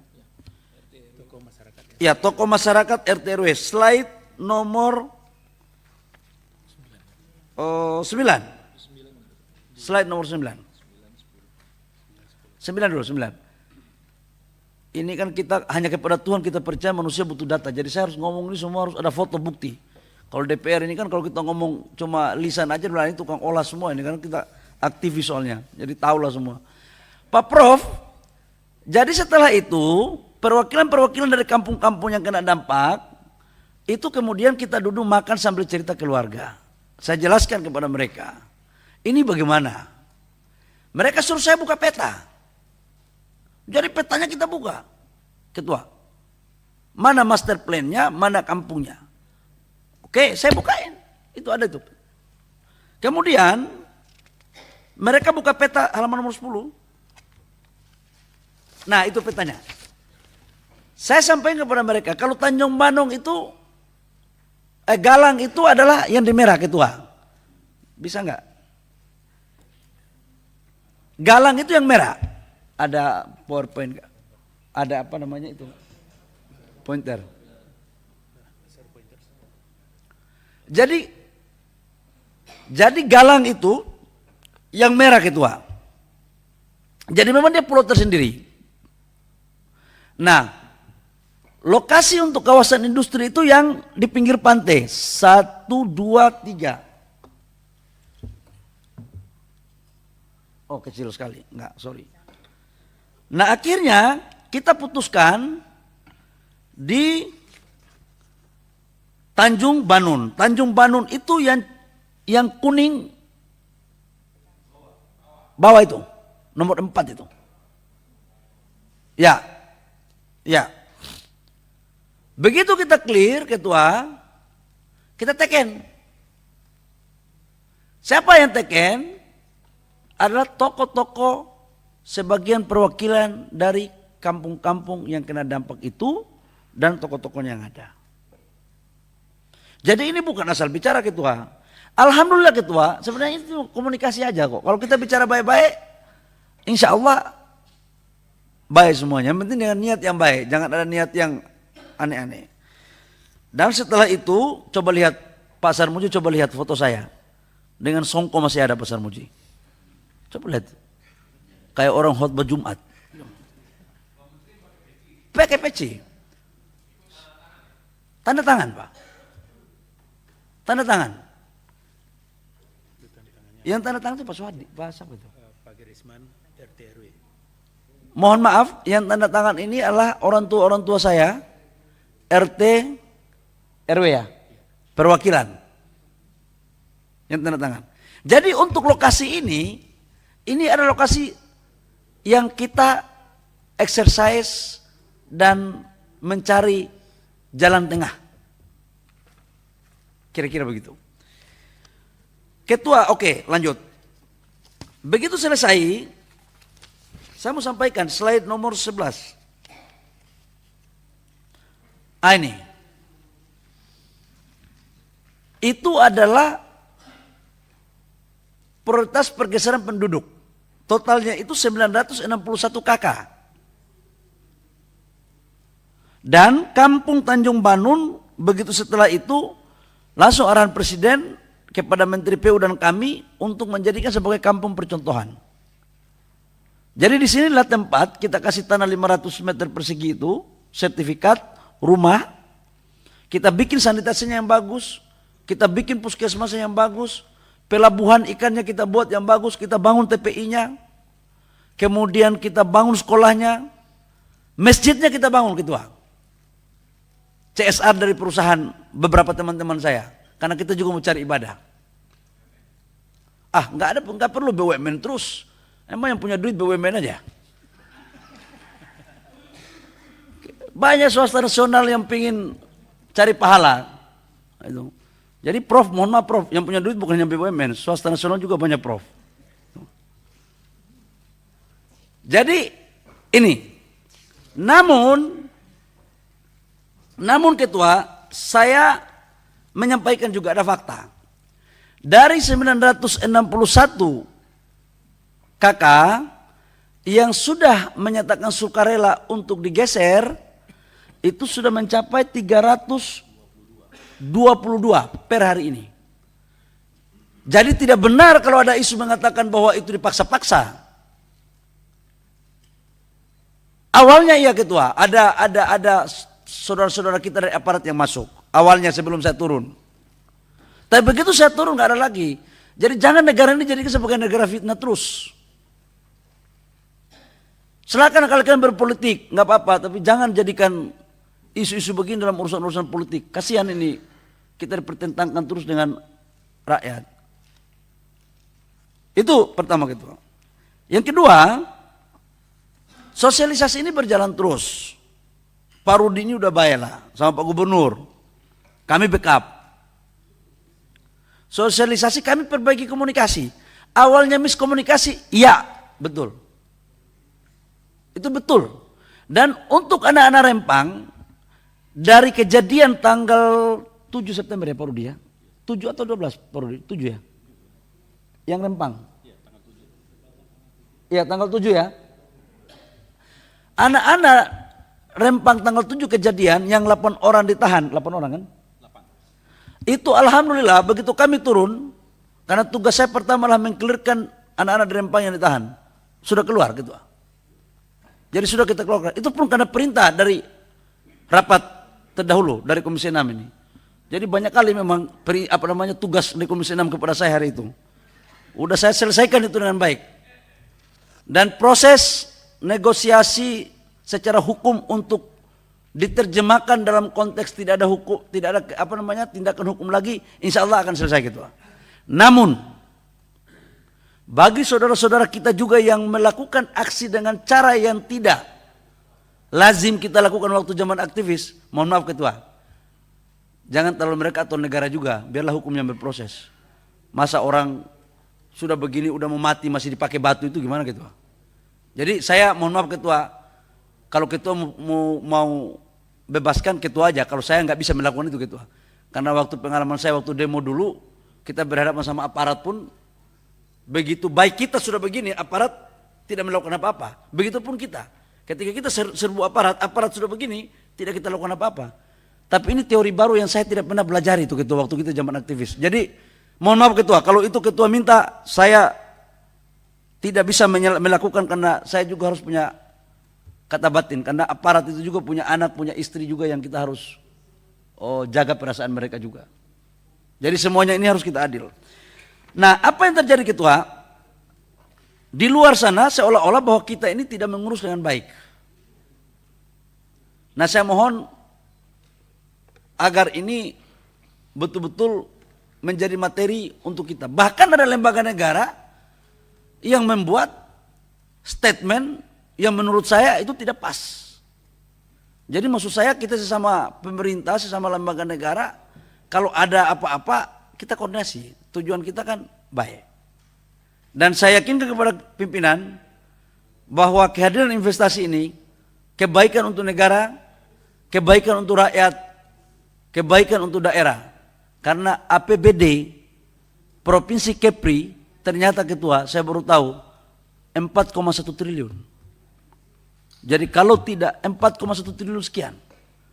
Jadi kalau cuma mau harap begini terus, saya nggak tahu apa yang akan terjadi ke depan. Catatan lain,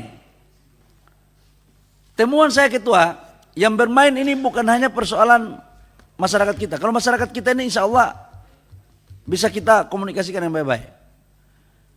Saran saya Ketua juga lewat Komisi 6 membuat tim untuk menganalisa kenapa Batam ini, BP Batam ini sejak 2004 membangun investasi yang gede, selalu ada dinamika. 2010 begitu juga, akhirnya batal terus. Sekarang 2023 juga mau dibuat batal. Ada apa gerangan yang terjadi? Ini menjadi perenungan bagi yang Kristen, menjadi pergumulan. Tapi yang Islam itu adalah renung. Kita semoga sholat tahajud dan pergumulan kita mendapatkan hikmah bijaksana dari Allah Subhanahu wa taala, Tuhan yang Maha Kuasa. Saya tutup pimpinan, kalau ada pertanyaan saya persilakan, tapi kalau tidak ada saya pikir sangat jelas dan detail. Terima kasih. Assalamualaikum warahmatullahi wabarakatuh. Baik, terima kasih Pak Menteri. Selanjutnya kami persilakan Kepala BP Batam kalau ada yang mau ditambahkan atau dikurangkan dari Pak Menteri.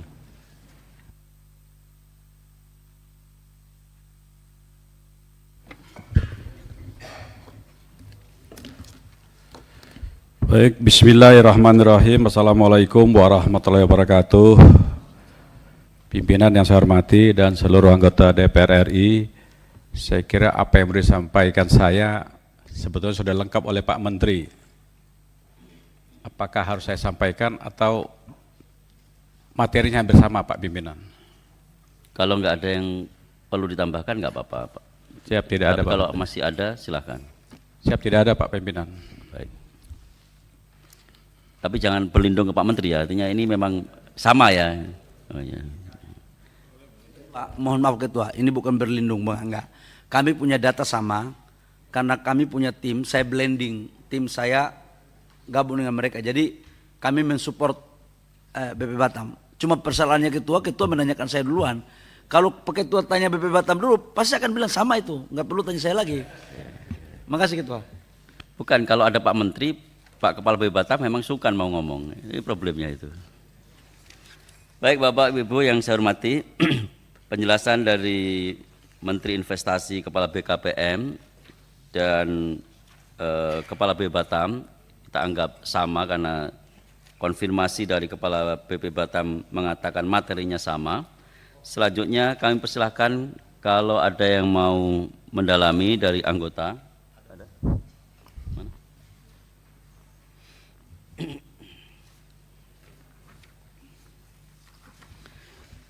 Kami persilakan Pak Latunrung.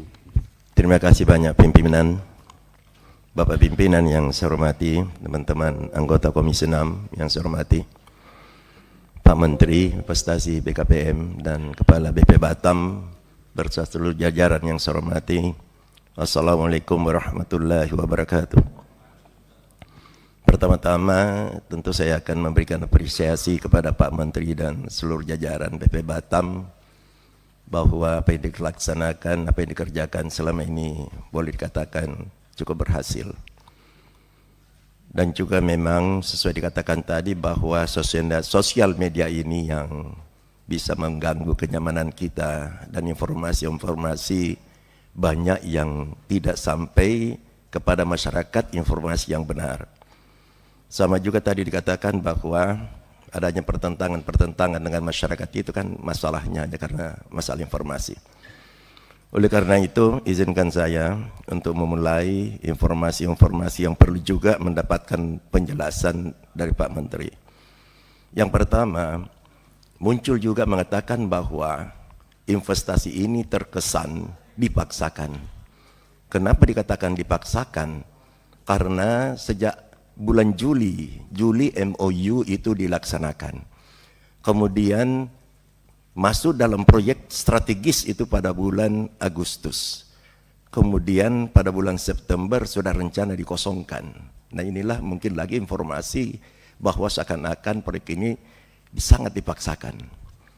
Yang kedua, setiap investasi itu pasti sudah ada studi kelayakan, ada AMDAL. Kalau boleh, AMDAL dan studi kelayakan itu diberikanlah kepada Komisi 6 supaya bisa terjawab semua hal-hal yang diragukan oleh masyarakat. Itu kedua. Yang ketiga, sama tadi yang dikatakan bahwa ini integrated, bahwa pabrik-pabrik ada di sana. Orang sering hanya melihat bahwa pabrik kaca, dan kalau kita sudah melihat hanya satu pabrik, mungkin hanya 10-20 hektar, bahkan 100 hektar itu sudah cukup besar.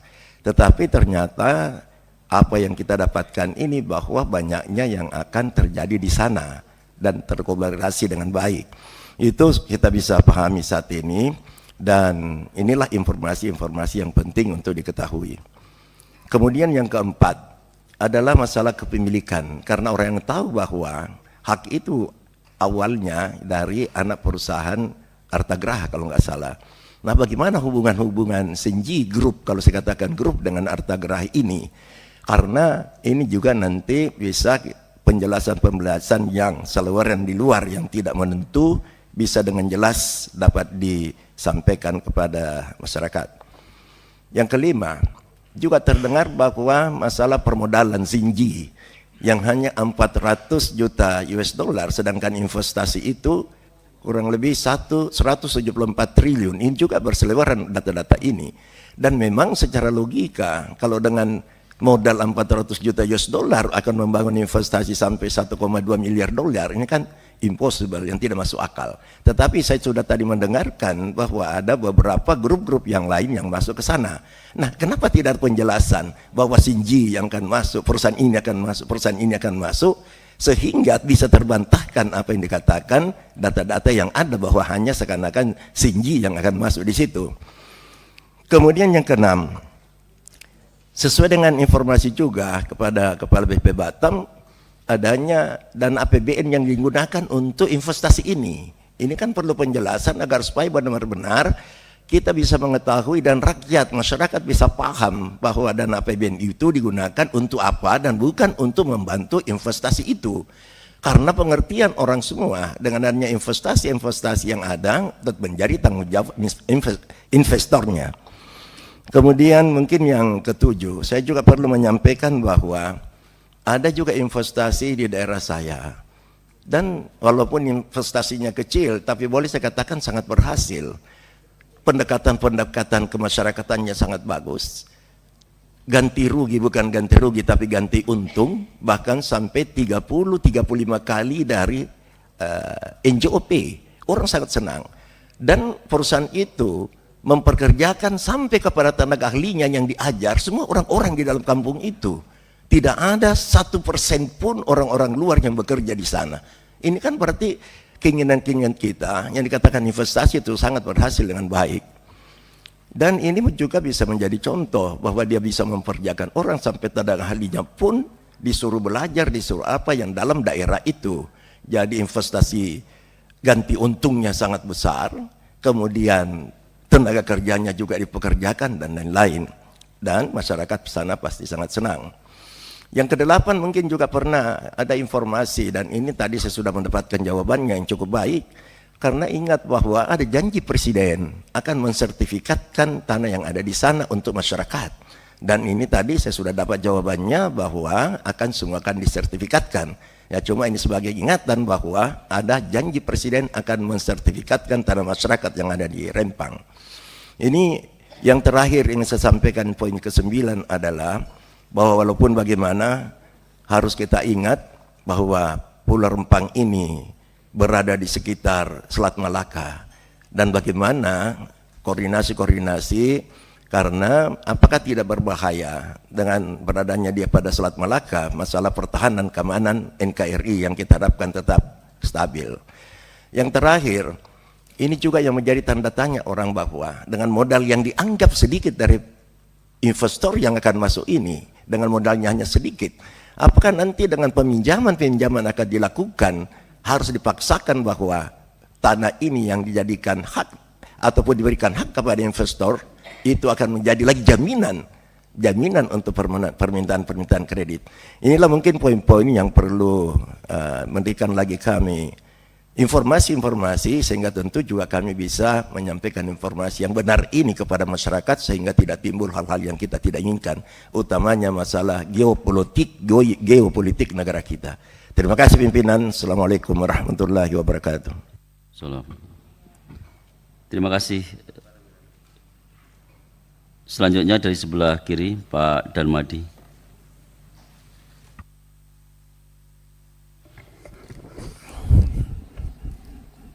Terima kasih pimpinan, Pak Menteri dan jajarannya.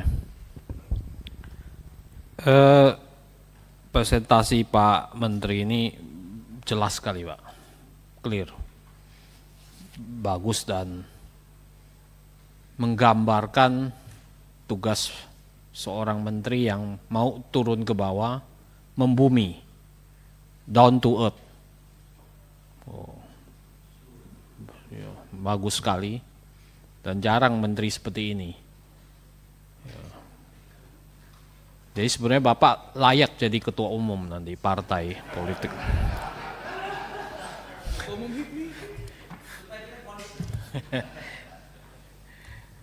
Nah, jadi udah niru gerakannya satset gitu, satset. Jadi kita apresiasi ya, semoga masyarakat dan pihak-pihak lain dan pihak-pihak oposisi Bapak bisa lebih jelas ya. Sehingga tidak menyerang-nyerang terus pemerintah, begitu kan?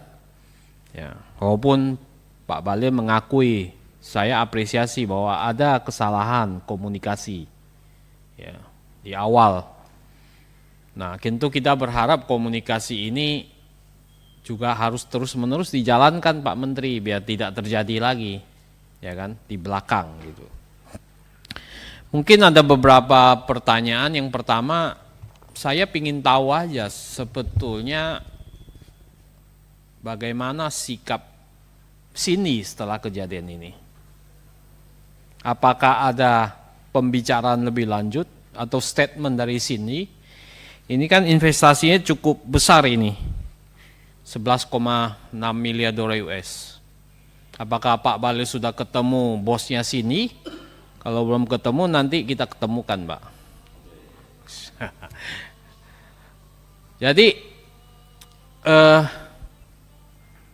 ini penting juga karena seberapa jauh kita bisa menciptakan confidence kepada investor. Ya kan, kalau begini-begini terus nanti kan investor juga nggak akan datang. Nanti target Bapak juga 1.400 triliun juga bisa-bisa susah terpenuhi Pak Bahlil. Ya. Nah, ini penting untuk Bapak jelaskan ya. Terus strategi Bapak untuk menjelaskan ke investor luar negeri itu seperti apa? Karena ini berdampak kepada citra image pemerintah Indonesia, terutama soal investasi, Pak. Ya, bahwa di Rempang akan sudah terjadi seperti kayak gini-gini, seolah-olah nanti jangan sampai ada ketidakpastian juga, ya. Sehingga Indonesia ini mudah sekali diciptakan, ya,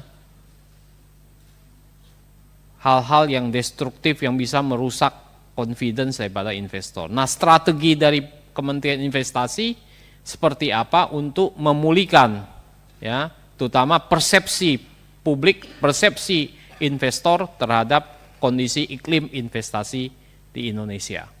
Ini mungkin nanti bisa dijelaskan. Yang kedua, saya mendengar bahwa tadi presentasi sudah dibangun, dikasih tanah 500 meter di Tanjung Banon ya, dan dibangun 45 meter gitu. Berarti 120 juta kira-kira harganya. Di samping itu apakah ada hal-hal lain yang diberikan kepada masyarakat Rempang begitu Pak? Jadi apakah ada biaya perpindahan atau pergeseran dan sebagainya? Mohon nanti juga bisa dijelaskan gitu. Supaya tidak simpang siur saja. Ya. Yang ketiga dari 5 kampung 961 KK itu Pak Menteri yang menjelaskan tadi menjadi prioritas pergeseran.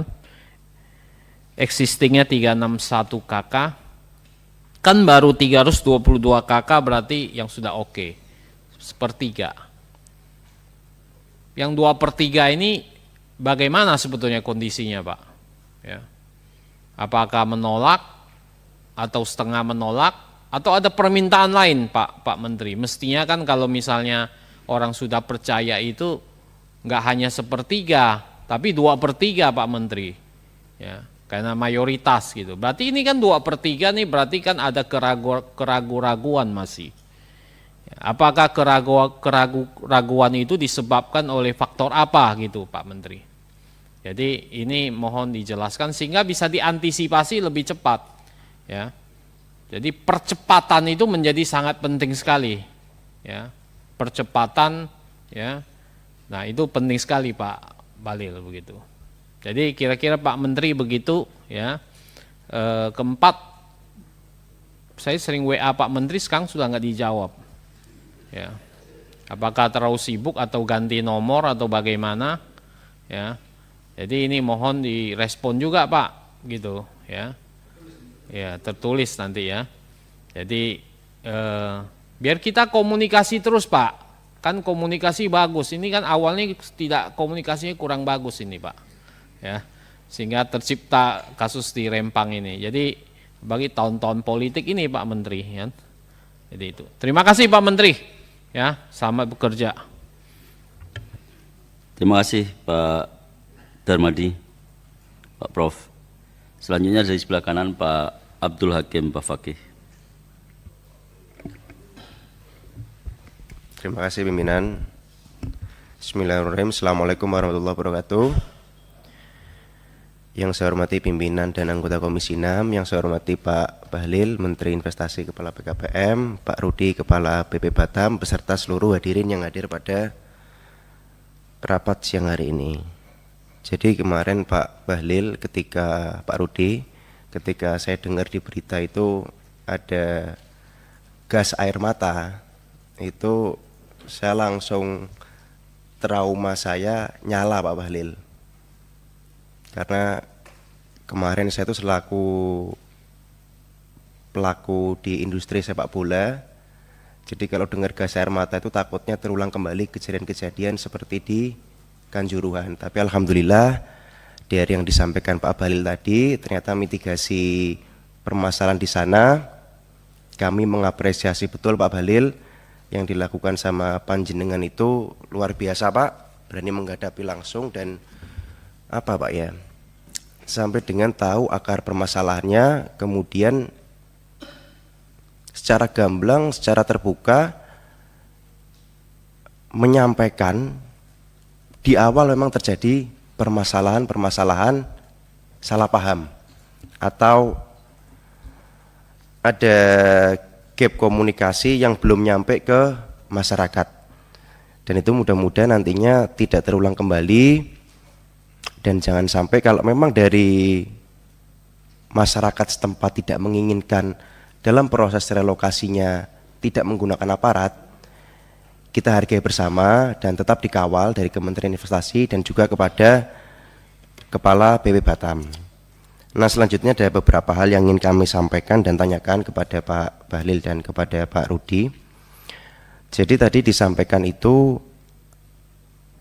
di awal Sinyi Group akan melakukan investasi sebesar 174 triliun.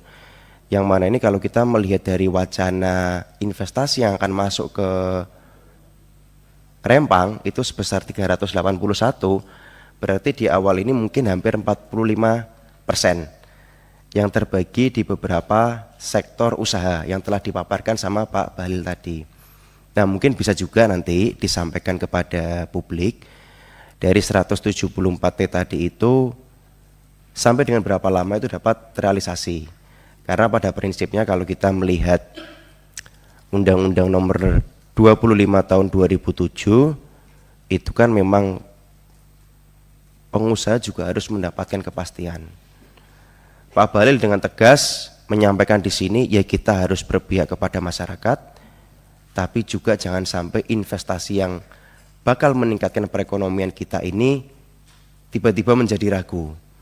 Nah, harapan kami dapat disampaikan itu sampai dengan berapa lama dan di tiap sektornya nanti itu berapa besar. Kan gelondongannya total semuanya 174 triliun terbagi di pabrik kaca, kemudian beberapa pabrik-pabrik yang lain. Nah, mungkin bisa disampaikan juga kepada kami atau kepada publik, oh yang ini sekian besar, dan targetnya adalah yang ini mungkin sekian tahun sampai dengan sekian tahun. Karena di awal-awal saja udah hampir 50% dari total investasi yang diharapkan di Rembang tersebut. Itu yang pertama Pak Bahlil. Jadi dari masyarakat enak, kemudian dari pengusahanya juga mendapatkan kepastian. Kan amanah undang-undang pengusaha juga harus mendapatkan kepastian, mendapatkan perlakuan yang sama. Itu yang pertama. Kemudian yang kedua, saya ingin mendalami lebih lanjut, Pak Bahlil, Pak Rudi, tadi disampaikan beberapa titik tengah yang saya tadi mendengarkan itu salut Pak. Semula mereka benar-benar tidak mau, kemudian jenengan ngecek langsung, naik ke bukit, itu top Pak. Jadi biar jajaran-jajaran di bawah bisa merasakan betul, oh ya nggak mungkin pekerjaan nelayan suruh pindahnya di gunung, gak ketemu pikirnya Pak, kalau katanya orang Jawa seperti itu. Tapi berkat dialog yang dilakukan, ketemulah akhirnya di Tanjung Banong Pak ya.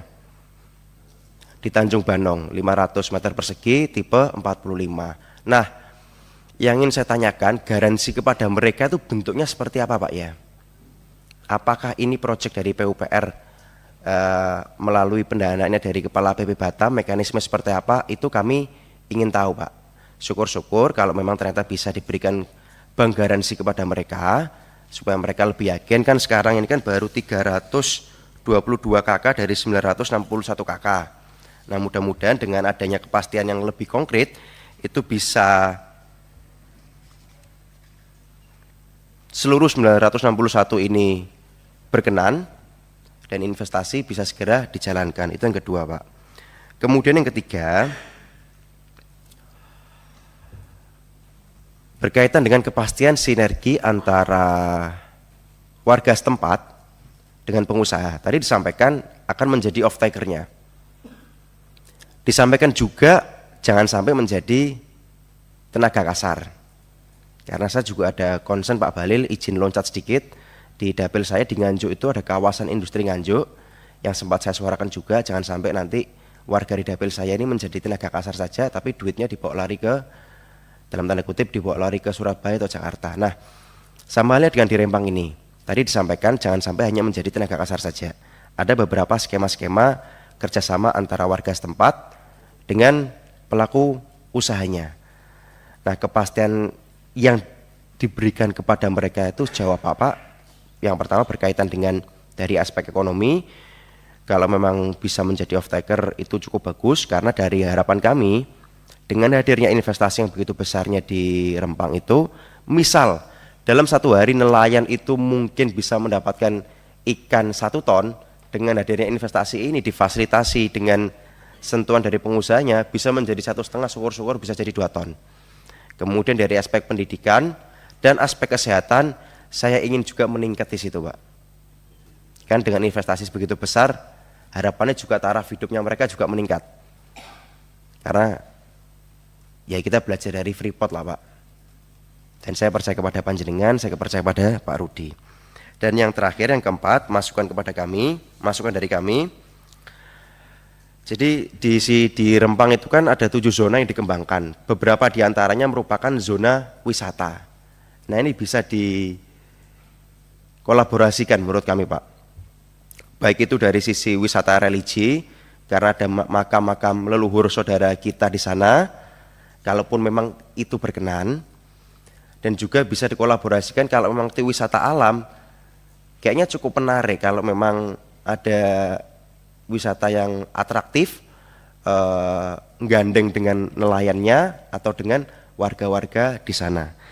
Kira-kira dari kami 4 poin itu, Pak Bahlil, Pak Rudi, mudah-mudahan hajat besar Bapak Jokowi ini bisa segera terrealisasi, tidak ada kendala, dan masyarakat di Rempang juga tidak sampai ada salah paham yang kemudian mengakibatkan hal seperti itu, dan mereka bisa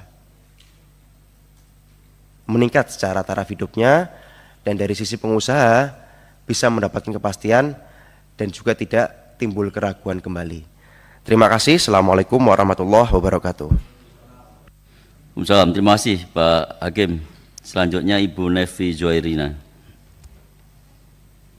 Terima kasih pimpinan dan anggota Dewan Komisi yang kami hormati, Pak Menteri, Kepala BP Batam bersama mitra kerja. Sebetulnya viral konflik Rempang ini kan kita sudah memastikan bahwa terkesan pemerintah tidak siap Pak ya untuk menghadapi PSN. Potensi resiko ini ternyata tidak tidak dipikirkan atau bagaimana begitu Pak ya. Jadi sebetulnya dari pemerintah tuh harus tetap meminimalisir konflik.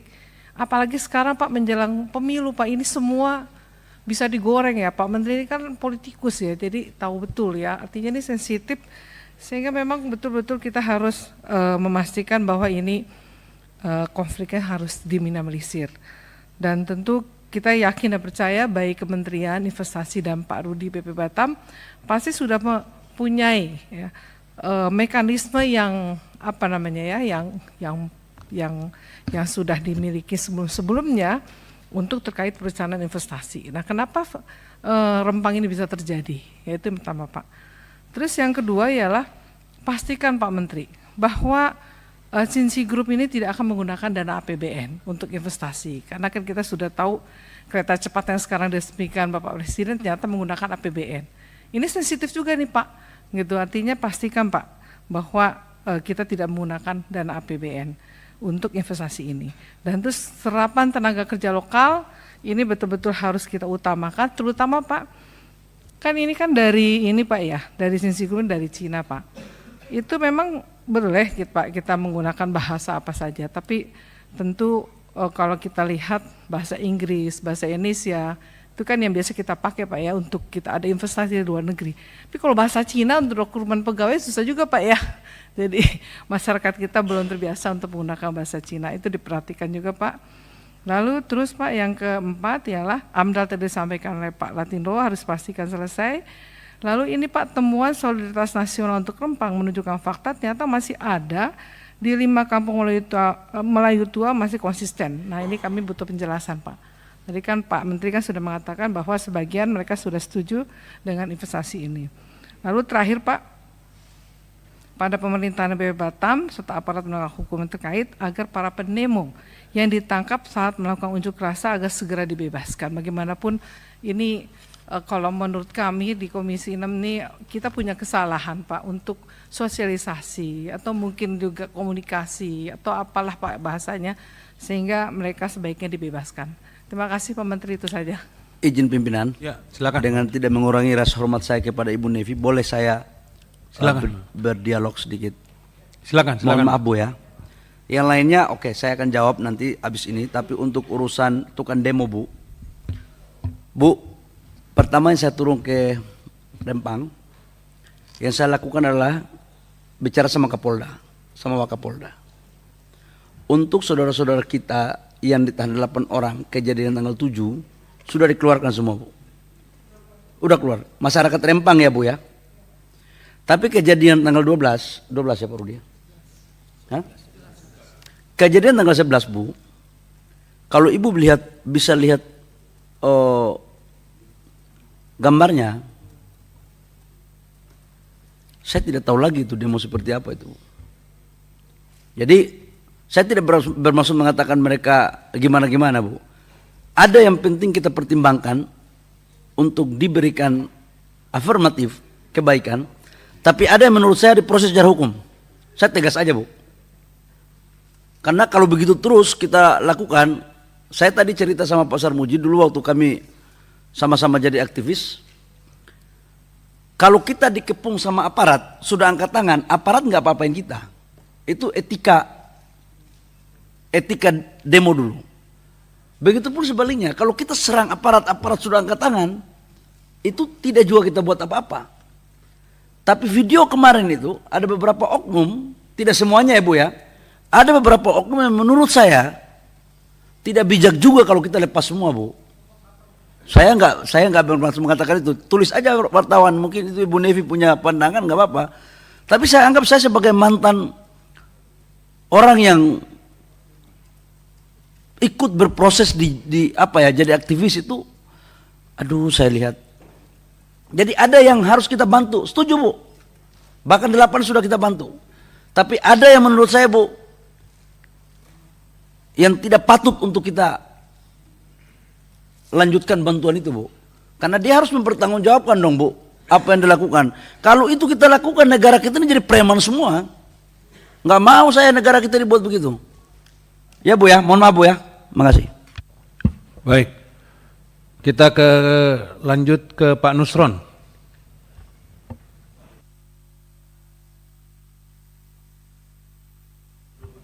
Loh. Ya udah Pak Dedi. Iya, Pak Ustadz harus nyari-nyari ayat. Kita ikut urutan ini kadang-kadang, kita ikut urutan disuruh lengkap. Makasih Pak Nusron, makasih pimpinan, Pak Menteri, Kepala Otorita Batam.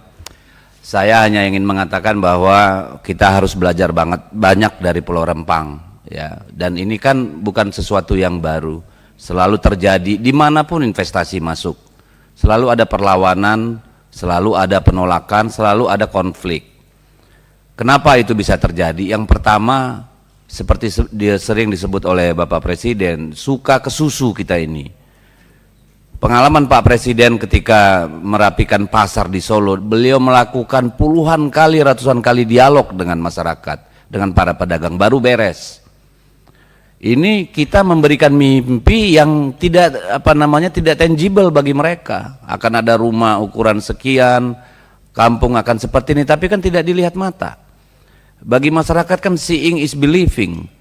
Harusnya kan kemarin kita bangunlah dulu itu pemukiman, 2 atau 3 rumah contoh, marketnya ada, bahwa mereka tunjukkan bahwa ini sesuatu yang real. Saya kira dengan itu penolakan pasti akan menurun, Pak. Ya.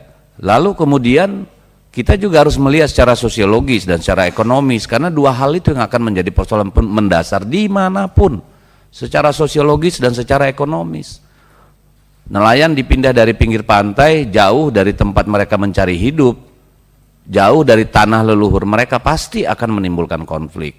Nah ini kan saya kira pelajaran yang sangat berharga yang perlu kita catat sehingga tidak terulang di tempat lain. Lalu yang ketiga, krisis manajemennya. Kalau menurut saya, masa kita nggak punya skenario A, B, C ketika mau melakukan tindakan gitu ya, sehingga terjadi eskalasi kekerasan seperti itu. Nah harusnya kan kita bisa lebih baik dari situlah. Apalagi ini bukan apa-apa, masalah hidup mati rakyat dan masalah bagaimana investor melihat kepastian hukum dalam setiap proses investasi. Itu kan penting buat kita. Jadi ini menurut saya pembelajaran, dan saya salut sama Pak Menteri karena dengan turun sekali aja bara itu langsung padam. Padahal kalau itu dilakukan oleh teman-teman di sana dari awal, saya kira nggak perlu chaotic seperti itu. Karena jelas sebagaimana disebutkan, masyarakat juga menantikan ada investasi, karena tidak akan maju kalau terus hanya menjadi nelayan dengan hasil yang tidak seberapa. Ya. Jadi itu ketika kita menjanjikan harus sudah terlihat oleh mata oleh mereka. Jadi ada ketenangan gitu loh. Lalu ada promising bahwa itu akan menjadikan mereka hidupnya lebih baik, Pak. Kalau tidak ada hope di ujung sana, itu seperti orang terpojok di lorong gelap, akhirnya nyakar, Pak, ngamuk, Pak. Ini tidak ada hope-nya yang diberikan. Itu menurut saya perlu perhatian kita semua, Pak. Ya. Lalu yang tadi sudah disampaikan oleh kawan saya Hakim sebenarnya, Pak Otorita Batam, tolonglah investasi itu diidentifikasi, Pak. Peluang pekerjaan apa saja yang didapat di sana. Supaya kita menyiapkan roadmap sumber daya manusia di sana, masyarakat di sana, untuk bisa terlibat di dalamnya, Pak. Tidak hanya jadi security, office boy, cleaning service, atau clerk, Pak. Apakah diperlukan kita membuat balai latihan, vokasi atau segala macam, magang, silakan, Pak. Identifikasi, Pak, roadmapnya, Pak.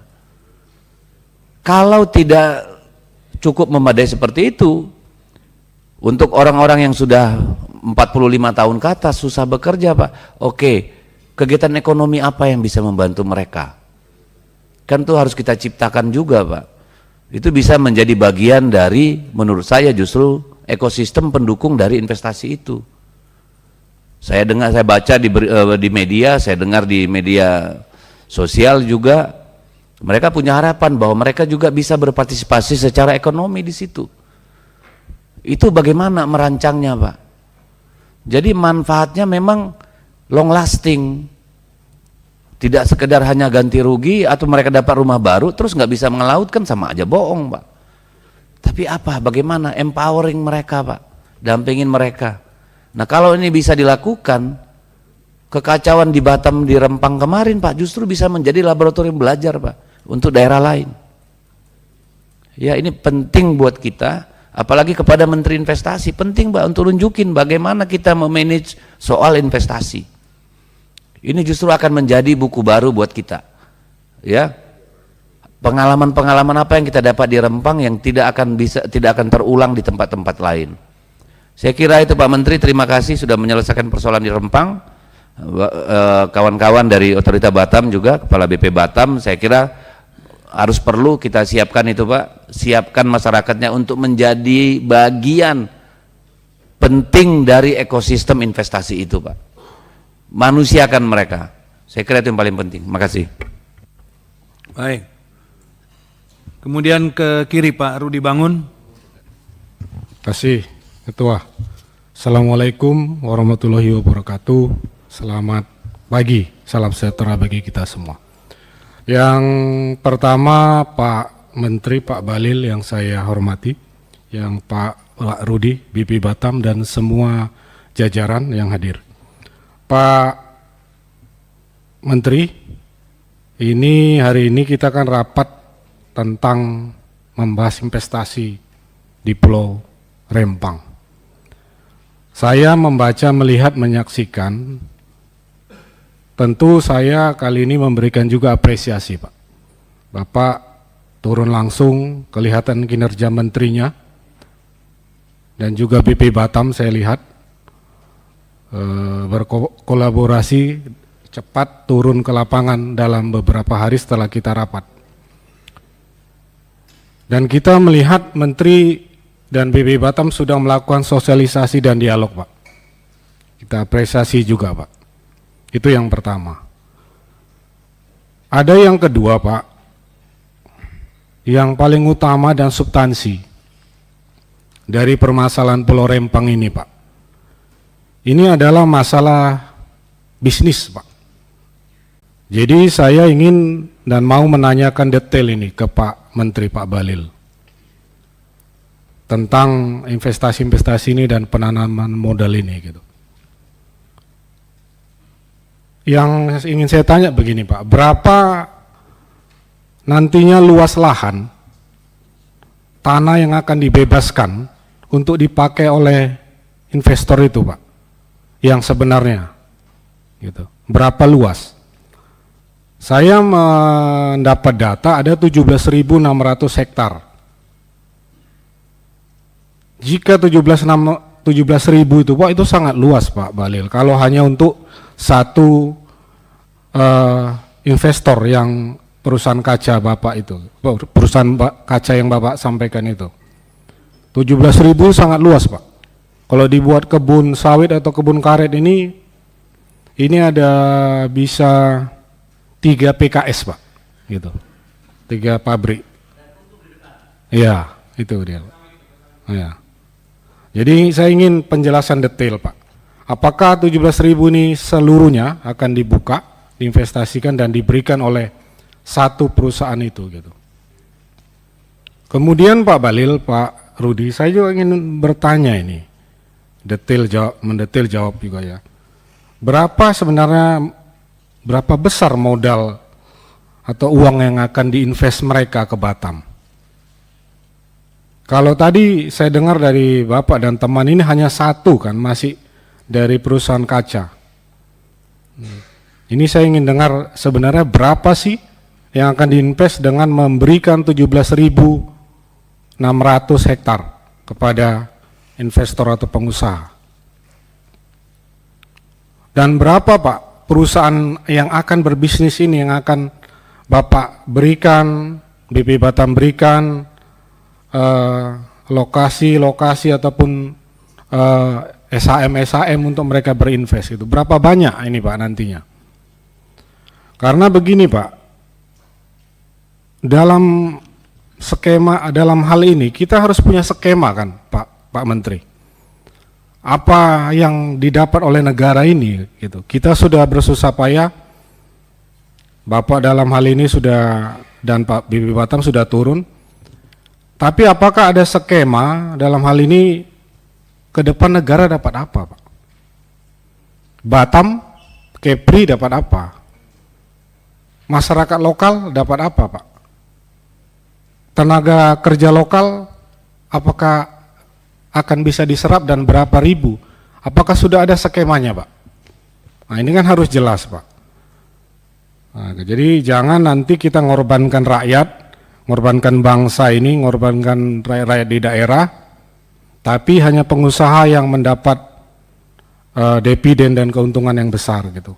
Sementara rakyat, bangsa dan Bapak sendiri berhenti nanti tidak lagi di situ kan Pak. Tentu tidak mendapat untung juga kan Pak. Jadi makanya dibuat roadmap dan skemanya yang jelas ini Pak. Nah, saya dalam hal ini tetap pasti mendukung seperti yang ada beberapa teman tentang investasi. Karena tentunya dengan invest ini Batam dan Rempang dan sekitarnya ini akan kena dampak Pak dengan uang triliunan itu kan. Ada yang buka toko, ada yang buka grosir, ada yang buka jualan makanan segala macamnya kan Pak. Tapi skema ini harus jelas gitu Pak. Dengan 17.000 hektar kita berikan ke siapa, negara dapat apa, berapa pajak yang diberikan ke negara, dividennya harus jelas Pak. Itu yang ingin saya sampaikan ke Pak Bahlil dan BP Batam. Mohon bisa memberikan jawaban. Terima kasih. Wassalamualaikum warahmatullahi wabarakatuh. Baik, berikutnya Pak Nusron. Terima kasih Pak Martin Manurung. Assalamualaikum warahmatullahi wabarakatuh. Yang kami hormati Bapak Menteri yang sangat potensial dan berkuasa penuh, Bapak Bahlil Lahadalia, Pak Kepala BP Batam, Bapak Muhammad Rudi yang mulia. Pertama-tama saya mohon izin agak panjang dan mungkin nanti ada beberapa interaktifnya. Mohon diizinkan kali ini karena memang ini masalah politik yang memang dialognya harus didialogkan secara politik supaya publik tahu tentang apa yang dilakukan oleh anggota DPR dan juga apa yang dilakukan oleh pemerintah, dalam hal ini Menteri BKPM dan juga Kepala BP Batam. Nyambung apa yang disampaikan oleh Pak Rudi Bangun, bahwa Komisi 6 sebagai partnernya Menteri BKPM tidak mungkin tidak mendukung investasi. Karena yang namanya investasi adalah engine of economic, pasti didukung. Tetapi kalau investasi itu menimbulkan ekses yang lebih buruk, tentunya investasinya itu perlu dikritisi. Karena watak dan sikapnya Pak Jokowi itu sejak menjadi wali kota di Solo, sebagaimana tadi disampaikan oleh Pak Deddy Sitorus, yang mendukung Pak Jokowi dari tahun 2014 bahkan dari tahun 2012 menjadi Gubernur DKI Jakarta. Sama kayak saya, berbeda dengan Pak Bahlil yang menjadi pendukung Pak Jokowi baru pada tahun 2019, lebih paham bahwa investasi di Solo itu tidak boleh mencederai yang disebut dengan nilai-nilai kemanusiaan. Bukan begitu Pak Didi Sitorus? Sampai bahkan menataan PKL saja itu melakukan dialog berkepanjangan sampai tengah malam dilakukan. Dan rupa-rupanya langkah itu sudah mulai dilakukan oleh Menteri Bahlil. Meskipun baru sekali, tapi sosmednya diputar berkali-kali.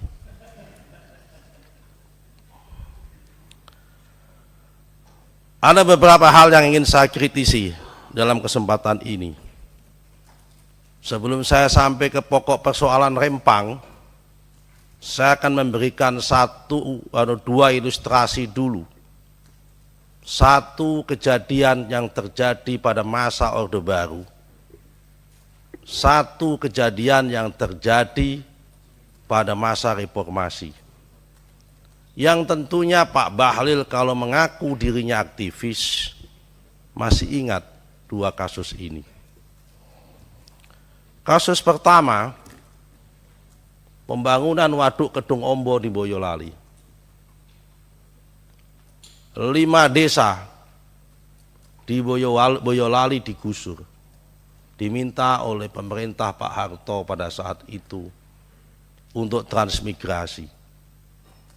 Kenapa?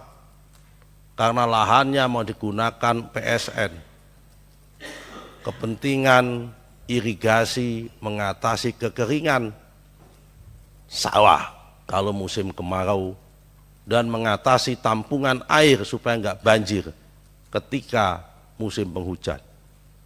Dan waduk itu status tanahnya menjadi BMN, badan milik negara, alias itu menjadi milik negara, dikuasai publik, bukan dikuasai private, bukan diserahkan sama investor, tapi dikuasai oleh PU sampai sekarang.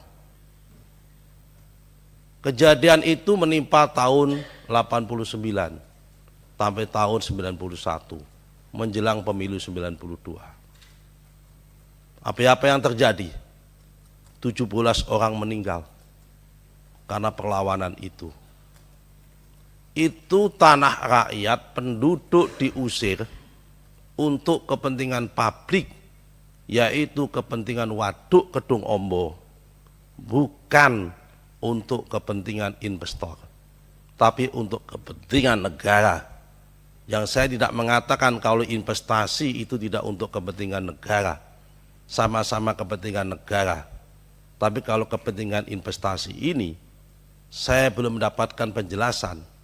Nanti tanah 17.600 hektar itu HPL-nya di tangan siapa? Dan diperuntukkan untuk siapa? Kok sampai harus mengusir dan menggusur orang? Itu case pertama.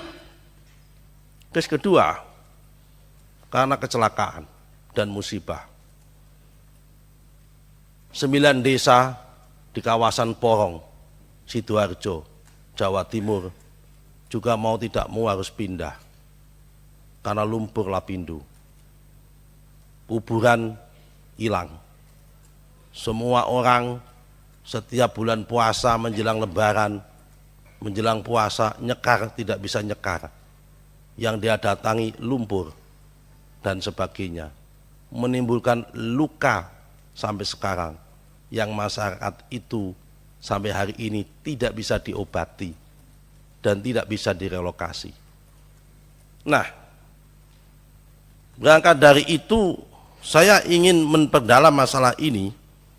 Soal Rempang, saya mendapat informasi kanan kiri dari berbagai masyarakat. Satu hari Sebelum Pak Bahlil ke sana, saya pun berkunjung ke sana. Saya diam-diam saya berdialog dengan masyarakat di sana. Pertama, saya ingin tanya sama Pak Rudi. Di informasi dari 17.600 hektar itu di Pulau Rempang, yang katanya 600 hektar itu sudah ada HPL atas nama BP Batam. Saya minta tolong dibuktikan dalam rapat ini, surat HPL-nya itu ada di mana.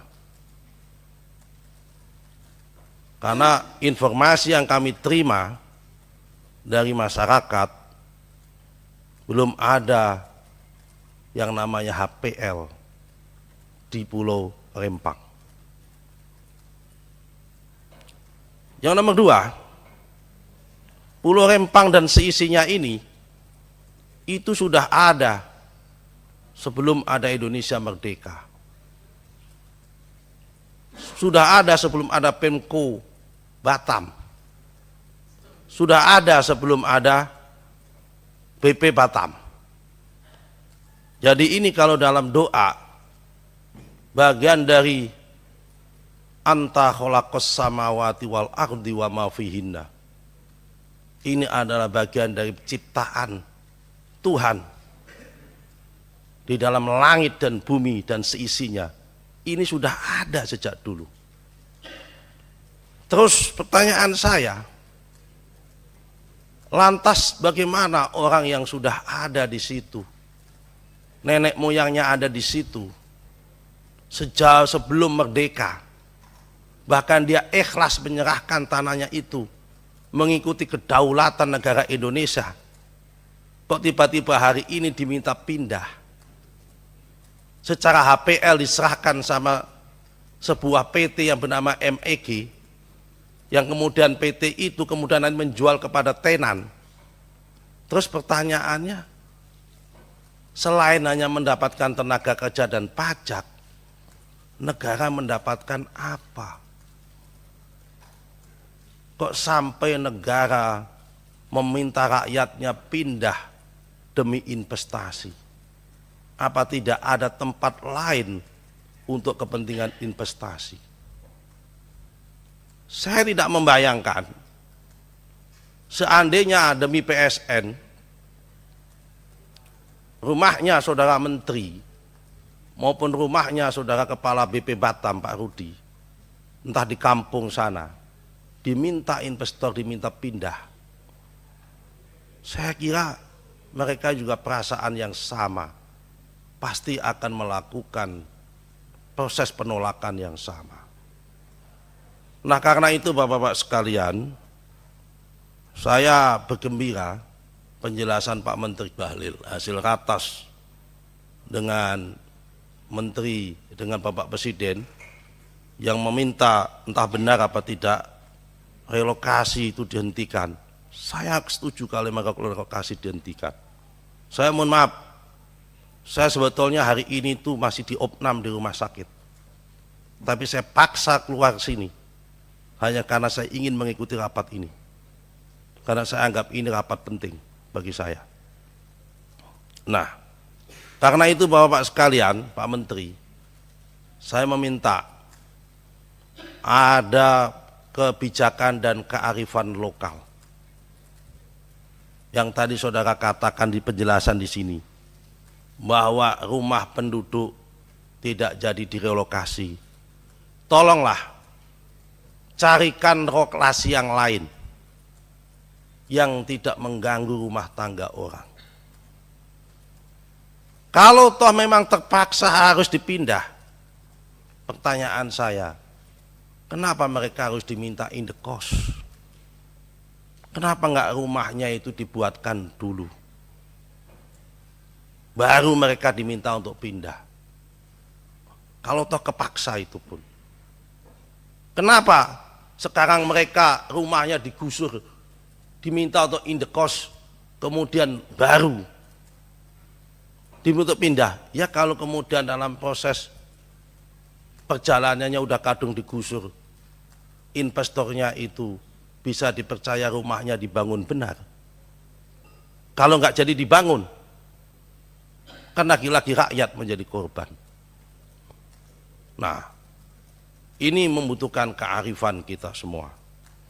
Yang nomor 3, Pak Rudi, saya mendapatkan informasi juga ada perlakuan terhadap investor yang berbeda, tidak equal treatment antara perlakuan satu investor dengan investor lain yang masuk di BP Batam. Ada investasi yang sudah masuk, bahkan sudah bayar di tempat Bapak, tapi justru diperkarakan dengan alasan dipetunkan oleh perusahaan yang lama, pada yang pemegang yang lama itu tidak perform dan sudah dicabut izinnya. Dan ketika dia dicabut, dipetunkan, kemudian BP Batam kemudian tidak berjuang, bahkan membiarkan itu, padahal yang bersangkutan sudah bayar resmi kepada BP Batam sesuai dengan aturan yang ditentukan. Sehingga kebetulan ini saya dapat informasi lagi, para tenan-tenannya itu adalah beberapa perusahaan yang datang dari Jepang, dari Taiwan, dan dari Amerika. Sehingga ada benarnya juga kalau lihat dari fakta-fakta ini, kemudian muncul rumor di masyarakat bahwa seakan-akan BP Batam, Menteri BKPM, pemerintah, dan sebagainya itu dianggap terlalu menganak-emaskan investor dari Cina. Kalau di luar dari Cina diabaikan. Mereka sudah bayar, izinnya dicabut. Kenapa? Karena pemegang yang lama membenturkan ya kan BP Batam, dan BP Batam tidak fight untuk itu dan tidak melakukan proses intermediasi. Harusnya kalau memang BP Batam sebagai kepanjangan pemerintah ingin mendongkrak investasi di situ, melakukan proses intermediasi satu sama lain sehingga tidak terjadi hal-hal semacam ini. Sehingga wajar kalau kemudian isu itu pating seliwer, isu itu kemudian berseliweran yang mengatakan bahwa proses Rempang ini adalah karpet merah